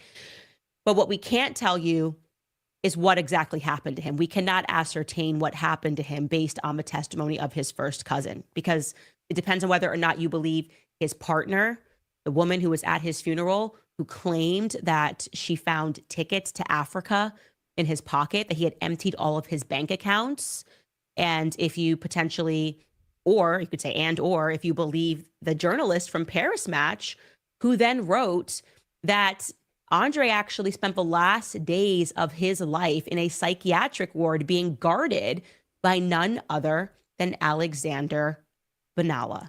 Now, we got to talk about this guy, okay? Because He's important. He's very important because he's come up actually a couple of times, but we should dig into deep of why that particular allegation matters, because it's interesting that despite the fact that they love to sue people, they never went after that journalist who claimed that Alexander Benalla, the former deputy chief of staff to Emmanuel Macron, was guarding, for whatever reason, a psychiatric ward door of Andre. So we know for a fact that Élysée Palace was involved, at the very least, in his funeral. And this journalist puts that. So I think we should explore that. So we should talk about Alexander Benalla, because that is not a subtle mention from a journalist, okay? We had first mentioned Alexander Benalla in the introductory episode when we told you about sort of this, I don't know how to describe it, like a syndicate almost of pedophiles. That's these accidental pedophiles that Emmanuel Macron keeps landing himself around, okay? We mentioned Olivier Duhamel. That was the man who was accused by his stepdaughter of having molested her twin brother when he was 13 or 14 years old. She wrote this in a book. And by the way, because the statute of limitations had passed, he was never brought to justice, but he admitted that it was true, that he did, in fact, sexually abuse his teenage son. Well, one of the things that he helped, because he was so close with Emmanuel Macron he helped him when he landed himself in hot water over what has come to be known in France as the Benalla affair, meaning Alexander Benalla, the deputy chief of staff, okay? And now, for whatever reason, like I said, we have no idea why this journalist mentioned, but said Alexander Benalla was guarding the psychiatric ward. So I'm going to show you Alexander Benalla again so that you can get him into your mind, despite being extremely young. I want to be clear. He is today only 33 years old. He's got quite a remarkable professional resume, okay? When Emmanuel Macron was running for president, Alexander Benalla was just 25 years old, and he served the candidate as his security officer. He was the head of his security, okay? Once Emmanuel Macron got elected, he then made Alexander Benalla his deputy chief of staff, okay? Huge position. Could you imagine 25 years old and you're like going into the White House, the Élysée Palace? It was then later discovered that these two had an incredibly close relationship, so close that Emmanuel took him on a ski trip with him and his family. Not as the security, as you're a part of the family on a ski trip. And even closer than that, Emmanuel Macron allowed Alexander Benalla, this 25, 26-year-old kid, essentially, to move into the national palace of the French Republic. Okay, he was living at the Palace of the Alma. That is shocking. He had residency here. Okay, so what's going on here? Just imagine you're 26, you're living in a palace, and I don't know, I'm thinking he must have provided some incredible security to the president. He must have done the president some solids, okay? When you dig into his past, you learn that back when Benalla was 23 years old, he had been accused and then subsequently acquitted of violence against a woman, okay? Insofar that she said that she was rendered incapacitated to work. But as I said, he was acquitted, and then he became the head of Emmanuel Macron's security team.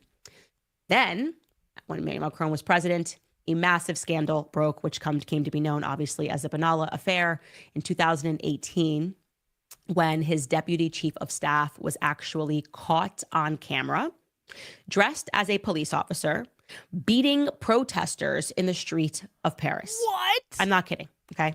Le Monde, I told you that's like the French New York Times broke the story. They had footage of him. It was undoubtedly Benalla impersonating a police officer and beating a young protester in the streets. And then a second video emerged, which was published onto Twitter, which showed Benalla grabbing a female protester by the neck and dragging her away. Actually, I'm going to ask my producer, Skylar, were we able to pull that footage? Okay, great. Let's actually show you some of that footage. This is just to make you guys understand this. What you are looking at is a chief of staff of a president beating up a protester. He's going to come on in there in police uniform. That's him. What? Look at this.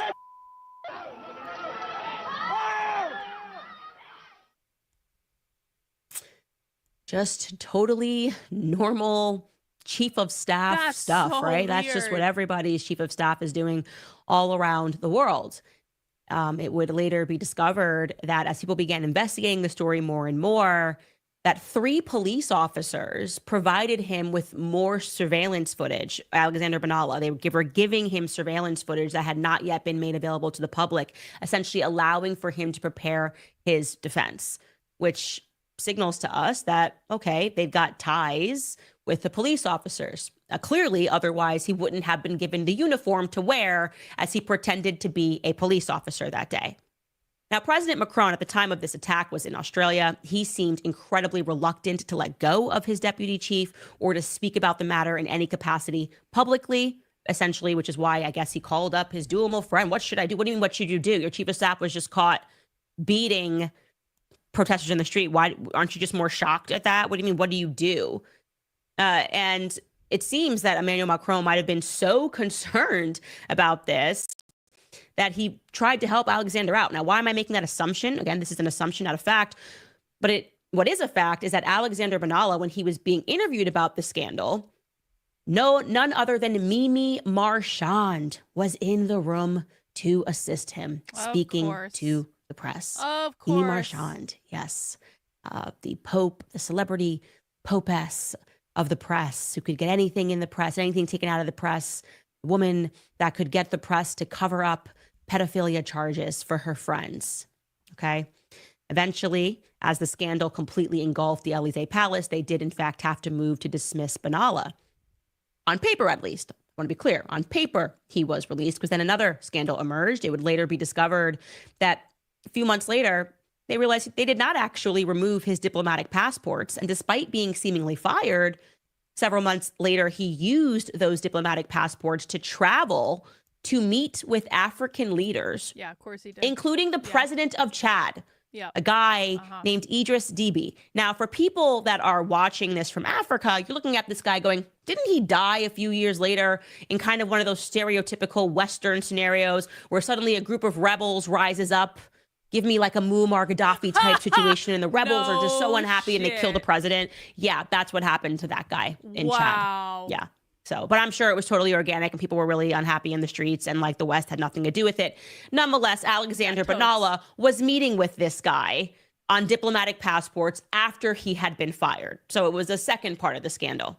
It then emerged that while he was working for Macron, Alexander Benalla, this 26-year-old palace living king, had actually contracted financial ties with 2 Russian oligarchs who were said to be members of the Russian mafia. Oh. Oopsies. Good. Again, I guess everyone around me is accused of being either a criminal, a pedophile. So what? I'm sure Emmanuel Macron is always just so innocent in this. Brigitte, it just keeps happening to them. They're trying to work with good people, guys. They're really trying to surround themselves with good people. I swear, it's everyone around them. It's just not them. I think that we should actually take a look here at this extraordinary syndicate that is emerging around them, because we've covered a lot of these people. So Michelle Marchand, obviously the popess up there on the left, right of the French media. We know she's been involved in dirt. She's been kicked out, forgery, extortion, you name it. She's been accused of it. A woman that we understand had the capacity, the only person that people had to go through to get photos of the First Lady's pass. She owns Best Image, okay? And you're telling me this is the only person that can produce images from Brigitte Macron's past before she became a professor or a teacher? Seems a little suspect. Then below her, we have Bernard Arnault, richest man in the world because he controls LVMH. We mentioned his son-in-law, Xavier Neal, who was the in-between, the go-between between Mimi Marchand and the first couple. But I want you to also know that LVMH owns Paris Match. Okay, so that's where she's putting all of these doctored, airbrushed images, I would say airbrushed images of Brigitte so that everyone thinks she's like young and looking and irresistibly hot. She's working on that. Then we'll jump up to the right corner there. We mentioned Nicolas Ghesquière. This is the person that's dressing the First Lady, also under the LVMH empire, the one who is just putting transgendered people everywhere he can. Honestly, you should just Google Nicolas Ghesquiere in your spare time, because we didn't even scratch the surface in terms of how dedicated he is to the trans cause and bringing all these trans models and putting them on the runway and trying to trans everything. But I'm sure Brigitte Macron is exactly who he says he is. And just, I don't know, just wants to dress Brigitte Macron for whatever reason. It is what it is. Then, of course, as we mentioned, Emmanuel Macron's mother, Francois Nogue, who we know is concerning her work to trying to get individuals who suffer from identity issues new identities, and doing this, by the way, this is legal now. Okay. And then we have there on the bottom, who we just discussed, was Alexandra Vinala. All right, so tracking. just piece all that together. Okay. I'm good, Candace. With forgery, extortion, Where's this and going? most importantly, with access to a woman who can facilitate the changing of identities. It is not enough for any person investigating this case to ask questions like, is this Brigitte Trogneau in the wedding photo? You will notice we didn't ask that question when my legal team got involved. We didn't say, is this Brigitte Trogneau in the wedding photo? We had to instead ask something more specific. Is this the current First Lady of France, Brigitte Macron, pictured here in this wedding photo? Okay. And that's when the couple gets real quiet. They don't want to answer those questions. Do you guys get what I'm getting at here? Okay. Because we can confirm that that is it. Okay, listen, after watching this, I just want to manage expectations. The surprise that I have that I'm working on for you guys is not nearly as good as the surprise that Candace is doing here. So if you have any, I may have trumped it up a little bit much because I hadn't watched this yet, but I'm now thinking about comparison purposes, it's not this big. But it's good, but it's not this big. Indeed, a photo of a woman named Brigitte Trogneau in that wedding photo. Where that Brigitte is, we cannot confirm because the First Lady refuses to answer. She has a mother-in-law who helps transgendered people get new identities. So you have to essentially understand that you can just take somebody's name. You can become somebody else at a moment's notice now legally when you become transgendered. Okay. This brings us to Jean-Michel Trogneau. Okay. We obviously have to discuss him. This is Brigitte Trogneau's brother. Today is his birthday. Happy birthday, looks like Jean-Michel Brigitte. Trogneau. It's really important that we learn about him, a guy who was so close to his sister, two different people, his sister, Brigitte Trogneau, that she made him the best man at her wedding.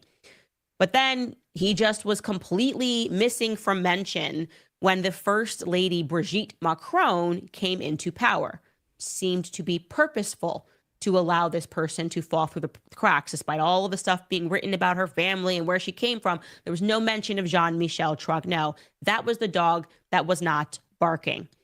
We're going to talk about him. We're going to allow that dog to bark. But first, I'm going to take a quick break here to remind you about some of our amazing sponsors. No. And it's an app drinking coffee. It's pro-life. Wondering being sale to sellers, free pesticide now. Badly enjoying it. And if you visit 7 weeks. Speak about Jean-Michel Trogneau. This has been trending in France. This has been explosive. Everybody knows something's going on here, but the English-speaking world did not understand what was happening. And there are a lot of questions even in the French-speaking world. They don't understand why it is that Xavier Pussard has not been sued for defamation, but Natasha Ray has. What is the difference? Xavier Pussard was always very clear with me that his major breakthrough came thanks to the work of Natasha Ray. She came to him and first said, this is Jean-Michel Trogneau. I've been working on this. So where did she fumble the ball and where did he not fumble the ball? And this is where it gets really interesting. And it was why it was so important for me to slow that down for you, that we are talking about two different individuals, Jean-Michel Trogneau and his sister, Brigitte Trogneau. What you should know about Jean-Michel Trogneau was that he was born on February 11th, 1945. And regarding his existence, there can be no question. In fact, it is a stark contrast to trying to look into Brigitte Trogneau. Unlike his sister, Brigitte Trogneau, who, like her husband, appears to have nearly every trace of her existence magically wiped, destroyed. You cannot get your hands on documents. In fact, Brigitte Trogneau, person who's claiming to be in the Élysée Palace as Brigitte Macron, you would think it'd be very easy to get school pictures of her. You can't get them. Xavier Pussard has gone through court processes in order to get his hands on a yearbook that should be supplied by law. Okay. She went to Sacred Heart, Sacre Croix. I hope I'm saying that okay in French. Sacre Croix. And they're supposed to give you the yearbook so you can look at a picture. Despite this, the school is refusing to do that. Now, why would a school refuse to give you a photo of the First Lady? Of the First Lady growing up? Why can't we see pictures of the First Lady in yearbooks that are in existence? Why can't we see her in elementary school, in middle school, in high school? Why is that? Why is it that every trace of Brigitte Trognau's existence is impossible to garner? And it was also difficult, but not impossible to garner stuff about Jean-Michel Trognaux. And we were able to piece together a very clear timeline of his existence until he kind of magically falls off of a cliff. So we will walk you through this timeline, okay? Okay. Jean-Michel, I'm I told you, born in 1945. We then know that he begins attending a Jesuit academy. We have multiple photos of him at a Jesuit academy. And I'm going to show you one of them, I believe, that we have here. Yep. So if you look there on the far right bottom, you will see that that is Jean-Michel Trognaux. Okay. And like I said, I'm going to save some of the photos that we have because Xavier Pussard is going to be our next episode, that interview, and what he worked to get his hands on is explosive, and I do not want to ruin that for him. Jumping back into our timeline, in 1953, his little sister, Brigitte Trognaux, was born. Then we know, like I said, he continued to attend that Jesuit academy. Then we have that famous 1944 family picture, which Best Image released to the documentary maker, who felt like she was, for whatever reason, being questioned by the Élysée Palace, that would be treating her like she was under interrogation. She was able to get her hands on that family picture. 1955 to 1956, he's back at school. Again, we will have those class photos available for you in Xavier's interview in our sit down, which we'll be releasing next. In 1960, Brigitte and Jean-Michel Trognau's sister, Mary Von Trognaux, dies in a car accident with her husband, Paul Farcy, on February 24th. Their daughter, Natalie, 5 months old at the time, survives and goes on to marry a guy named Richard, and they have 2 daughters. In 1963, the public is then given a photo of what we are told is the real Brigitte Trognaux at communion. We note that this does not look like the current First Lady, and the current First Lady has thus far, to this day, declined to answer my question about whether or not if it's Brigitte Trognaux in the photo, but whether or not it's her in the photo. Important differentiation. In 1963, Jean-Michel Trognaux lived in Algiers, Algeria, in February. So he was 18 years old. This is a highly unusual thing, as Xavier told me, because this was just after the bloody War of Independence, Algeria getting their independence from France. And he says at this time, no Frenchmen went to Algeria unless they were communists. But we know that he was there because there is a census available. And we are keen suddenly to get a photo of him around this time because, well, now we're not talking about kid photos, which seems to be the only thing Brigitte Macron wants to release. A very small amount, a total of 3 photos that were released. Doesn't want to release any older photos until suddenly Brigitte Macron is a professor, right? Brigitte Ozier says, oh, I'm a professor. We're just kind of like missing these important years of her life, which would allow us to see the face sort of mutate over time, right? This next photo, which I'm not going to show you because it is explosive and it took Xavier Pussard years to get. He gets his hands on a photo of Jean-Michel Trognaux, who is enrolled in the ESTP school. Oh, I want to see it. Which is a French engineering school. Are we going to see it in the next episode? That becomes the last verified photo that we have on record. But I want you to note he is 18 at this time. You take any person, you take a photo of them when they're 18, and it is very hard to say that you were expecting this person to look majorly different, right? Decades on from that, because you are a young adult, right? Jumping back into this timeline, we then know that the real Brigitte Trognaux marries André Louis Ozier, becoming Brigitte Ozier. We have a wedding announcement. We have a wedding photo. It actually happened. And that is the photo which Natasha Ray made an unfortunate and totally understandable mistake regarding. And then, like I told you, for whatever reason, Jean-Michel photographically disappears. He disappears. And then this amazing thing happens. In 1977, when people started recognizing that their first lady, something about this story didn't make sense. When people began first speaking about their suspicions that they were looking at a transitioned man for many reasons, they were able to dig up an interview, okay, from 1977. And it's a man who says that he is transitioned and living as a woman named Veronique. Now, for my English listeners, this is going to be a bit confusing for you. So I'm going to describe to you why this was so explosive. Every person that speaks, you can transition your name, you can try to speak in a different tone, but you have tics, you know, almost things that you say that you don't even recognize that you say, words that you might rely on. And for First Lady Macron, that tic, so to speak, is she says, that is to say, right? That is to say. Some people might say like, you know, like I was going to like the store and like her tic is that is to say, that is to say. So we have this individual who appears, does not show their face. It's shadowed on this talk show in 1977, says their name is Veronique and says that they have transitioned. And the person has the exact same voice as the current First Lady of France. No. And the shit. same tic. And of course, at the time that the First Lady was doing all these interviews, she never thought that the public was going to dig up this old interview of this transgendered individual on a talk show saying, that is to say, over and over again. So I'm going to play a little bit of this interview. Of course, it is in French, so this will mean nothing to English listeners, but then I'm going to read you the transcript because there's some other important coincidences that happened. Take a listen.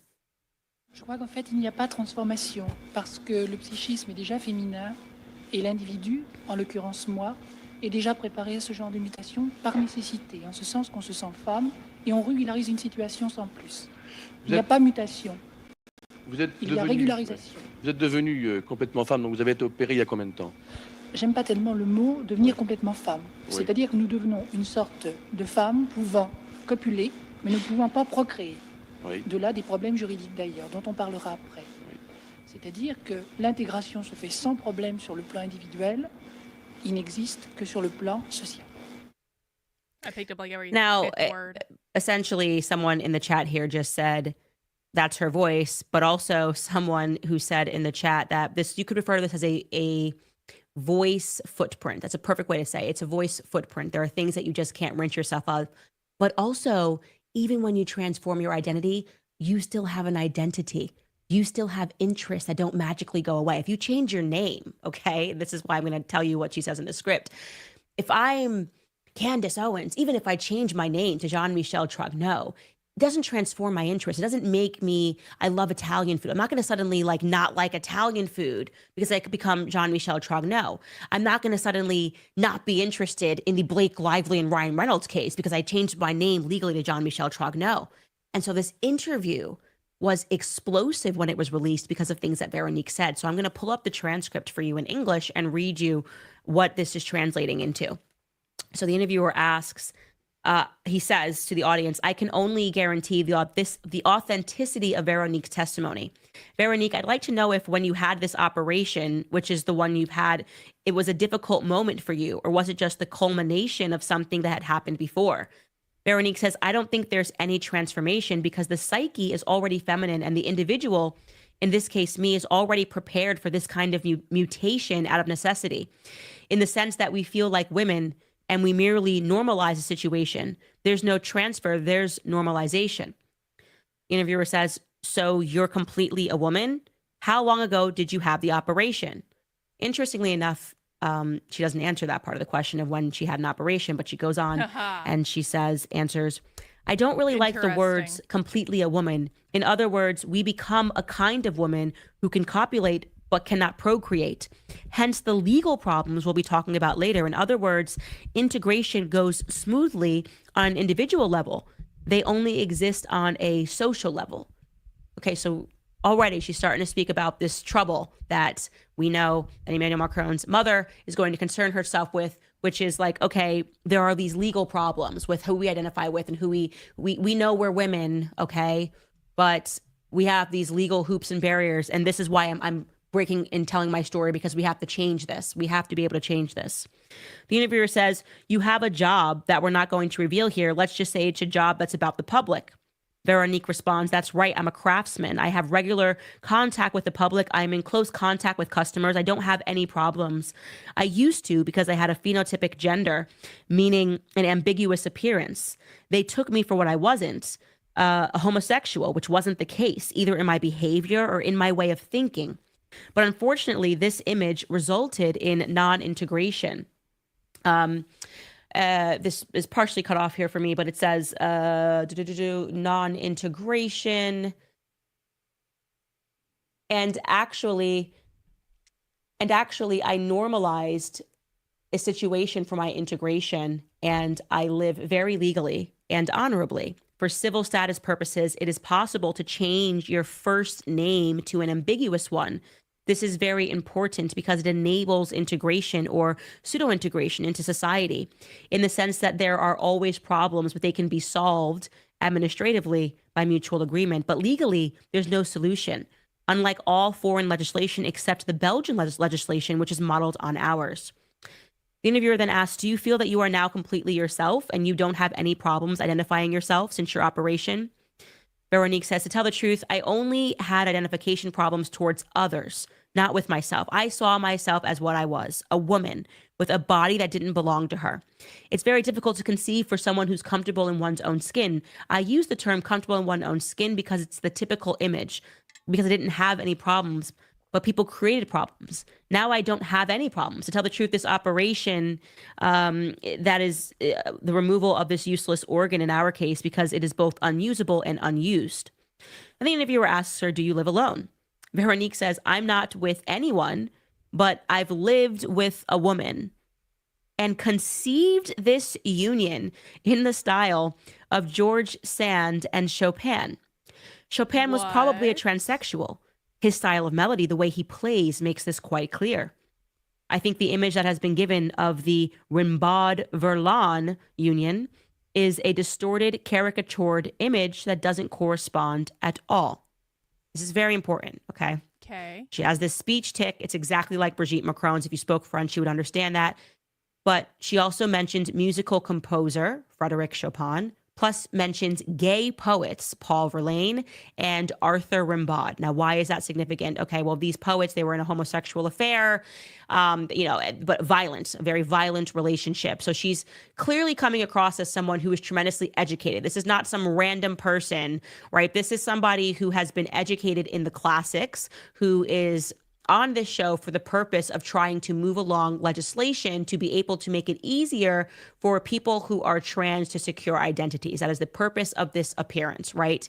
And as I said, the purpose of using someone who has sort of this ability to communicate and speak about the high arts is to make people, perhaps the audience, is more sympathetic with the cause, right? She's saying, I was always a woman, which is funny because as I read that, I also, what's ringing in my head is that sentence that Brigitte and Emmanuel wrote to me in the first legal letter. They said, she does not owe you any proof that she has and always will be a woman. Like, very strange thing to write. Almost like, I believe it and therefore it is. And of course, you do owe me proof. If you're going to say that you're going to sue me in a Tennessee court, you absolutely will be owing me proof if you're going to say that I defamed you. But going back to the mention, these classical mentions regarding Chopin, the first couple, when they were creating their legend in the public, claimed that they had moved a piano into the Élysée Palace because Emmanuel Macron, remember the virtuoso, loved to play Chopin for Brigitte and for Brigitte only. So this is something, this matters to the couple, okay? Regarding the homosexual poets that she mentioned, Paul Verlaine and Rimbaud, Emmanuel Macron, while acting as president, considered admitting them both into the pantheon, which is, it's where they bury all of these French heroes. Okay. And this sparked That's a weird. massive debate. That's definitely weird. Like, should these people, first off, one of the lovers shot the other one, had to serve time in prison. Would this be a good thing to move them? He was going to honor them as this like homosexual, these homosexual poets and greats by burying them in this significant structure. But what ended up happening was Rimbaud's family firmly rejected that honor because they did not want his legacy to be reduced to a gay icon. So that's just incredibly fascinating, right? It's incredibly fascinating that you have this person, Veronique, and she's saying and mentioning all the people that we know have this significance in their relationship between Emmanuel Macron and Brigitte. And she has, after somebody used an AI voice analysis, they said that this was 100% the same person.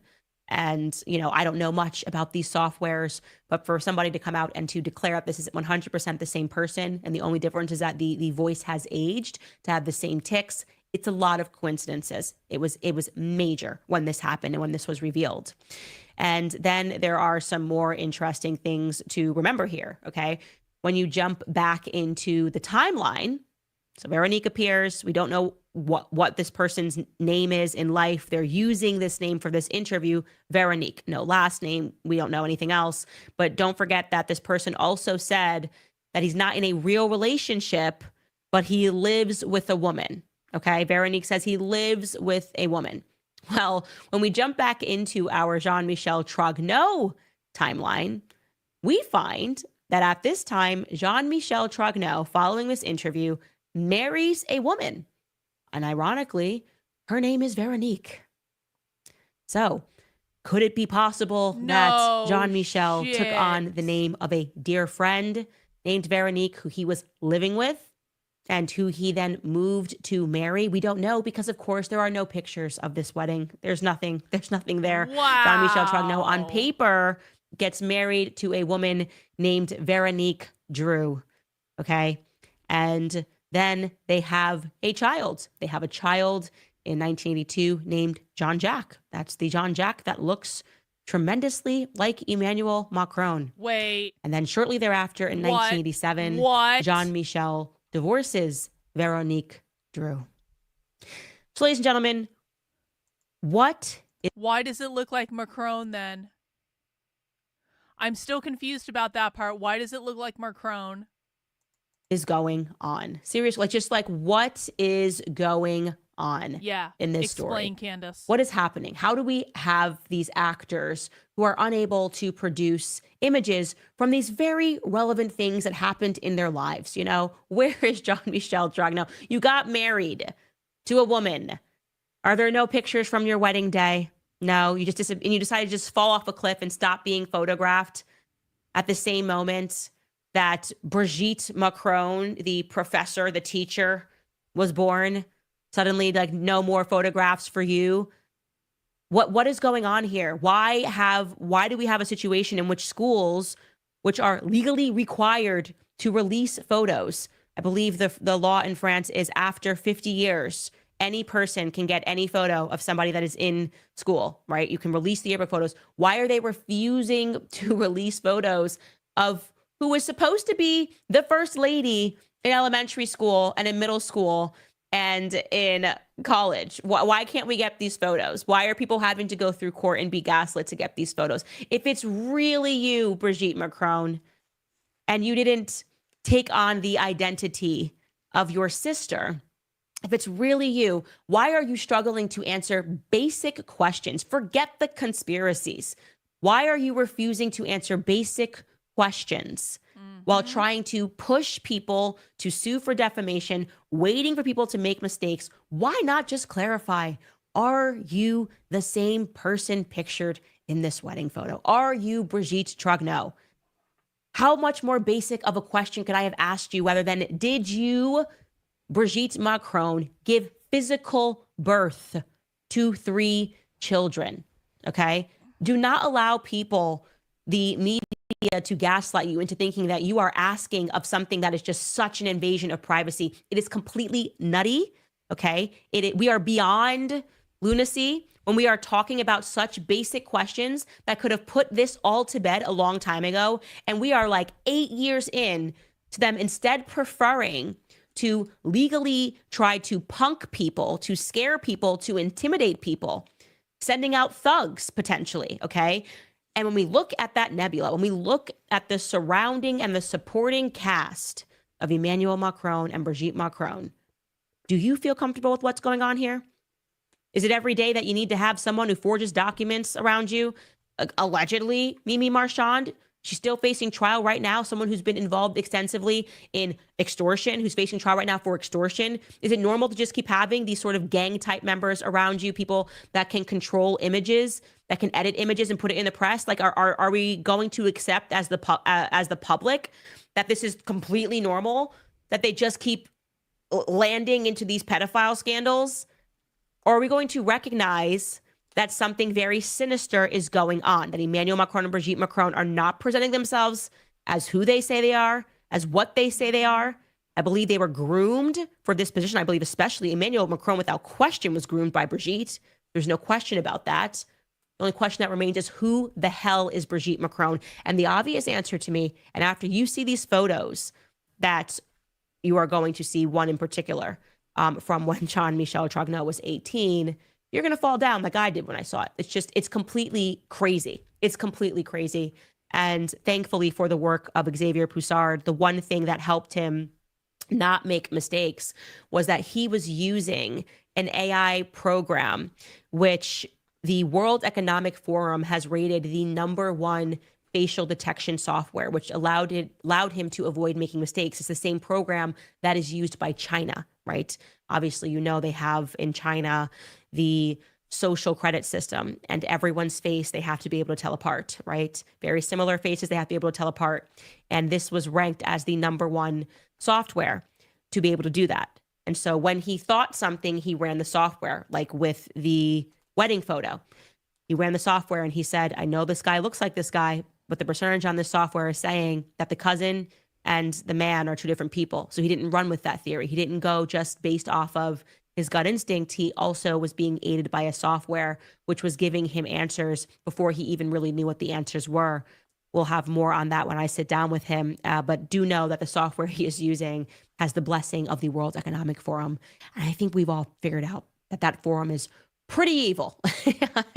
And they want us all to be able to be identified. And the software, I had to test it out myself to believe in it. It's incredible. I mean, you can take a woman when she's 6 years old. She could have had 20 surgeries in her face to transform her face, and it will still go, that's her, 80% chance. I've never seen anything like it. It kind of terrifies me about our future. It terrifies me about AI in general. But for the purposes of his investigation, it really allowed him to sort things. And there's no question upon seeing this technology, in my mind, that Jean-Michel Trogneau is Brigitte Macron.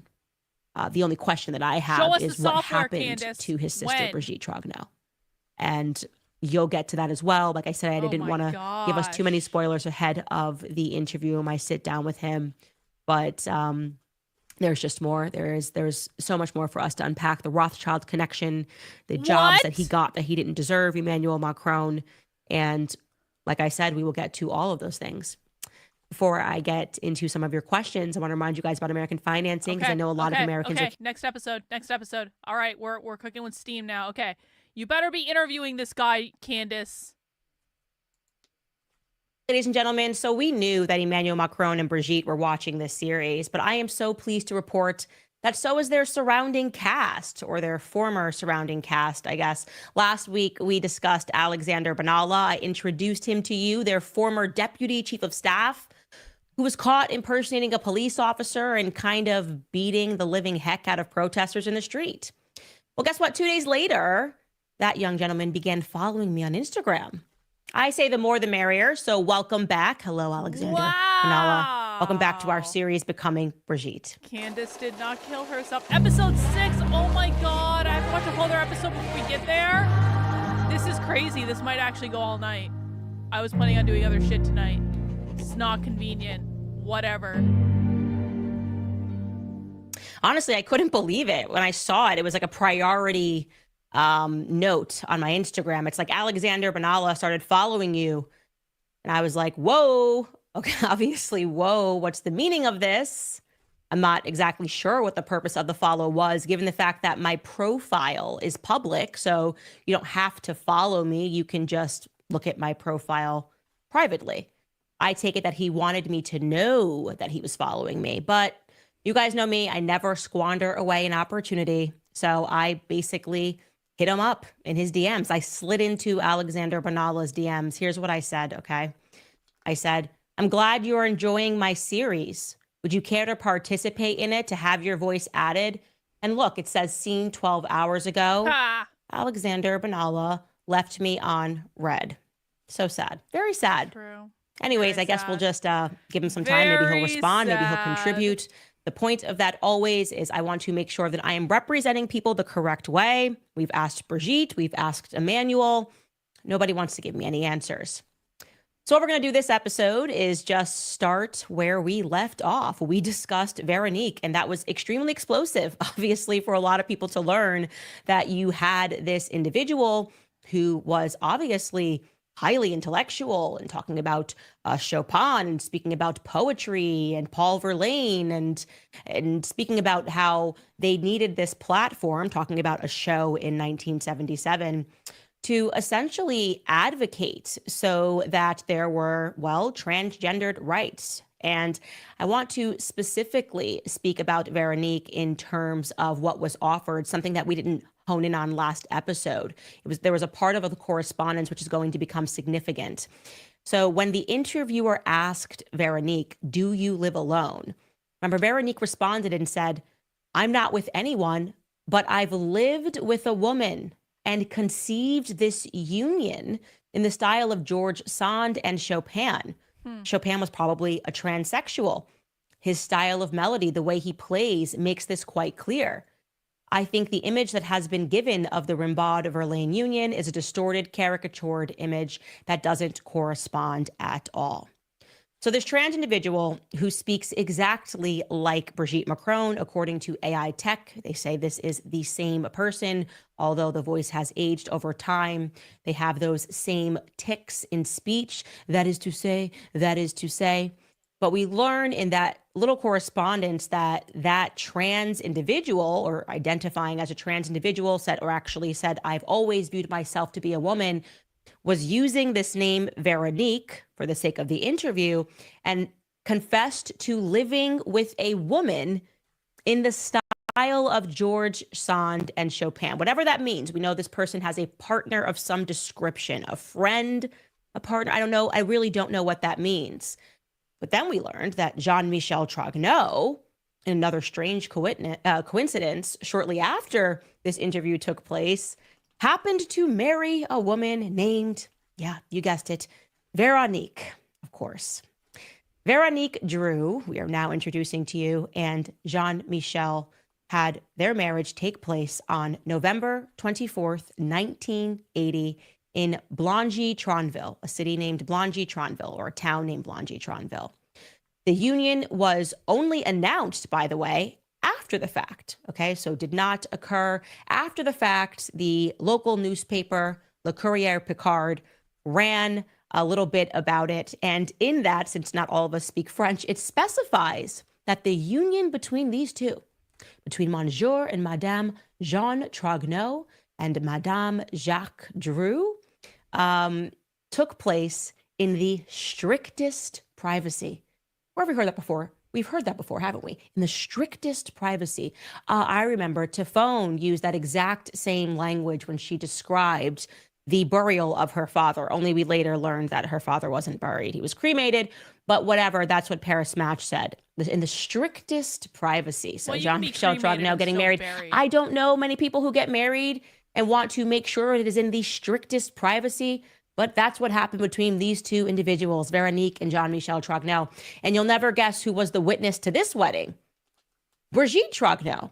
So, man, these siblings are really close, which makes it even stranger that down the line, this person who's claiming to have been Brigitte Trogneau, who is living in the Élysée Palace as the first lady, just tried to cut her brother, Jean-Michel Trogneau, out of her life until journalists sniffed it out that there was somebody that was missing. But yes, it is recorded that Brigitte Trogneau was the the witness, the only witness that signed to this strictly confidential wedding. Okay.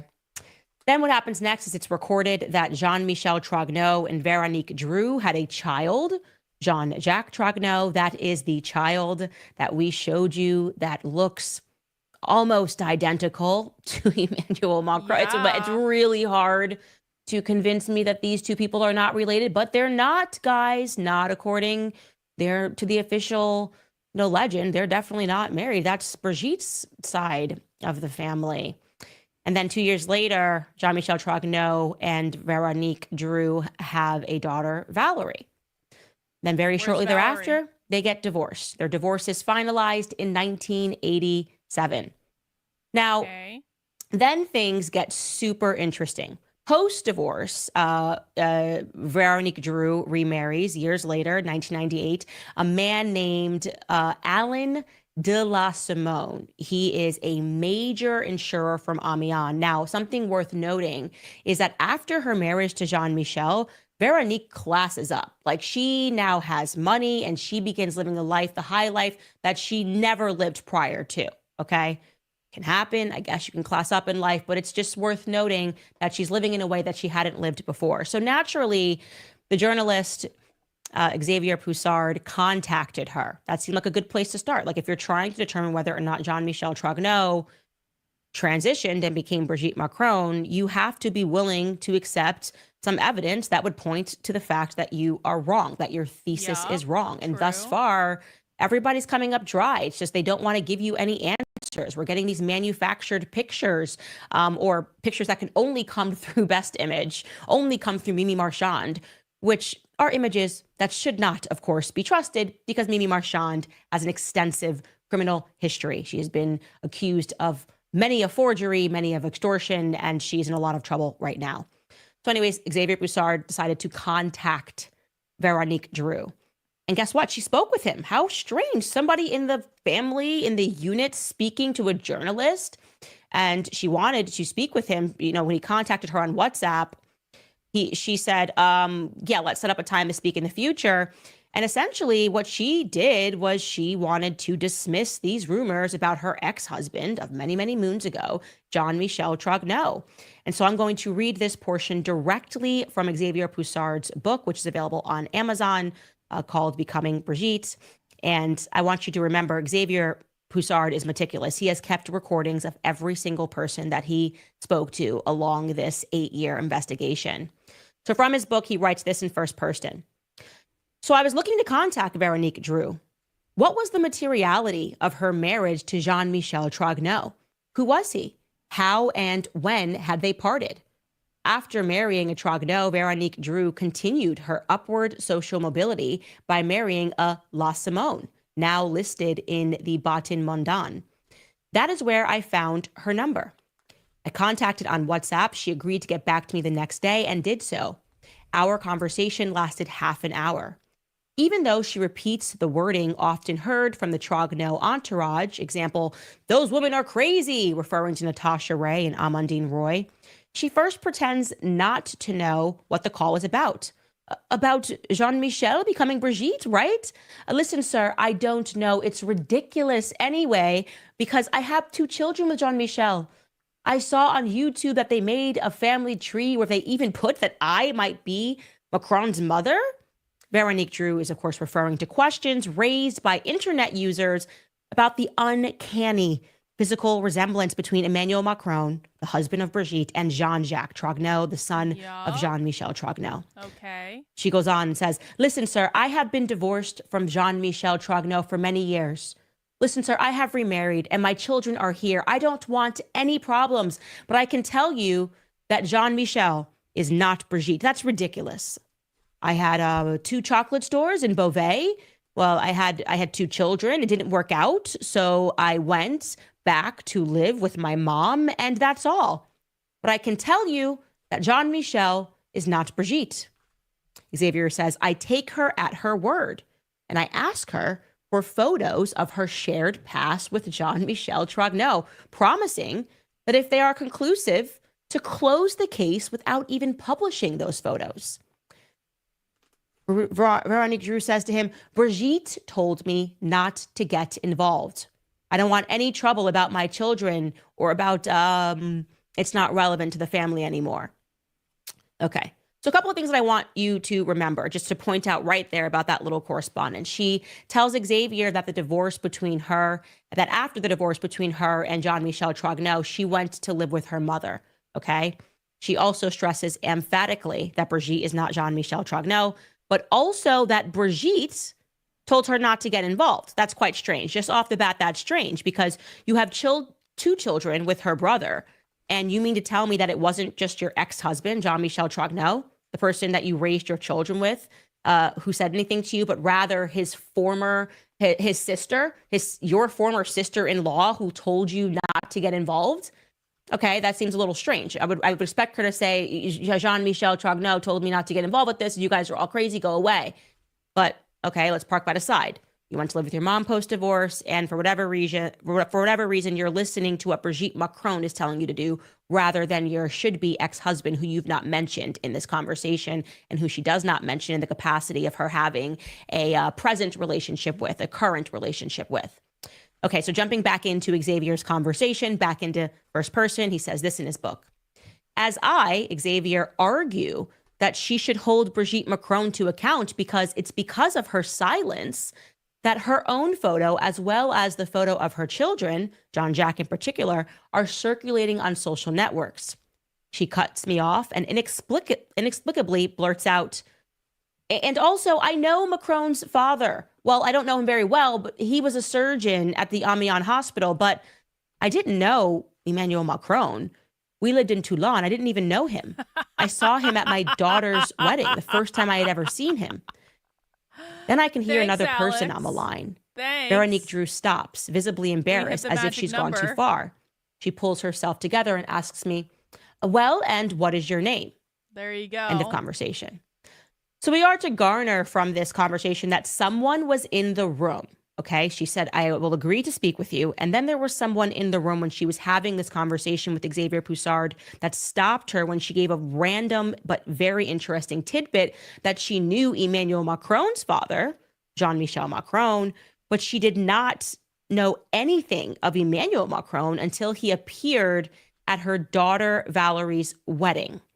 And needless to say, she never did provide Xavier Pussard with any photos of her ex-husband or their strictly private wedding, anything that could have immediately just dispelled these rumors, these missing years, so to speak, of his life and Brigette Trogneau's life that would have just put everything to bed. They're never willing to do that, right?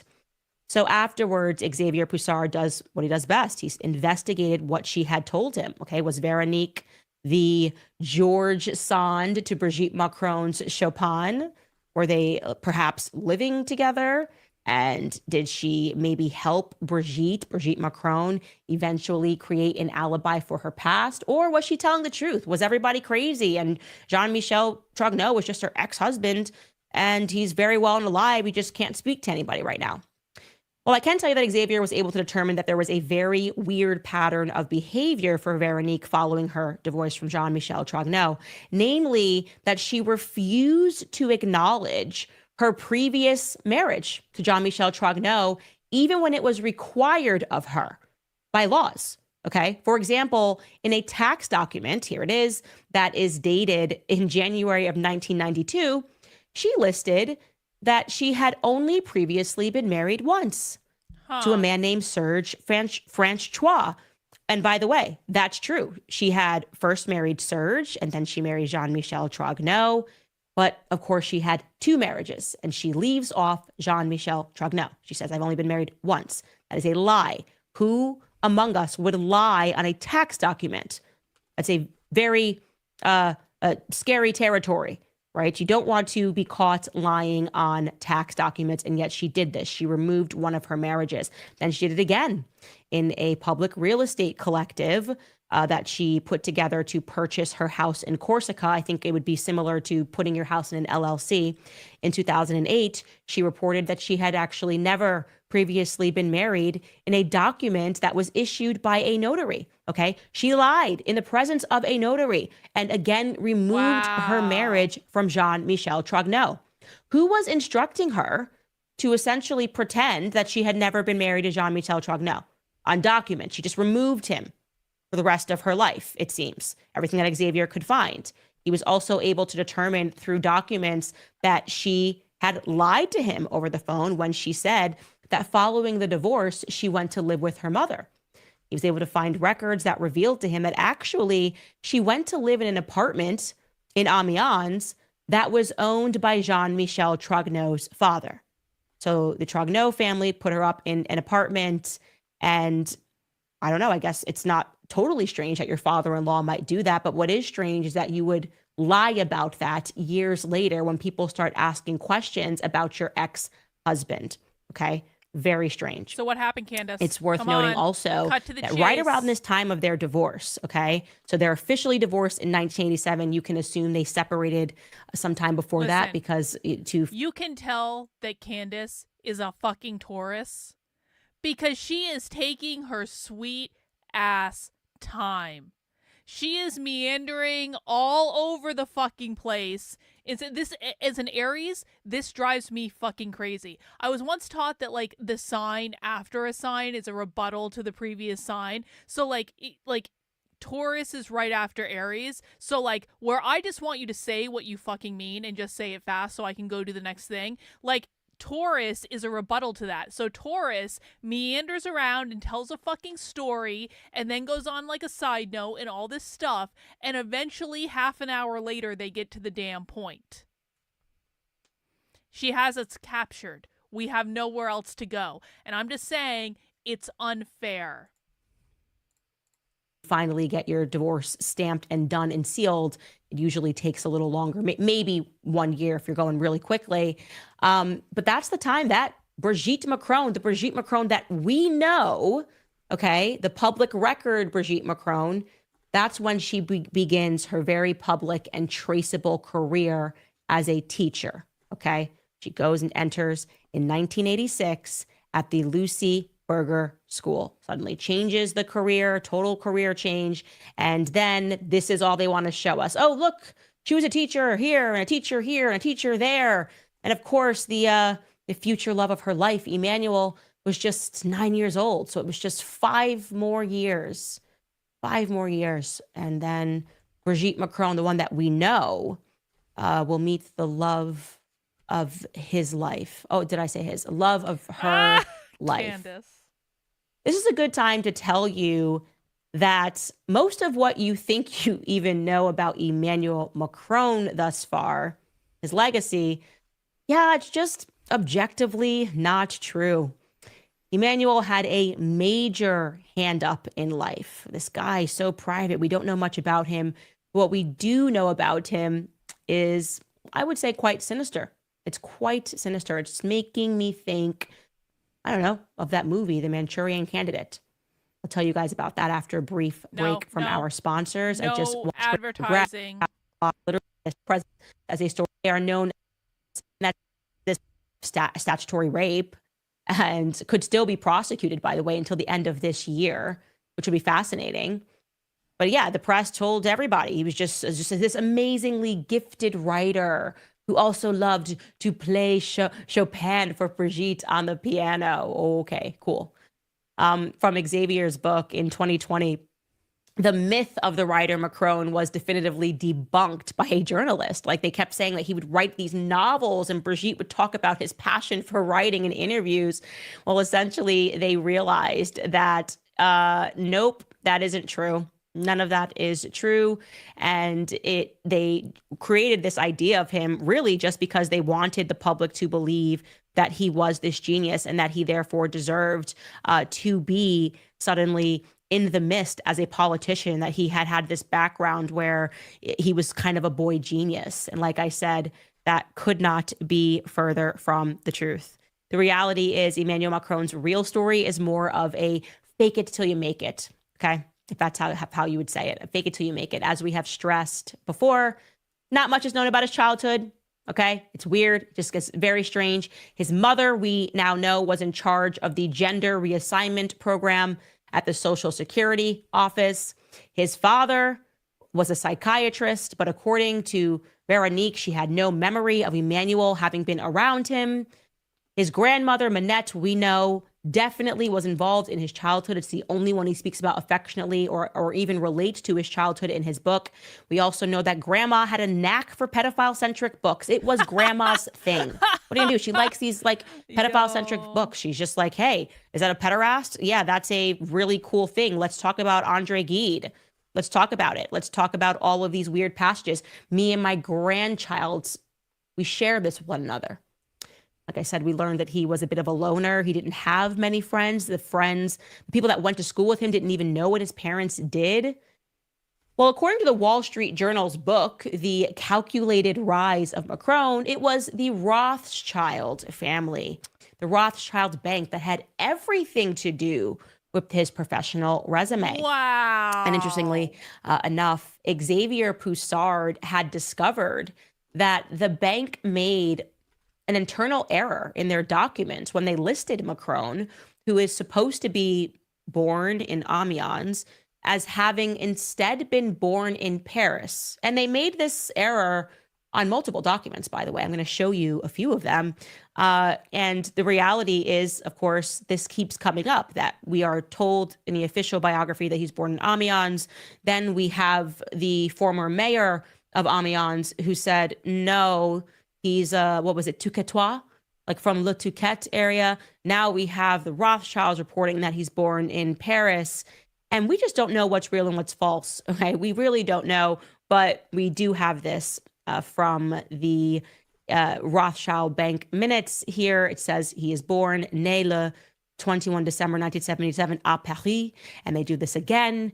And they just keep making this mistake that he's born in Paris. But it must have been a clerical error. Now, Emmanuel himself has never denied his closeness with the Rothschilds. In fact, he said this in 2012, and I quote, "I had a very unintelligible background. No one could understand me outside of Rothschild." Okay. And when he became the economic advisor to the socialist president, Francois Hollande, he said that David de Rothschild, quote, knows about my commitment. What? What are we talking about? What are you saying? What are you saying, Emmanuel Macron? And if Candace understood queer theory and where queer theory came from and the goal of queer theory, it would just add a whole new dimension to her analysis of why this is all happening. But no, we're not there yet with her. That's fine. Oh, you're going to be his protector when you get into power? I'm going to read you this passage regarding him climbing the ladder at the Rothschild Bank, because apparently his rise made no sense to his colleagues. This is from Xavier's book, quote, "Within the bank, Emmanuel Macron's progress surprised many. Cyril Harfouche explained that he, quote, had been identified as a very singular person." No, I can't convince her, because Candace blocked me on Twitter after I exposed that, or I didn't even expose it. Nicole Arbour exposed it, but I covered it, and I had Nicole Arbour on my channel. So Candace made secret recordings of Nicole Arbour when they were friends, and Candace was going to ambush her with them on her first show, and it was a really bitchy thing to do. And Nicole Arbour made a video all about it, and I was one of like 3 people who covered it, and I talked to Nicole Arbour on my channel, and then Candace just tracked me down and blocked me out of nowhere. I didn't even say anything to Candace. So no, I will not be able to convince her, and that's okay. Personality with a lot of contacts. And Sophie Javari, who trained him at Rothschild & Co., reports that he, quote, had very high-level contacts for our files with links to the state, end quote. I made those According after, to her, I didn't post her those most before she experienced blocked me. colleagues were surprised by his, quote, supports at the top level of the bank, notably David de Rothschild and his right-hand man, Francois Henrot, who occasionally allowed him to, quote, bypass his immediate hierarchy.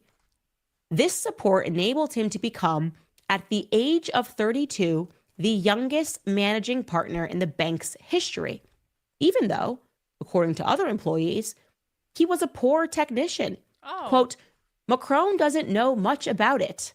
Quote, in meetings, we giggle and think ardently, here's another Macron gem.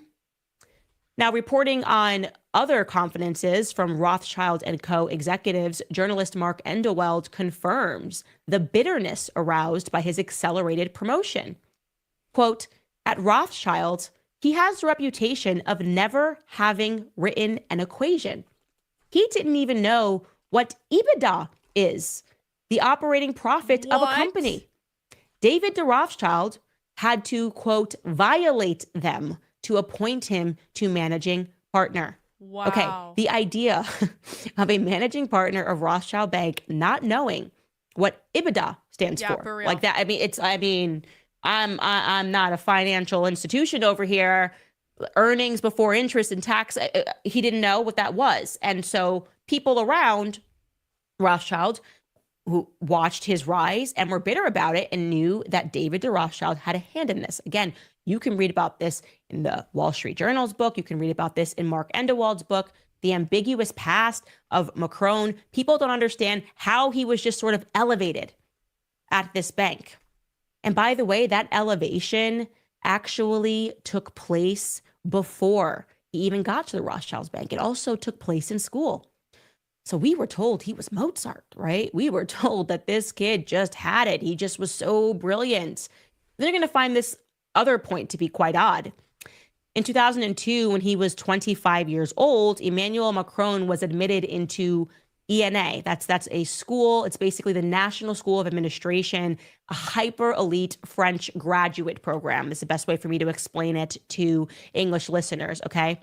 Yet he failed entry into this school twice. And then he was magically admitted without having to answer the question that was asked during the oral exam. That's a component of getting into this school, this elite school, which essentially you have to attend to get like a high level job as a financial executive. They just allowed him to be admitted without doing the oral exam, like that's ever been done before. Okay. Then somehow he ends up in the top rankings of his class and is able to join the Inspector Generals of Finances. And his students around him, his colleagues around him clearly knew that he was an idiot and that meant that the rankings were cooked. So there was public backlash amongst the other students within his year.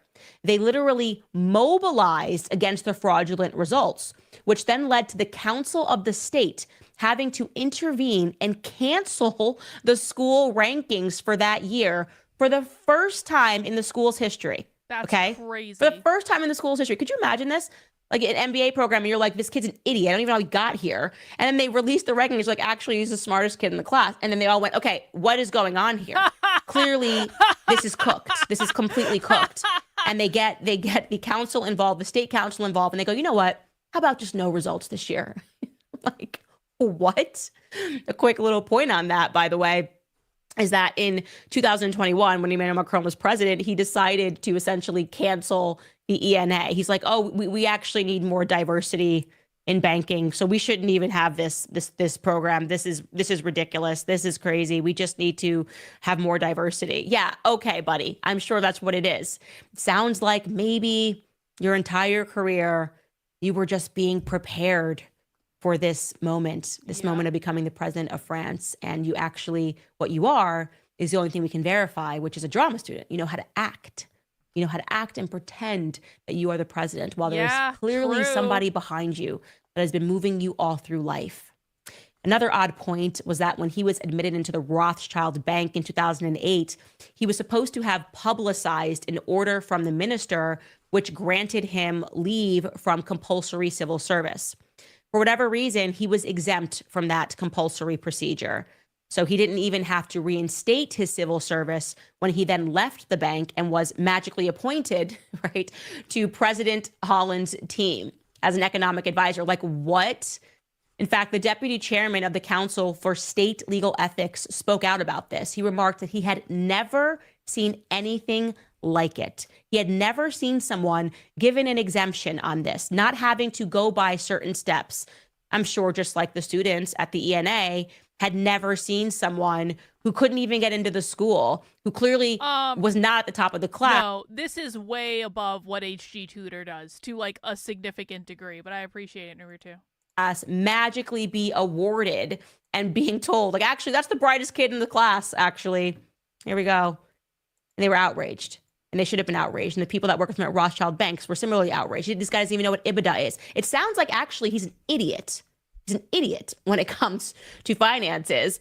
And he probably could not wax poetic about anything. And he is just performative. It makes me think of the story of that politician when he's talking about Pyrenean.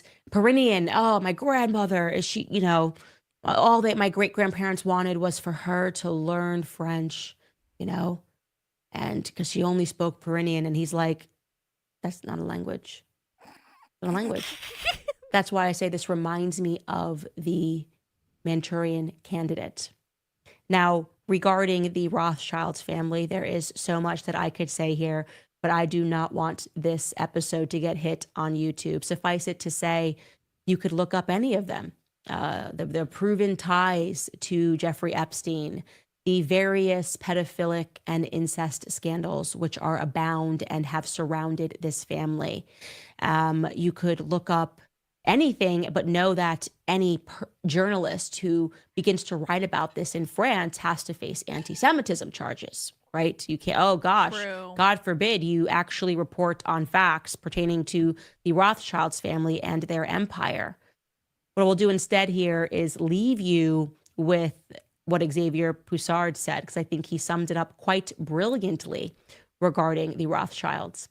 He wrote, notoriously, the Rothschilds' longevity and preservation of their fortune are based on an extensive practice of endogamy and alliances between cousins, essentially interbreeding. Alliances between cousins. At a conference at the Museum of Art History, Natalie Reams, David de Rothschild's cousin, went further, declaring, quote, a very common practice in such families. Vice is nice, but incest is best because it stays in the family. We are simply raised to be silent so that nothing comes out. We are brought up with this weight to make sure, and it works, that we never speak out. Xavier concludes by saying words that echo what we encountered throughout our investigation of Brigitte, a family cloistered in silence, zealous to protect a family secret that has become a state affair. And I am telling you, on that closing chapter regarding the Rothschilds and the scandals abound, including scandals that pertain to David de Rothschild, you will want to pick up Xavier Pussard's book, Becoming Brigitte, because what I have given you thus far is truly the tip of the iceberg. I cannot explain to you how many pedophile scandals I have removed from this podcasting, again, because this is on YouTube, so I have to make this as rated G as I possibly can. It cannot continually be the case that these are all just coincidences, okay? There's just way too many coincidences adding up. You can't play the all my homies are pedophiles and trans except for me card. I don't know. I just would feel a little bit weird about that, right? If you just had an individual in your life and you're like, I swear everyone around me is involved in this, but it's not me, right? That's kind of what Emmanuel Macron is trying to sell to us right now. Everyone's involved in all this stuff, but not me. I now look at him having come out of that book and I think he's an idiot. He's just a puppet. And he has been groomed from the time that he was a child. But groomed by who? Who is his father? Who is his father? If he doesn't have this relationship with Jean-Michel, and we found out all throughout this affair that he doesn't really seem to have close relations with his parents. Or these his doctors, perhaps? I don't know. You can ask pointed questions to them, but they don't want to answer any of these questions because they know that we have figured out the game. And the game is that you have to be very precise in how you ask them questions because they can change identities and they can change names. The family has this capacity. So if you are wondering the answer to why it is that Xavier Pussard has never been sued by the Macron family, what is it exactly that saved Xavier Pussard? Whereas the women, Natasha Ray and Amandine Roy, who did wonderful work, ended up getting sued for little mistakes. The answer is actually kind of funny because it kind of boils down to the differences between men and women. So I would say that men women, first and foremost, tend to be more intuitive. We are more intuitive. We go with our guts. I say this all the time to my husband. This person just gives me a bad vibe. I don't trust this person. I tend to go with my gut a lot more. I do believe that we have God's intuition, especially when it comes to our children. But men tend to be a bit more technical, right? Where they will just need to mathematically compute something to be sure about something, and they'll question things and maybe not go with their gut all the time or go with their gut at all. And so that is really what happened with Natasha Ray and Xavier Pussard. So Xavier Pussard used a technology. I mentioned it to you on last week's episode, or a couple of days ago on the episode, but I want to demonstrate that technology for you, because when he said it to me, my girl brain just sort of went, okay, I'm not into AI, I'm not into tech. But then when he explained to me that this technology known as Face++ is basically the World Economic Forum's has listed it amongst its 11 smartest companies. Okay. It is headquartered in Beijing, China. As I mentioned to you, it is what China uses as their software for facial recognition. And when he showed me how accurate it is, I was positively shocked. I genuinely shocked, amazed, and then terrified about the direction of the world. When you think about these globalists who I believe want to turn us into like sort of these technological slaves, and recognizing that this artificial intelligence is bang on accurate. And so, yes, it's valued at $1 billion from the WF website. It tells us that it was founded in 2011, and it is a leader in machinery, visual, artificial intelligence industry and face recognition systems. So I want to show you, like, just as he was showing me this technology, and I was kind of testing it to see if it could get something wrong, just how accurate it could be. Because we now live in an age of plastic surgery, right? Women can literally change their faces. And the fact that this technology is still able to process who that person is amazing to me. So here's an example, and this is also featured in his book. But I want to point out Kim Basinger there on the right, who has modified her face a lot, okay? It still knows, it is looking and it is saying, yeah, no, that's still Kim Basinger. And it comes back with a percentage and is telling you, essentially, you get into the 75% range, you get above 70%, and it is very high. Like, yes, we are certain that that is her. And it is her. It is accurately her. I'm also going to show you that it is able even to take a childhood photo. And even though that might make it lower or decrease, and you may not get into the 70 range, you may get into the high 60 range, That's crazy. it is still able to tell you that, yes, this is the correct person. So you're seeing here Shirley Temple on the bottom there, Hillary Clinton. I mean, her face really hasn't changed much from the time that she was a child, but 78% confidence. On the top there, of course, you've got Princess Diana, you've got the Queen. It's able to come back and to say to you, despite all of this time and age, that this is the same person, which is incredible, like I said. Then here, this is the reason, by the way, which to me, I would have been, if I had to place a bet on a horse, I would have bet on Natasha Ray and her instincts. When she first saw that photo of Andre Louis at his wedding, and then she found out that he had a cousin who was named John Louis. Okay, so just looking at this photo, on the left there is the wedding photo, obviously the groom. On the right there is his cousin. That's John Louis. So these are, I would have thought, the same person. So she looked at this photo and she's like, no, I actually think that the person in the photo is this guy. And I think that they're playing us. And that if I had just looked at these photos and trusted my own eyes, I would have totally co-signed to what Natasha Ray said. I agree. That looks to be the exact same person. But Xavier Pussard, so Natasha said that or wrote that, and she got sued for defamation. Xavier Pussard instead ran these two photos in his technology, and it told him no. It said it's not the same person. In Face++, wow. it came back 52% low. So he said, okay, I must be missing something. I'm going to rely on technology. It's telling me that these are two different people. And they look so much, these first cousins look a lot alike, but the technology picked it up. And of course, we then learned, as we covered yesterday, or 2 days ago rather, that it actually was a different person, that John Louis Ozier was a first cousin. He was not, in fact, the same person that was pictured there, which is the reason that she got sued for defamation. Again, not attacking the substance of her claims, not attacking whether or not Brigitte had transitioned from Jean-Michel Trogneau, rather attacking an error that is going to happen as you're investigating a story and when people are refusing to give you any answers, and in many times intentionally sending you down the wrong path, right? So regarding Brigette Macron, who has now changed her face, as we learned, we know that she's seeing this doctor, she's getting feminization surgery. This is a good way. And plus, she's now in her 80s, right? And we've got only pictures from her childhood, only pictures of Jean-Michel Trogneau from his childhood. When you compare this with the tech returns this way. It tells us that this is a high probability, and this is with dentured teeth, different teeth, right? It is telling us that this is this boy in this school photo, okay? This is this boy in this school photo. It is returning from normal to high, highest being there at 17.3%. And that's crazy. Just with the school photo and with years of work. Okay, we're not even comparing this to the school photos when she still had the teeth that you see there on the left-hand side, right? When Brigitte still had teeth. This is with a ton of work being done by the magician to the transgendered community, right? A guy that can make you a woman. He looks at you, looks at women like they're clay.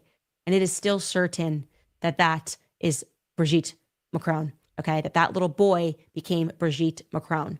It is also certain that the woman in the wedding photo, so more aged on, Brigitte Trogneau, who married Andre Louis, is not the First Lady Brigette Macron that we see today. It is returning low probability that these are the same people. What's going on here? What do you mean it's returning low probability? This maybe gives us the answer to why she will not answer. She will not join a lawsuit and assert formally by just saying, that is me in the photo, okay? She will not answer my questions as we've had our legal team go out and we have said, we don't want to lie. Just like Xavier, we're not here in the business to spread lies, okay? Doesn't help me. Doesn't make my audience want to come back to my show when I get busted intentionally lying and defaming someone for the sheer sport of it. Help me help you, Brigitte.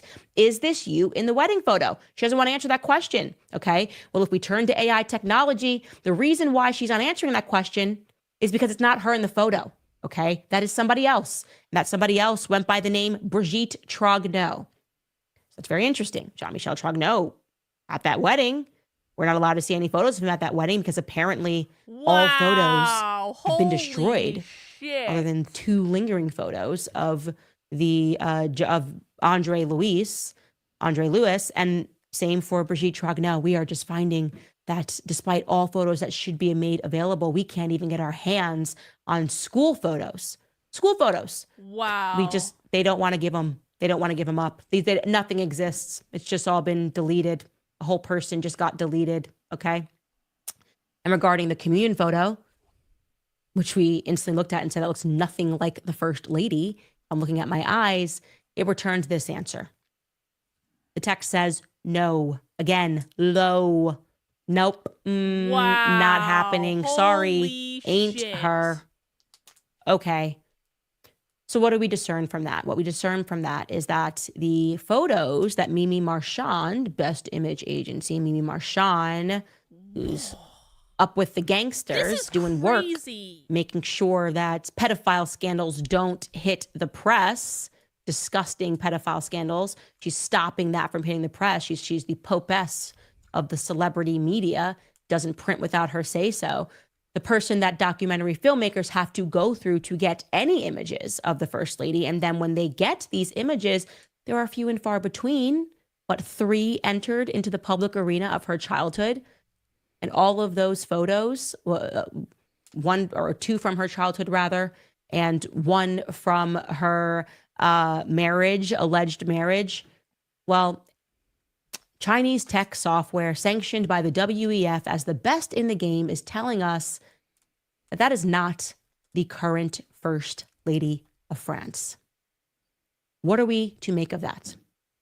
What are we to make of that? The silence, the punking, the intimidation techniques, going after people for taxes, sending the figurative or the French IRS to go after people when they can't get them on defamation, going after trying to figure out who's funding people.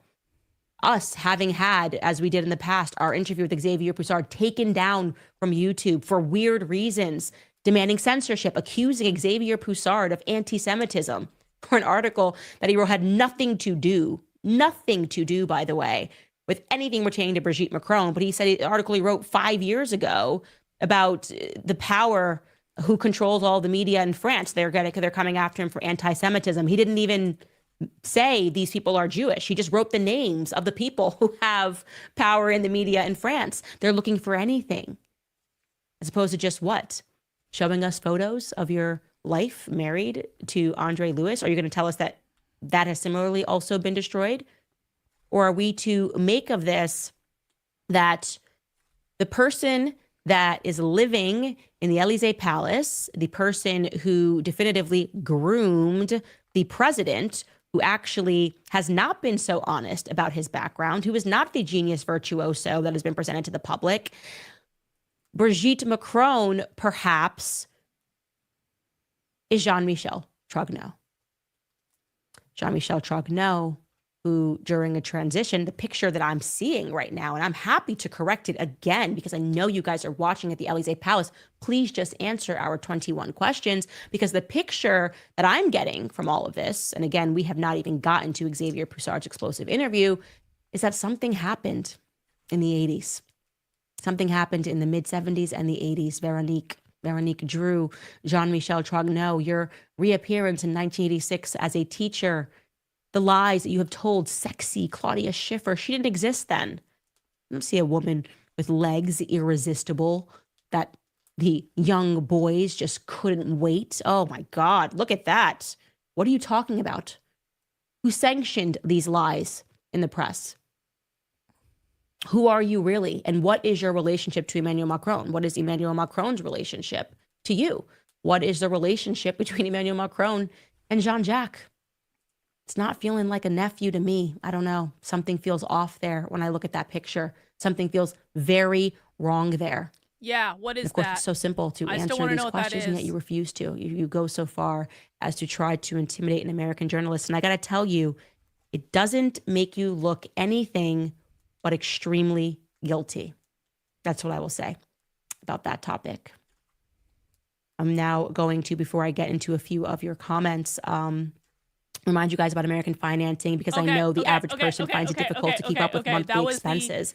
That was the last episode on YouTube, and now, because 8,000 of you told me that you can only watch this on Candace Owens' website, fine.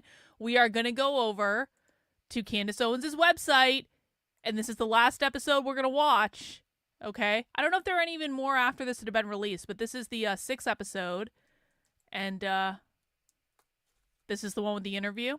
Excellent. Let's hear the interview. Been waiting for. I'm so excited to share with you this interview with Xavier Pussard, the journalist who initially broke the Brigette Macron scandal via a publication. He did multiple series in it, collaborative work with Natasha Ray, who had helped him. You'll hear about that. So much is leading up to this moment, obviously. So I just wanted to let you know, when I sat down with him at the end of last year, never in a million years could I have imagined that Emmanuel Macron and Brigitte would be sending me a legal letter. I believe because they knew that this interview was going to be forthcoming, and they did not want this series to happen. And in many ways, this series may not have happened had it not been for me digging my feet further into the ground, simply because I believe in free speech and I believe in information, and I believe that what is happening in France is evil. Exactly. Xavier Pussard has never before this moment appeared on camera. He has been remarkably private about his work. He has dedicated years of his life, has dealt with the brunt of what I would describe as a totalitarian government in France coming after him and his family. He has uprooted his family and had to move to Italy to make sure that they were safe and make sure that they were protected. And of course, he is not the only one. But this interview is a culmination of a year worth of work, really a year last year, where I read just the tip of the iceberg and recognized that this was an explosive story.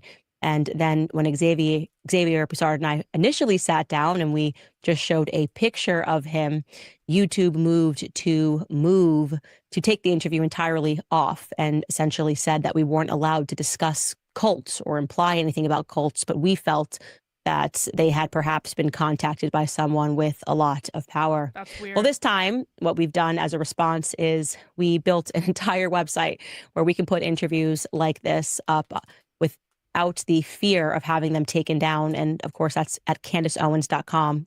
Just to let you guys know, when he and I were sitting down, I was still trying to comprehend elements of the story. So you may hear me ask questions as the viewers would ask questions. Okay, I just want to say, YouTube, I obviously preemptively disavow everything Candace says. This is all a joke. We're just watching this for fun. We're really making fun of Candace Owens. I mean, this is an incredibly stupid conspiracy theory that Candace Owens is pushing. I don't know how anyone can believe this stuff. I think it's really, and that's why you have to watch the whole thing, honestly, because when you watch the whole thing, you do realize exactly how crazy it is. It's not just entry-level crazy. I mean, really, Candace has really lost it on this one, YouTube. And so we're just watching this for entertainment and for fun because, we don't really like Candace. And so we want to see how far she's fallen. That's it. We do not avow anything that Candace says in this episode. And no anti-Semitism allowed, ever. Trying to understand exactly what it was that he was suggesting. That's why we felt that making this a series so that you guys could at least have the backing of the first 6 episodes to comprehend what he is saying, which I think most of you do now, was so important to us, so important to the team. We have put so much work into this, and I am just truly humble in all of this, grateful to Xavier Pussard, Natasha Ray, and all of the journalists who have braved the French government, really, and the evil of the French government to bring us to this moment. So without further ado, here is Xavier Pussard. Xavier, I really don't even know where to begin here. I already feel like this is going to be the biggest story of the year, and we're only in January. And so I think just for my audiences and everybody worldwide, just tell us how you got involved in the Brigitte Macron, Emmanuel Macron story, what your background is, and what piqued your interest. Alors, je me suis intéressé He's young. à Brigitte Macron. He is young. I thought they were talking about some old guy. Wow. Simplement parce que je fais des portraits de presse. So I got into this subject because I'm interested in press portraits, and that means I specialize in unauthorized press portraits, the sort of things that people might not want somebody to say about them. But I do so with a conscience, and I do so as accurately as possible. And so they sort of dropped this biography, Brigitte Macron, Emmanuel Macron. There's this unofficial biography that gets dropped about them. And what is the first thing that strikes you as peculiar? Ce qui était très étrange dans le cas d'Emmanuel Macron. There was an over-mediatization. Yeah, he's very the cute. mainstream I media agree. decided to very strongly attack the other candidates during the 2017 presidential election, particularly Penelope Fillon, and sort of hail and laud everything surrounding Emmanuel Macron and Brigitte. They were essentially attacking the far right, everyone apart from them. So they tried to paint this picture of Macron as being a sort of Mozart-esque figure, that he was very virtuous and precarious. They began forming a narrative that he had met this woman when he was 17 years old. So this man of great precarious nature, a conqueror, a virtuoso, who no one could resist, essentially just as Mozart was. So the first lie was regarding age. A journalist had compiled a combination of the amount of times it was noted that they initially spun a narrative of him being 17 years old and her being 36. And so it was sort of this brave man, going after the woman he loved at a young age because he was just a daring young chap, so to say. Whereas, in fact, he was 14 at the time and she was 39, which turns it from a brave story into a story of pedophilia and the abuse of a minor. When their real age was brought to light, there were many mechanisms of communication in the play from the couple. They really played on the way the story was brought to the public. It was sort of like Robert De Niro and Dustin Hoffman's movie Wag the Dog, where they used a spin doctor who brought certain messages to the public to distract them from the actual true scandal at hand. But there was a narrative spun of the difference in age being an issue between a man being younger and a woman being of an older age, whereas the difference of age was exactly the same between, for example, Donald Trump and Melania, yet no one batted an eye there. However, the issue is not so much the difference in age, and people sort of jumped on the bandwagon here and said, well, why? It's so unfair how a man with a more advanced age being with a younger woman is not an issue, but the reverse is quite scandalous. But that is not the issue here. It's an issue of the age of Macron at the time when he was 14. So this is clearly the abuse of a minor rather than just having a salacious story of a difference between the age of a man and a woman. So essentially what you're saying is the media tried to do the modern feminist spin on this. Somebody got involved and said, we'll take the feminist angle, the sexist angle, the misogynist angle, the ageist angle, and say, you only notice this because it's an older woman. And why is that a problematic if it's okay for Donald Trump to be dating Melania? It's actually a very smart way to try to spin it. But you're going, no. This is not about the age gap between because it's a man or a woman. Emmanuel Macron was just 14 years old and she was 39. D'ailleurs, ce que je t'ai expliqué... Actually, Brigette Macron was on the front page of The Economist, and there was this constant push on the left to guilt people that the idea of patriarchal society is not right. They tried to portray Brigette Macron as this Barbie doll or pin-up to the public. I believe a firm noted that in 2018, there was more content on Brigette Macron on the internet than there was on David Beckham, who's obviously far more renowned. Really?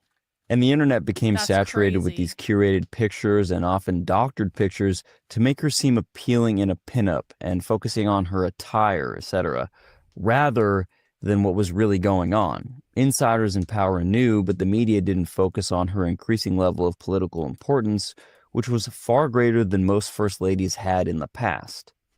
They saw there were no pictures of her, no pictures of... You know what, Dina? I don't actually have Power Chat up, and it doesn't. I don't have it set up where it plays over the screen because I haven't figured out how to do that yet. With like I can't really do it with the streaming software I use. I was trying to make a workaround. I apologize. I'm just getting into the creator dashboard though because I will look at the Power Chat. Thank you for letting me know. Dina in with $10. I've been watching your videos for about a year. This is my first Power Chat. Well, Dina, I'm very sorry I didn't have Power Chat open when you sent those in. I do have it open now, but thank you for letting me know, and thank you for supporting my work, and thank you for hanging around for a year, and I hope you continue hanging around. All right, guys, let's keep going. Please mount the like button if you haven't already. We are winding down our marathon of Candace Owens saying that Brigette Macron is really a man, and I definitely don't agree with Candace. I think that she's crazy, and I think that this is just, foolish to even consider. But we've come this far, so we may as well finish. Of her as a child or as a mother, they saw there was no real background on her. And initially, it was well-meaning for journalists. They just wanted to build upon this narrative which had been created around her. She's this feminist icon. She's big in politics. Let's tell her story. $30. But they failed every time. They always faced a brick wall in the end. And I would just like to give you two quotes from journalists who are not some conspiracy people. They're real journalists. The first is a woman named Virginie Lenhart. She's Ashkenazi Jewish and reports on the Holocaust and such topics on French television. She said, I needed photos of Brigette Macron as a young woman with small children, showing an itinerary outside of those stamped by the Best Image agency. What doesn't come out is anything to do with her former life. It's a total blackout. The second journalist is Sylvie Bamel, who does portraits in the French edition of Vanity Fair. She said while conducting her investigation, it's like an episode of Black Mirror, where the president's offices have found a way to penetrate the brains of his former acquaintances and erase everything. So we are facing something completely incredible. All these journalists who are saying, let's tell the story of Brigette Macron, they find this woman to be something almost paranormal. Remind you guys about American financing because I know the average person finds it difficult to keep up with monthly expenses. Come on. In most cases, there's little left at the end of the month to cover any FTs or There are no finance. This is going to be an amazing story to cover how this woman came to power, sort of like doing a profile piece on Michelle Obama during the Obama years. And they were sort of going, wait a minute, where is this person? How did this person come to be? I've never seen such a black hole. And this kind of gets into maybe something you never thought you were going to expect here as you were digging into this. You expected probably some holes in the story, but not, I guess, what you discovered next. Alors, parallèlement, moi, je m'y intéresse parce que je fais des archives. So what I do in my job is I archive things. This is what I really enjoy. I like going back into details and back into history and looking at people's problems. I had a bunch of people around me, my contacts in Paris, some mainstream journalists in the media who were egging me to say things. They said, go on, this is what you do. This is what I do. I take information and share it when other journalists cannot. And all of a sudden, I came across someone in my informal work surroundings, and he said, this is a man. Yeah, I agree. Like, surely you can see this is a man. I agree. As if it was the most straightforward, obvious comment he could make about it. Another one of my colleagues, he's a civil servant, he calls her Amanda, which is a reference to Amanda Lear. There was a similar case. It's not well known in the United States, but Amanda Lear, she was a somewhat notorious figure. She was a muse to Salvador Dali.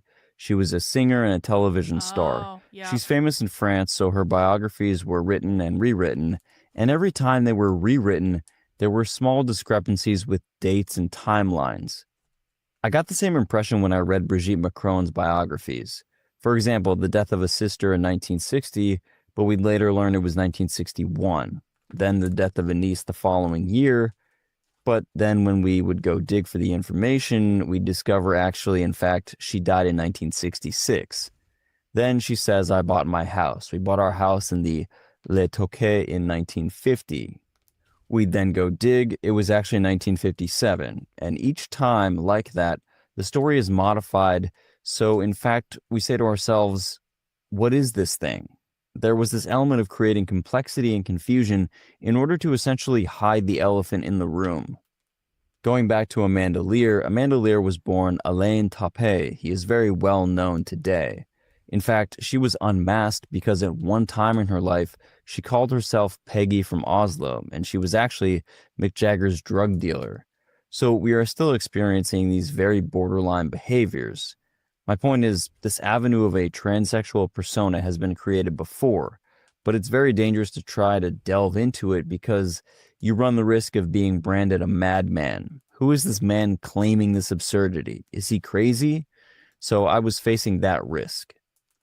I started talking to my broader network. I started going to everyone I knew, trying to figure out what was going on, because I knew there was a story here and I wanted to deepen myself within the story. But the French, all in all, don't realize what's going on. It's not really on their radar. They're not quite aware as to how big this is. All of a sudden, I get a number from this girl called Natasha Ray. She's just a normal citizen, not a journalist. She claims to be able to prove Brigette Macron is a man. So we begin to exchange ideas and work together for a month. And is this the moment when you were first introduced to, I guess, the name, the person, Jean-Michel Trogneau? Because prior to, there were essentially just no pictures of Brigette Macron for 30 plus years of his or her life. And was it Natasha that first brought forth the name to you, Jean-Michel Trogneau? Alors, c'est quelque chose d'intéressant. So this is something interesting. I had identified this name in the archives of documents found in the commercial courts. I ordered a lot of documents from the commercial courts called the INPI to trace companies. I was interested in the Trogneaus, and I saw this name appear which did not appear in the biographies. I realized that Emmanuel Macron wasn't really selling well to the public as a persona. He was in managerial positions and in hedge funds, and the public wasn't really gripped by this. When they decided to create a presidential candidate, they tried to focus more on the background of Brigette Macron's family, the Trogneau family, who are a family of chocolatiers from Amiens, France, since it is a family which is rooted in the real country, in the real economy. That is to say, they are not bankers at Rothschilds. They don't do mergers and acquisitions. They make chocolates. They were even compared to the Kennedys in the French press. At that moment, we said to ourselves, why is there this insistence on each brother, each sister, each niece, etc., except one, Jean-Michel Trogneau? Jean-Michel was erased, and Natasha told me that a family photo, which was supposed to have Brigitte on her mother's lap, had been shown to the press, and she told me, but look closely at the little boy. This is Jean-Michel Trogneau. By process of elimination, it is Jean-Michel Trogneau, and this hidden brother, if you look closely, is actually Brigette Macron. She was fully convinced, and I thought, it's very disturbing. It's worth cross-checking. Hey, thank you, Night Slide. Appreciate So in you. America, there's an expression, we say the dog that doesn't bark, right? So what's quite interesting is this is the dog that's not barking. There's all of this information about all the family members, and you recognize that there's no information about this family member. And that photograph that we saw of their family in Amiens, I remember the first time that I saw that photo because that's actually what got me involved in the case. It was, for me, a matter of common sense. I just looked at the photo, and the Daily Mail was trying to tell me that the little girl on the lap was young Brigitte, and I just looked over to the left of the photo, and I said, no, I have two eyes. Obviously, I don't even know what the theory is, but that's clearly Brigitte, a very distinct face. You can't really change your face. Well, I guess you can, but it was very distinct to me. So this is sort of what Natasha noticed is you're looking at this family photo, you're looking into Amiens, you're looking into this chocolatiers, and you're noticing that this boy on the left, you don't know anything about whatsoever. What happens next? Alors, Alors. moi, je me dis dans mon journal. In an article, I stated that, this is a legitimate Maintenant. question. It's one worth posing. Why is Brigitte hiding parts of her past? And why is there such an unwillingness to speak about Jean-Michel? What really prompted me to pursue this question was when Natasha and I started speaking about this, they detained her on order of a cousin of Brigette Macron. Natasha would develop an in-depth thesis on how Brigette Macron is Jean-Michel Trogneau and who Brigitte's children actually belong to. We then realized further that one of the cousins was trying to set us up by giving us details which weren't quite accurate, essentially sending us down the wrong avenues. They tried manipulating Natasha, myself, since I relied on this thesis for information, and another reporter as well, into pursuing these false leads, perhaps on order from the Élysée and the government itself. Okay, so that's fascinating because, and this was also something that, again, I always tell my listeners, just common sense, right? So I'm just thinking, I'm the First Lady of France, I'm Candace. If somebody comes to me and says, hey, your brother doesn't exist or your sister doesn't exist, I'm going to take an opportunity to do a press conference. I'm going to stand next to my brother and I'm going to say, conspiracy theories are harmful. Let's put this to bed. I wouldn't contact the French equivalent to the Secret Service and have them detain a journalist that's working on a story. That instantly flags me as very odd. So you're saying in addition to this, they're also giving you misinformation, ironically, and trying to get you to arrive at the wrong conclusion. So you've got intimidation and you have misinformation, and all you're doing at this point is researching. You haven't even arrived at any conclusions, but that's probably making you feel like, what's going on here? Alors, on sentait.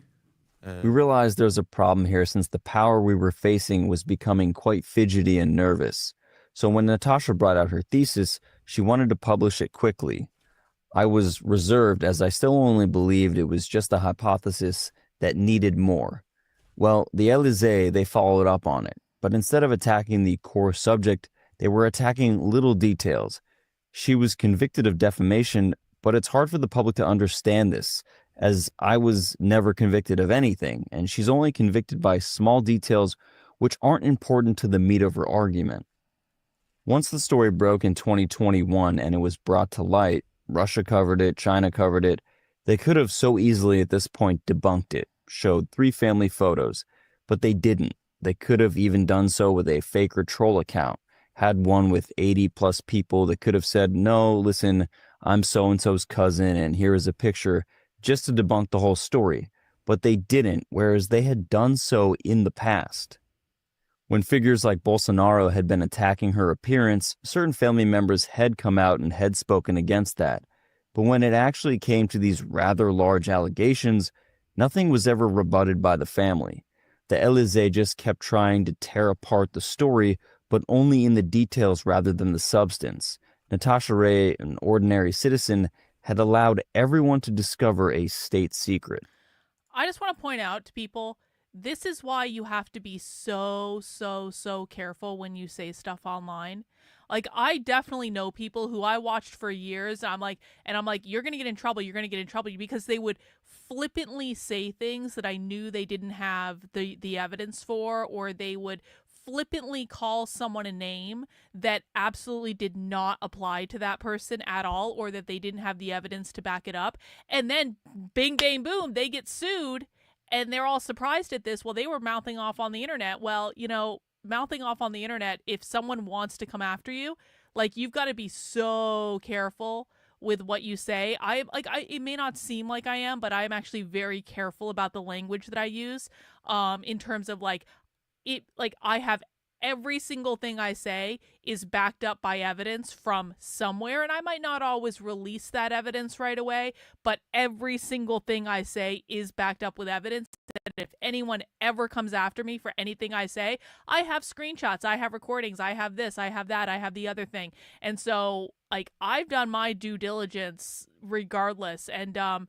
And so you got to be really, really careful when you're putting stuff out there, because it's this is a lesson where this person was sued for defamation, not because of the substance of what they put out there, but because they got one teeny tiny little detail wrong that probably could have been avoided had they just done an extra fact check or something like that. And it's boom. That's all they need. And you're seeing this in that, that is what they're clinging on to lie to the public. Oh, we won a defamation lawsuit. Well, did you really? People do not pay attention. People do not read documents. You have to make sure you're covering your own ass, because I promise you, no one else will. Could you explain to people how it would be possible for Brigitte Macron to have mothered or fathered children, just so that part is very clear to them? Alors, c'est sur ce point que je voudrais être The two journalists I spoke about earlier, who both had a difficult time investigating Brigitte Macron's past, the first one came out with the famous family photo and a photo of Brigitte Macron during her first communion. The second journalist found Brigitte Macron's wedding photo taken in 1974. She is 10 years old in the communion photo and 21 in the wedding photo. But when you look at the photos closely, you can see that it is not Brigitte Macron. At that time, Natasha Ray's thesis was that they had given a photo of Tiffaine, Brigitte Macron's daughter, as the communicant, and the wedding photo was Laurence, Tiffaine's sister, getting married. It was very complicated since, in fact, this wedding photo was taken from an announcement which had been published in the local press at the time, and that would imply someone had actually made a fake newspaper and photos to finally publish a photo of Laurence. All this was very vague, and with the media coverage of Natasha Ray's thesis going on at the same time, the Élysée finally had to admit that Jean-Michel Trogneux existed by showing a person who was present at the inauguration of Emmanuel Macron. We have been told he's this little chubby man. When we saw this, we couldn't believe that the boy in the family photo had grown into this man. No. So at this point, they had to admit that this Jean-Michel Trogneux character was real, and essentially what you're referring to, which I did see this, they are then trying to establish almost a new legacy. They're trying to keep up with all of the questions, and they did present this photo, which again, I had not read the backstory, but I looked at that, what was clearly too modern of a photo to be Brigitte, and I looked at it and I said, wait, this is her daughter, Tiffaine. This looks like Tiffaine. And they sort of just recolorized it into black and white, which was quite strange.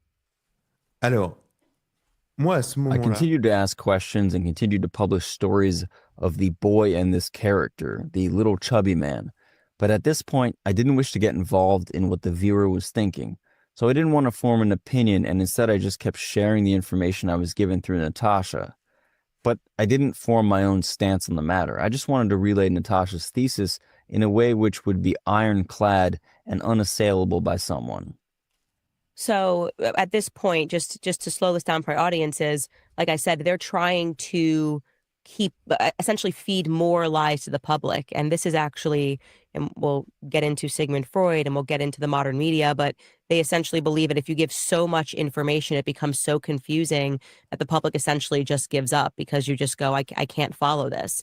So now they've introduced this photo. They acknowledge that Jean-Michel Trogneau exists, but they're not really answering questions on that. They're also introducing, like you said, the photo of Tifon, which is recolorized for whatever reason. Then you have a third photo of somebody who is this the wedding photo you're talking about? The marriage photo, and they're presenting a third photo. None of these are the same people, but it allows the public to be confused, essentially. Voilà, il y avait une confusion, mais There was still a lot of confusion at this time. My investigation was just called The Mystery of Brigette Macron, and I would publish small pieces of evidence and let the public decide for themselves. Then, a file was published in December 2021 and later in June 2022 by a journalist named Emmanuelle Alisson. She spent most of her career with Le Monde in their weekly newspaper, which is the equivalent in France of the New York Times. She's a leftist and a 50-something-year-old mainstream media woman, but curious and sincere about looking into Brigette Macron. So she starts following the story and considers these articles to be sexist attacks upon Brigette Macron, but she does see that there's some other deeper underlying issue here.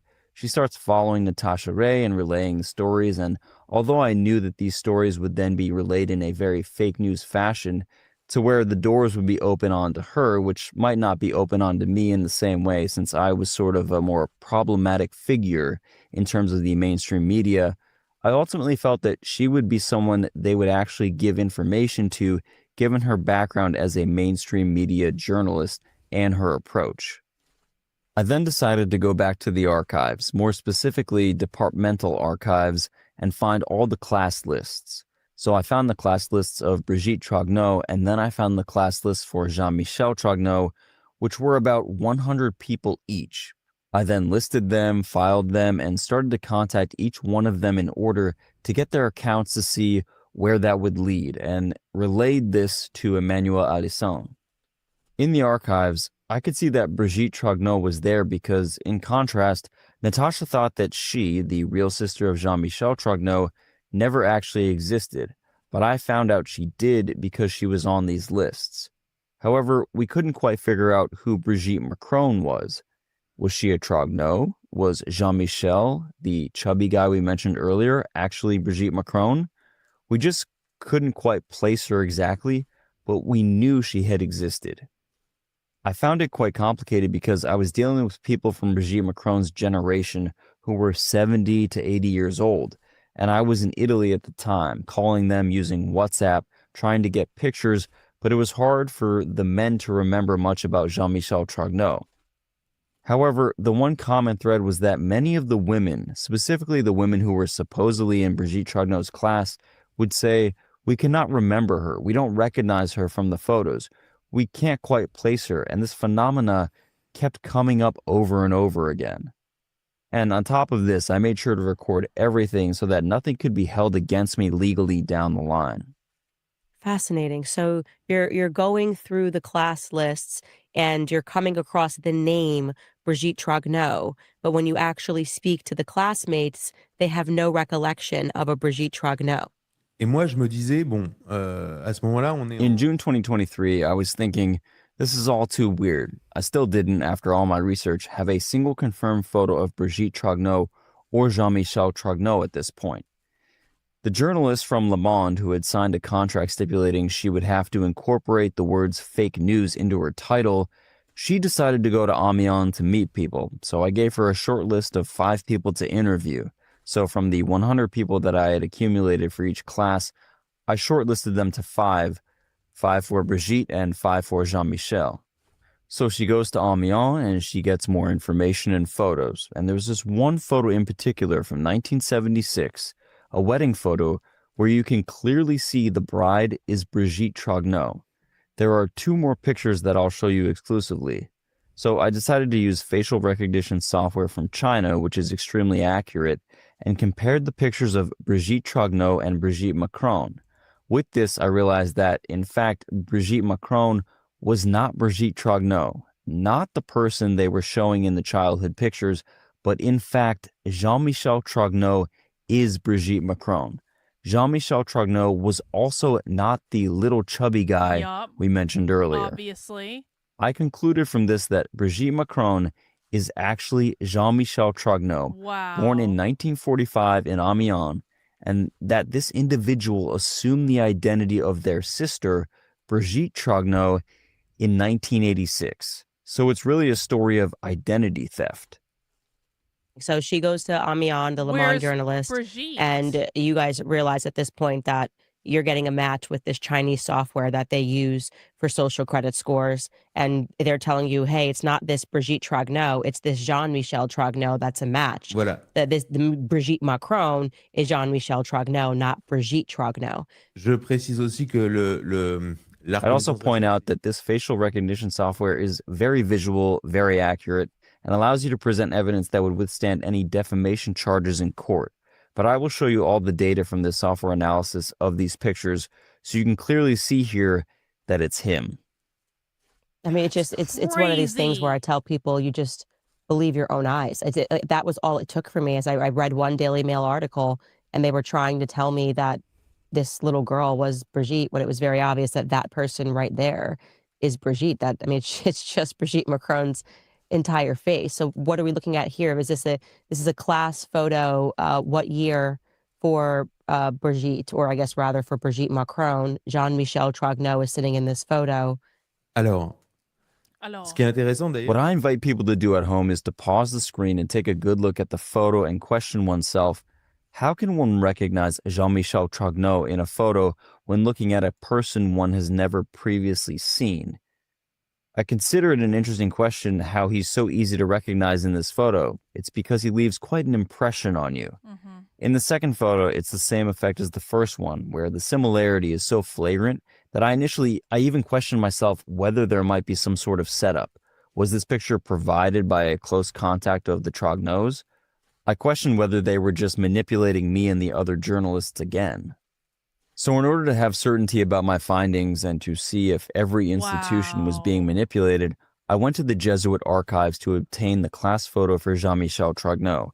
It took a while to amass these, and I had to go through the administrative courts since they were taking longer than usual. Eventually, I obtained them and gathered them with the previous photos I had. I realized I now had obtained pictures of an even better quality, where the facial recognition doesn't leave much to the imagination. From this cross-reference, it was even more evident that Jean-Michel Trogneau is Brigitte Macron. Oh, sorry, what is the source of that photo on the left?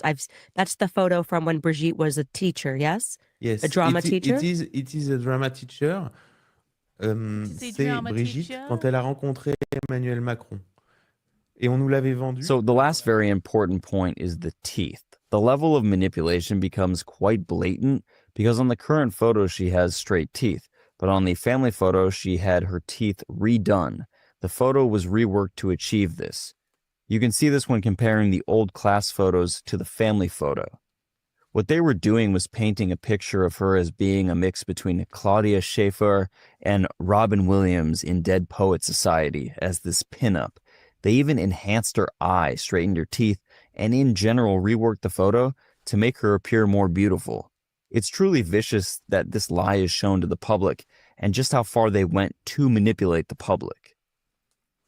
And it's interesting because it's not the only time that they have manipulated a photo, which you were showing me offline, but even that original photo that they gave to the public, which I had never noticed before until you pulled it up.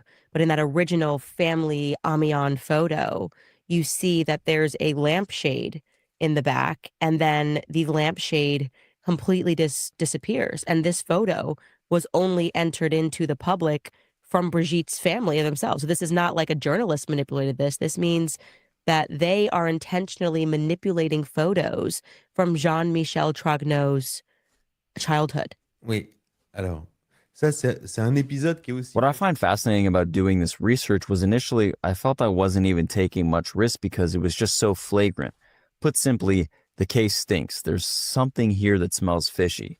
Even in the family photo, the viewer's eye is drawn to Brigitte Trogneau, since we are told that Brigitte Trogneau is Brigette Macron. She's the little girl on the mother's lap. And then there is this little boy there. Look closely at this little boy.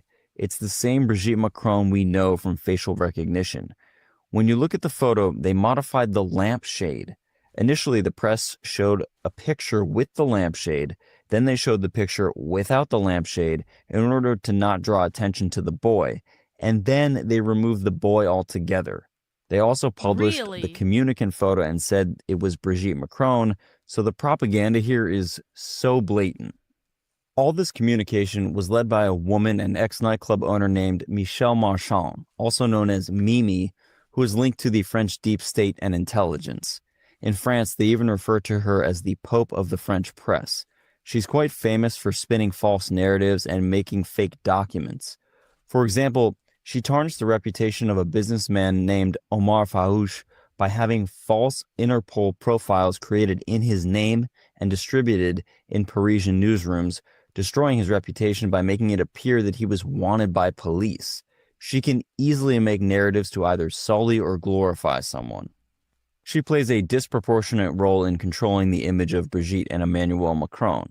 In 2018, a bombshell report came out that stated she covered up a sentence for the son of an aristocrat named Marc Ladurée du Le Charrier for a count of distributing child pornography online. When the Macrons wanted to get rid of Mimi, she blackmailed them by revealing, in a secret way, the transsexual narrative surrounding Brigitte Macron. She revealed that Brigitte was operated on by two men at an American-style hospital in Neuilly in 2019. One of the surgeons references a quote by Victor Hugo which says, "A woman's skin is the perfect tool and the perfect material to work with." However, it turns out that this quote by Victor Hugo is the model of the other surgeon named Patrick Bouy. Patrick Bouy is someone who specializes in feminizing male traits. So Michelle Marchand essentially made these two surgeons come out and reveal their story as to how they operated on Brigitte Macron. What's even more impressive is that the Legion of Honor Award, the most prestigious award anyone can receive in France, was granted to Patrick Bouy by Brigitte Macron. And in fact, there's a picture of her giving him this award, even though the Élysée never officially had this on their agenda. Whoa. I did not catch this at all. So this is really some breaking news. I had no idea. So you're essentially saying they had sort of hired this person who was known to be a fixer, and then they were kind of pushing this person out of their life, and this person went nuclear and essentially exposed the fact that not only was Brigitte Macron a transsexual, but also had encouraged these doctors who had worked on Brigitte Macron to come out and tell their story. And you're saying they did do this, that the doctors who actually operated on Brigitte took credit for it publicly. Where did they say this? Where was this announced? Did the press cover this? C'est la papesse de la presse. Yes, so to be clear, Michelle Marchand is the one who revealed it rather than having the doctors reveal it themselves. She leaked it about them to the press. Okay, and then did the doctors deny it? Did Patrick Bouy say that's true or that's not true, or did not say anything? Did not say anything, but it's official, you know. Et alors, pour conclure... So, to conclude all this evidence, I posed myself a question. If Brigitte is in fact Jean-Michel Trogneau, she must have at some point joined the army because there was a compulsory service in France at the time. So I went to Amiens and looked for the military census. At the time, men did their military service at 18 years of age, and they had to declare themselves in order to carry out their national service, which was something like a year and a half when serving in the French army. In fact, I found in the archives the document where the father of Jean-Michel Trogneau declares his son is carrying out his military service in Algeria. Jean-Michel Trogneau was recorded as living in Algiers, not too far from the University of Algiers. Remember, Algeria didn't gain its independence until 1962. What's incredible is how we understand all of this in retrospect. In 2017, there was a visit by Emmanuel Macron to Algiers, and at the time, there were many articles in the Algerian press explaining that an entire wing of the University of Algiers had been renovated. The press stated they had done work in this wing of the university since Brigitte Macron had studied there. But obviously, there was no trace of Brigitte Trogneux in Algiers. The only person from the Trogneux family found in Algiers was Jean-Michel Trogneux. Wow. Wow. So you know that because obviously, like you said, he had to report to recuse himself from the military. His father had to give an excuse, and the excuse was Jean-Michel Trogneux cannot do his compulsory reporting to the military because he is in Algeria. And now they're trying to say Brigitte Macron. No. The point is when he makes the father go to Amiens to the desk to say because you 20 years old, it is 80 years old, it is normal. He say he lives in Alger, okay? Yeah. But when years later, Macron come and Algerian authorities say, okay, we are rebuilding the university because Brigitte Macron studied in this university in Alger. Yeah, but I understood. Who was in Alger? Yes, it was Jean-Michel Trogneux. It was Jean-Michel. Yeah, I understand. Et le point le plus intéressant dans cette... One interesting point is Algeria and Morocco have very different interests, and France's relationship towards Algeria and Morocco has been quite different. Whereas Algeria has a closer connection to China and Russia, the Moroccans are closer to Israel. What was interesting was that when Macron suddenly started becoming closer to Algeria, people even questioned it to the point of, is there something going on? Is there some sort of blackmail happening behind the scenes? He was the first president to try and form closer ties to Algeria like this. But suddenly, Macron reversed course and started forming greater ties with Morocco. When I published information on Brigitte and Jean-Michel Trogneux, I read an article in the La Nouvelle République d'Alger, which is essentially the equivalent of the Washington Post in Algeria, and who have ties to Algerian intelligence. They stated Macron started moving closer to Morocco due to Morocco blackmailing him using Israeli spy software called Pegasus. Oh. So when Morocco forced Macron's hand to increase ties with them, this paper in Algeria actually said that Macron is, quote, a cocaine-addicted president and psychopath under the influence of his, quote, wife, Jean-Michel Trogneux, who leads France without ever having been elected. So to conclude with a little exclusivity, the Ministry of Armed Forces in France did not want to give us military files for Jean-Michel Trogneux, saying that he was protected by a medical note which dated to 1981. So the Ministry of the Armed Forces in France refused to issue the military file of Jean-Michel Trogneux. But by following this trail, we were able to discover other documents. At the time, the father obtains a deferral from military service because his son is training in Paris, and this training is the same. We asked the same information from the Jesuits for the photos and directory of Jean-Michel Trogneux. After a year and a half of procedures, they finally gave us a photo. It's Jean-Michel Trogneux at 18 years old. There's no room for doubt. We have the directory, we have the list which certifies that it is indeed the same individual. And so there we see Jean-Michel Trogneux, and when we compare him, it's very striking since we actually see distinctive signs which aren't misleading, notably below the mouth and this thing here, which looks like a mole or a pimple. To sum things up, when you are able to control the media, when you're able to dictate the media and have them go your way, one could create from this picture a sort of Claudia Schiffer pinup who met Emmanuel Macron when he was 14. I believe in the future, producers and film executives will have a field day recreating this interesting story. I mean, this is just incredible. I would venture to say that in France right now, a deranged homosexual is running the country with his child victim, which is to say a child that he statutorily raped. I mean, legally, what happened in the best conclusion would be that Emmanuel Macron was statutorily raped. And then he married the person who statutorily raped him, and that individual is now running the country. So I'm going to ask you some pointed questions here at the end because I want to make sure that we clarify a couple of things for the audience. Is it your view, and it's fine if you don't have a view on this, that Jean-Michel Trogneux fathered children before he transitioned to Brigitte? Alors, sur la question de la vie de Jean-Michel. So, on the question of Jean-Michel Trogneu's life, for the moment, it's a dotted one. We know that Brigitte Macron was born Jean-Michel Trogneux on February 11th, 1945, and that she lived under this identity at least until 1963. Then, there are two children who were declared by Jean-Michel Trogneux, one named Jean-Jacques Trogneux and the other Valérie. This raises questions of, would this potentially be Brigitte Macron's son?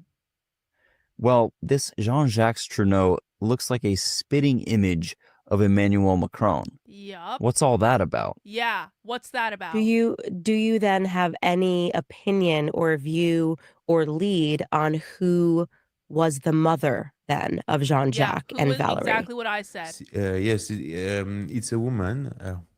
I know that much. Ouais, c'est une femme qui s'appelle Véronique Dreux. It's a woman named Veronique Dreux. She's a retired woman who was remarried to an important aristocrat from Amiens and undoubtedly raised the children of Jean-Michel Trogneux.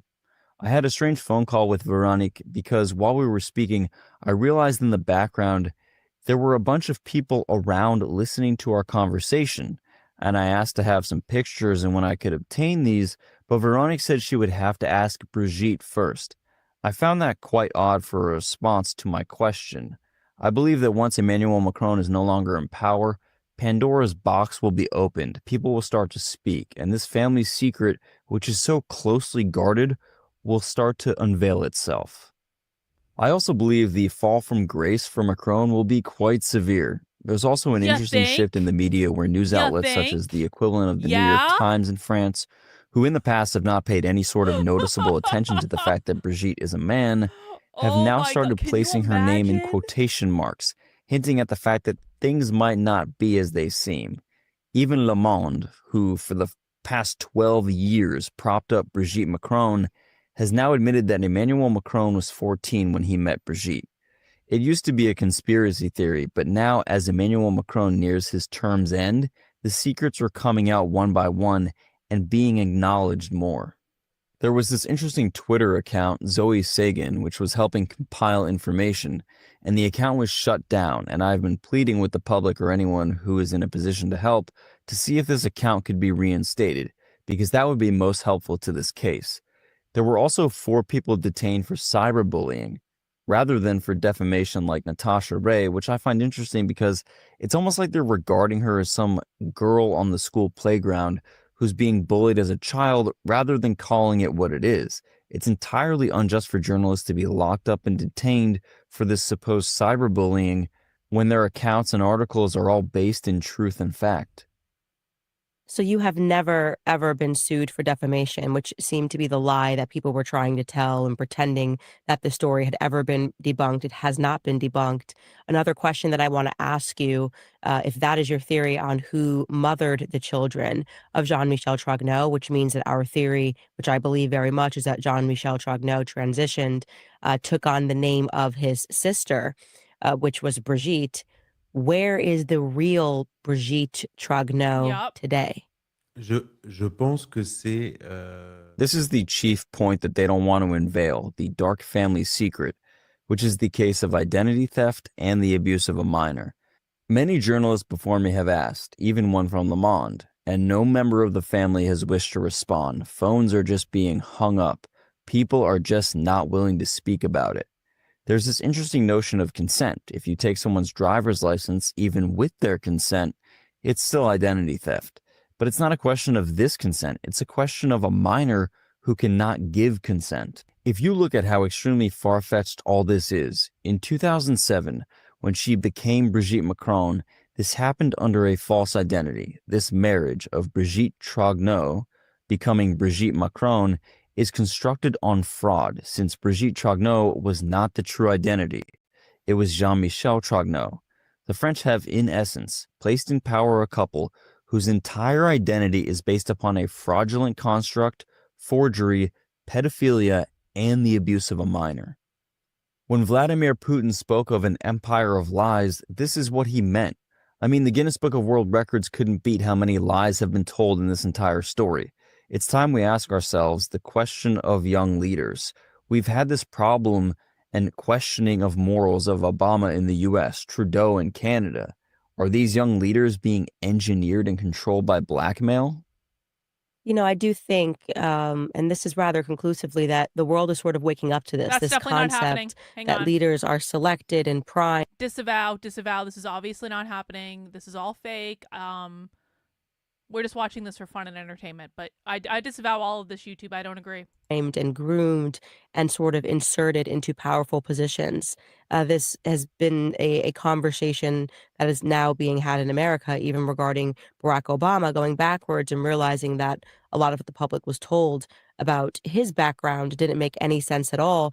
And yet at the same time, they used the same mechanisms. They accused anybody that was prodding the narrative of being a racist. This is kind of the same thing with Brigitte Macron. Anybody that's prodding the narrative must be a misogynist or must be an ageist. Literally. It does seem like we are on a brink of a Literally global true. awakening, and that's really thanks to, in America, free speech, independent journalism, being able to communicate as you and I have over X, and to establish communication and then to work with each other to expose bigger stories. But the obvious question that's going to be on everybody's mind watching this is, are you fearful for your life? Are you worried, given how much power the Macrons clearly have, given their willingness to use the Secret Service, their willingness to use the court systems, their willingness to use the law, to punish people for prodding into the story?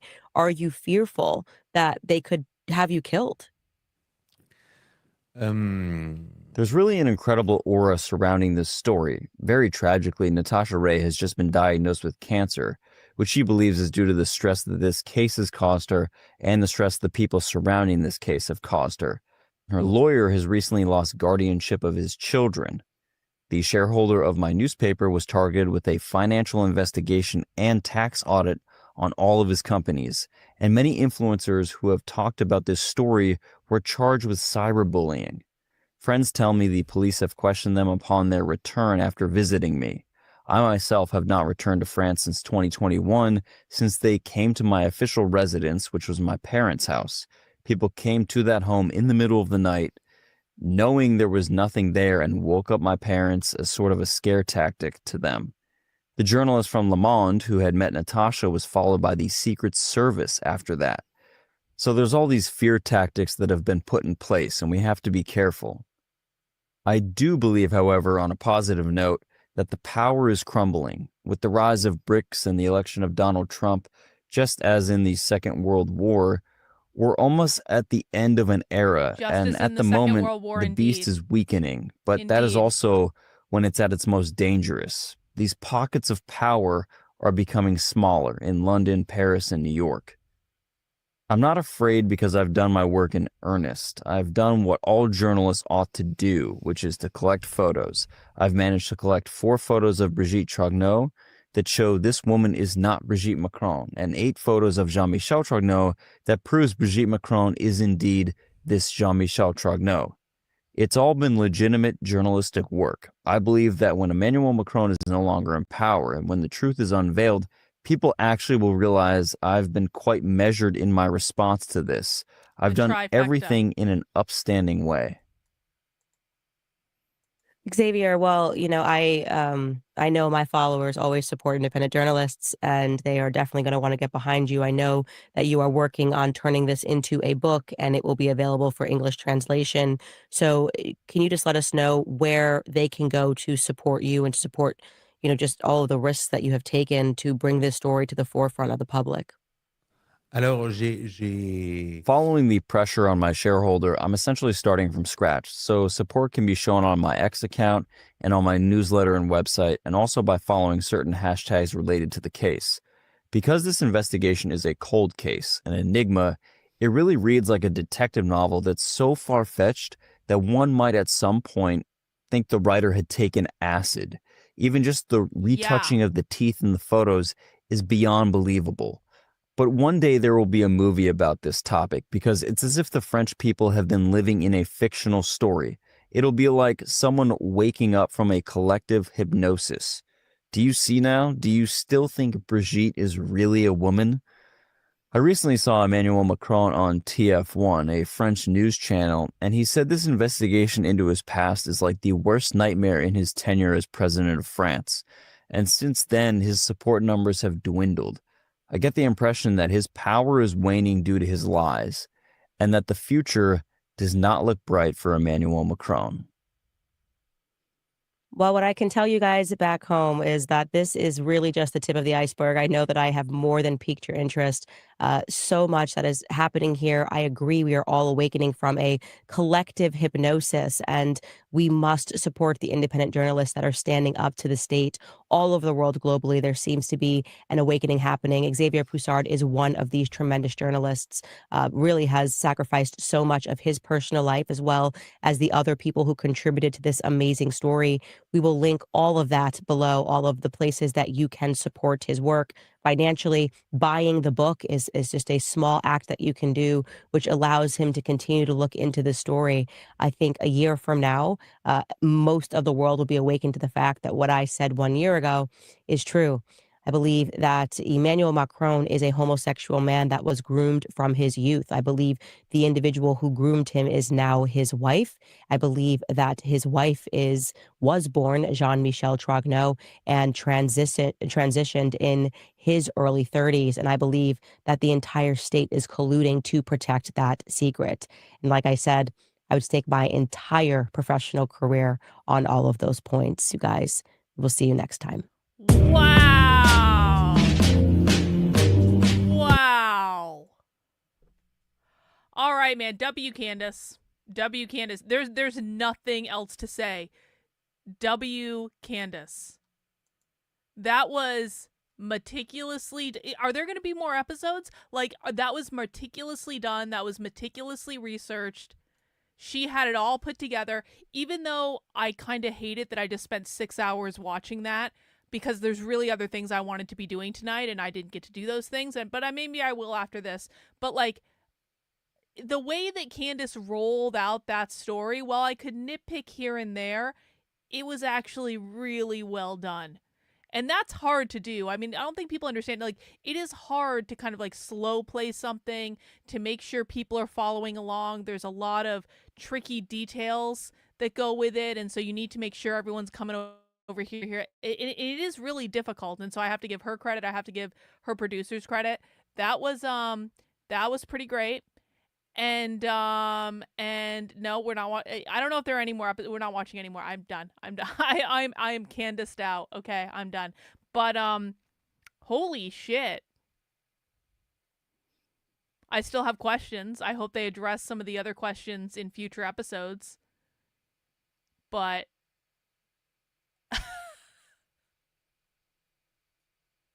holy shit, like. What else do you even say? What else do you even say? All right. Well, we'll be back tomorrow for Counter-Revolutionary Book Club.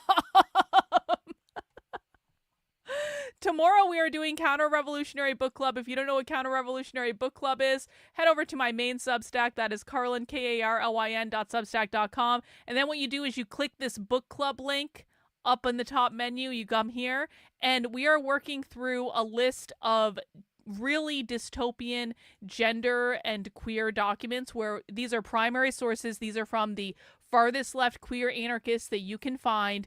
And, you can subscribe to the podcast. It is Counter-Revolutionary Book Club. And we're just reading these documents and analyzing them. And if you guys like things like 1984 or Brave New World, it's real and it's happening right now. And these are real life, crazy, crazy documents. And so we're currently on part 3 of Against the Gendered Nightmare. So if you go into this document, the dystopian documents the activists are reading, and scroll down, you can catch up with Against the Gendered Nightmare. We are up through section 10. So we'll be starting on section 10 tomorrow. And you can catch up on past episodes on the Substack, or you can listen to the streams. They're on the channel. You can watch the videos on there, or you can subscribe to the podcast in Apple Podcasts and Spotify. You can find the link over on the Discord, on the Substack. There we go. Again, that one is Carlin, KARLYN.substack.com, and we're gonna do that tomorrow. We're gonna go back to responsible, professional content after our day of tea.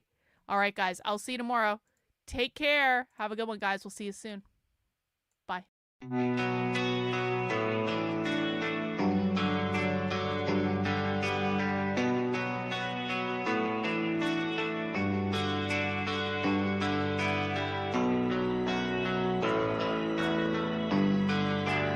How are you feeling? How long have you been here? 3 months, May 17th. And what brought you? That's difficult to answer.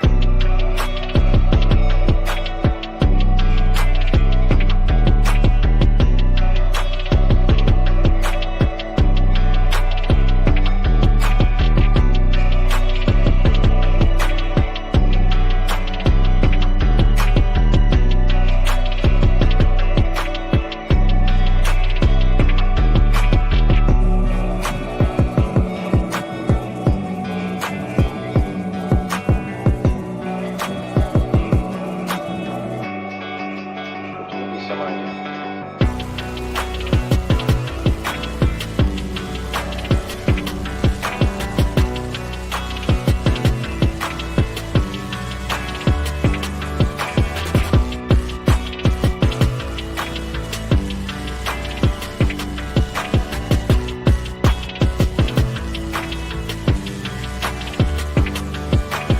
I'm not completely like other people. What do you mean by that? People dislike me because I am not completely like them.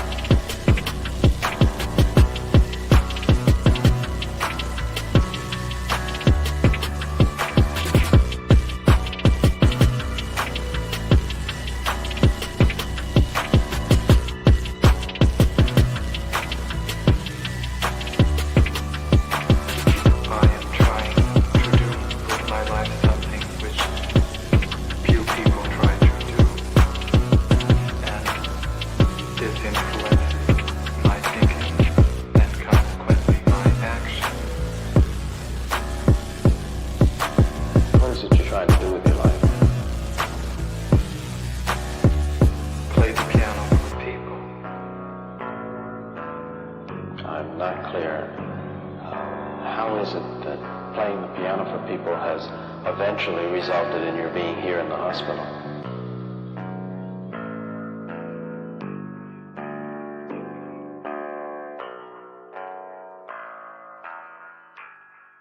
That's difficult to answer.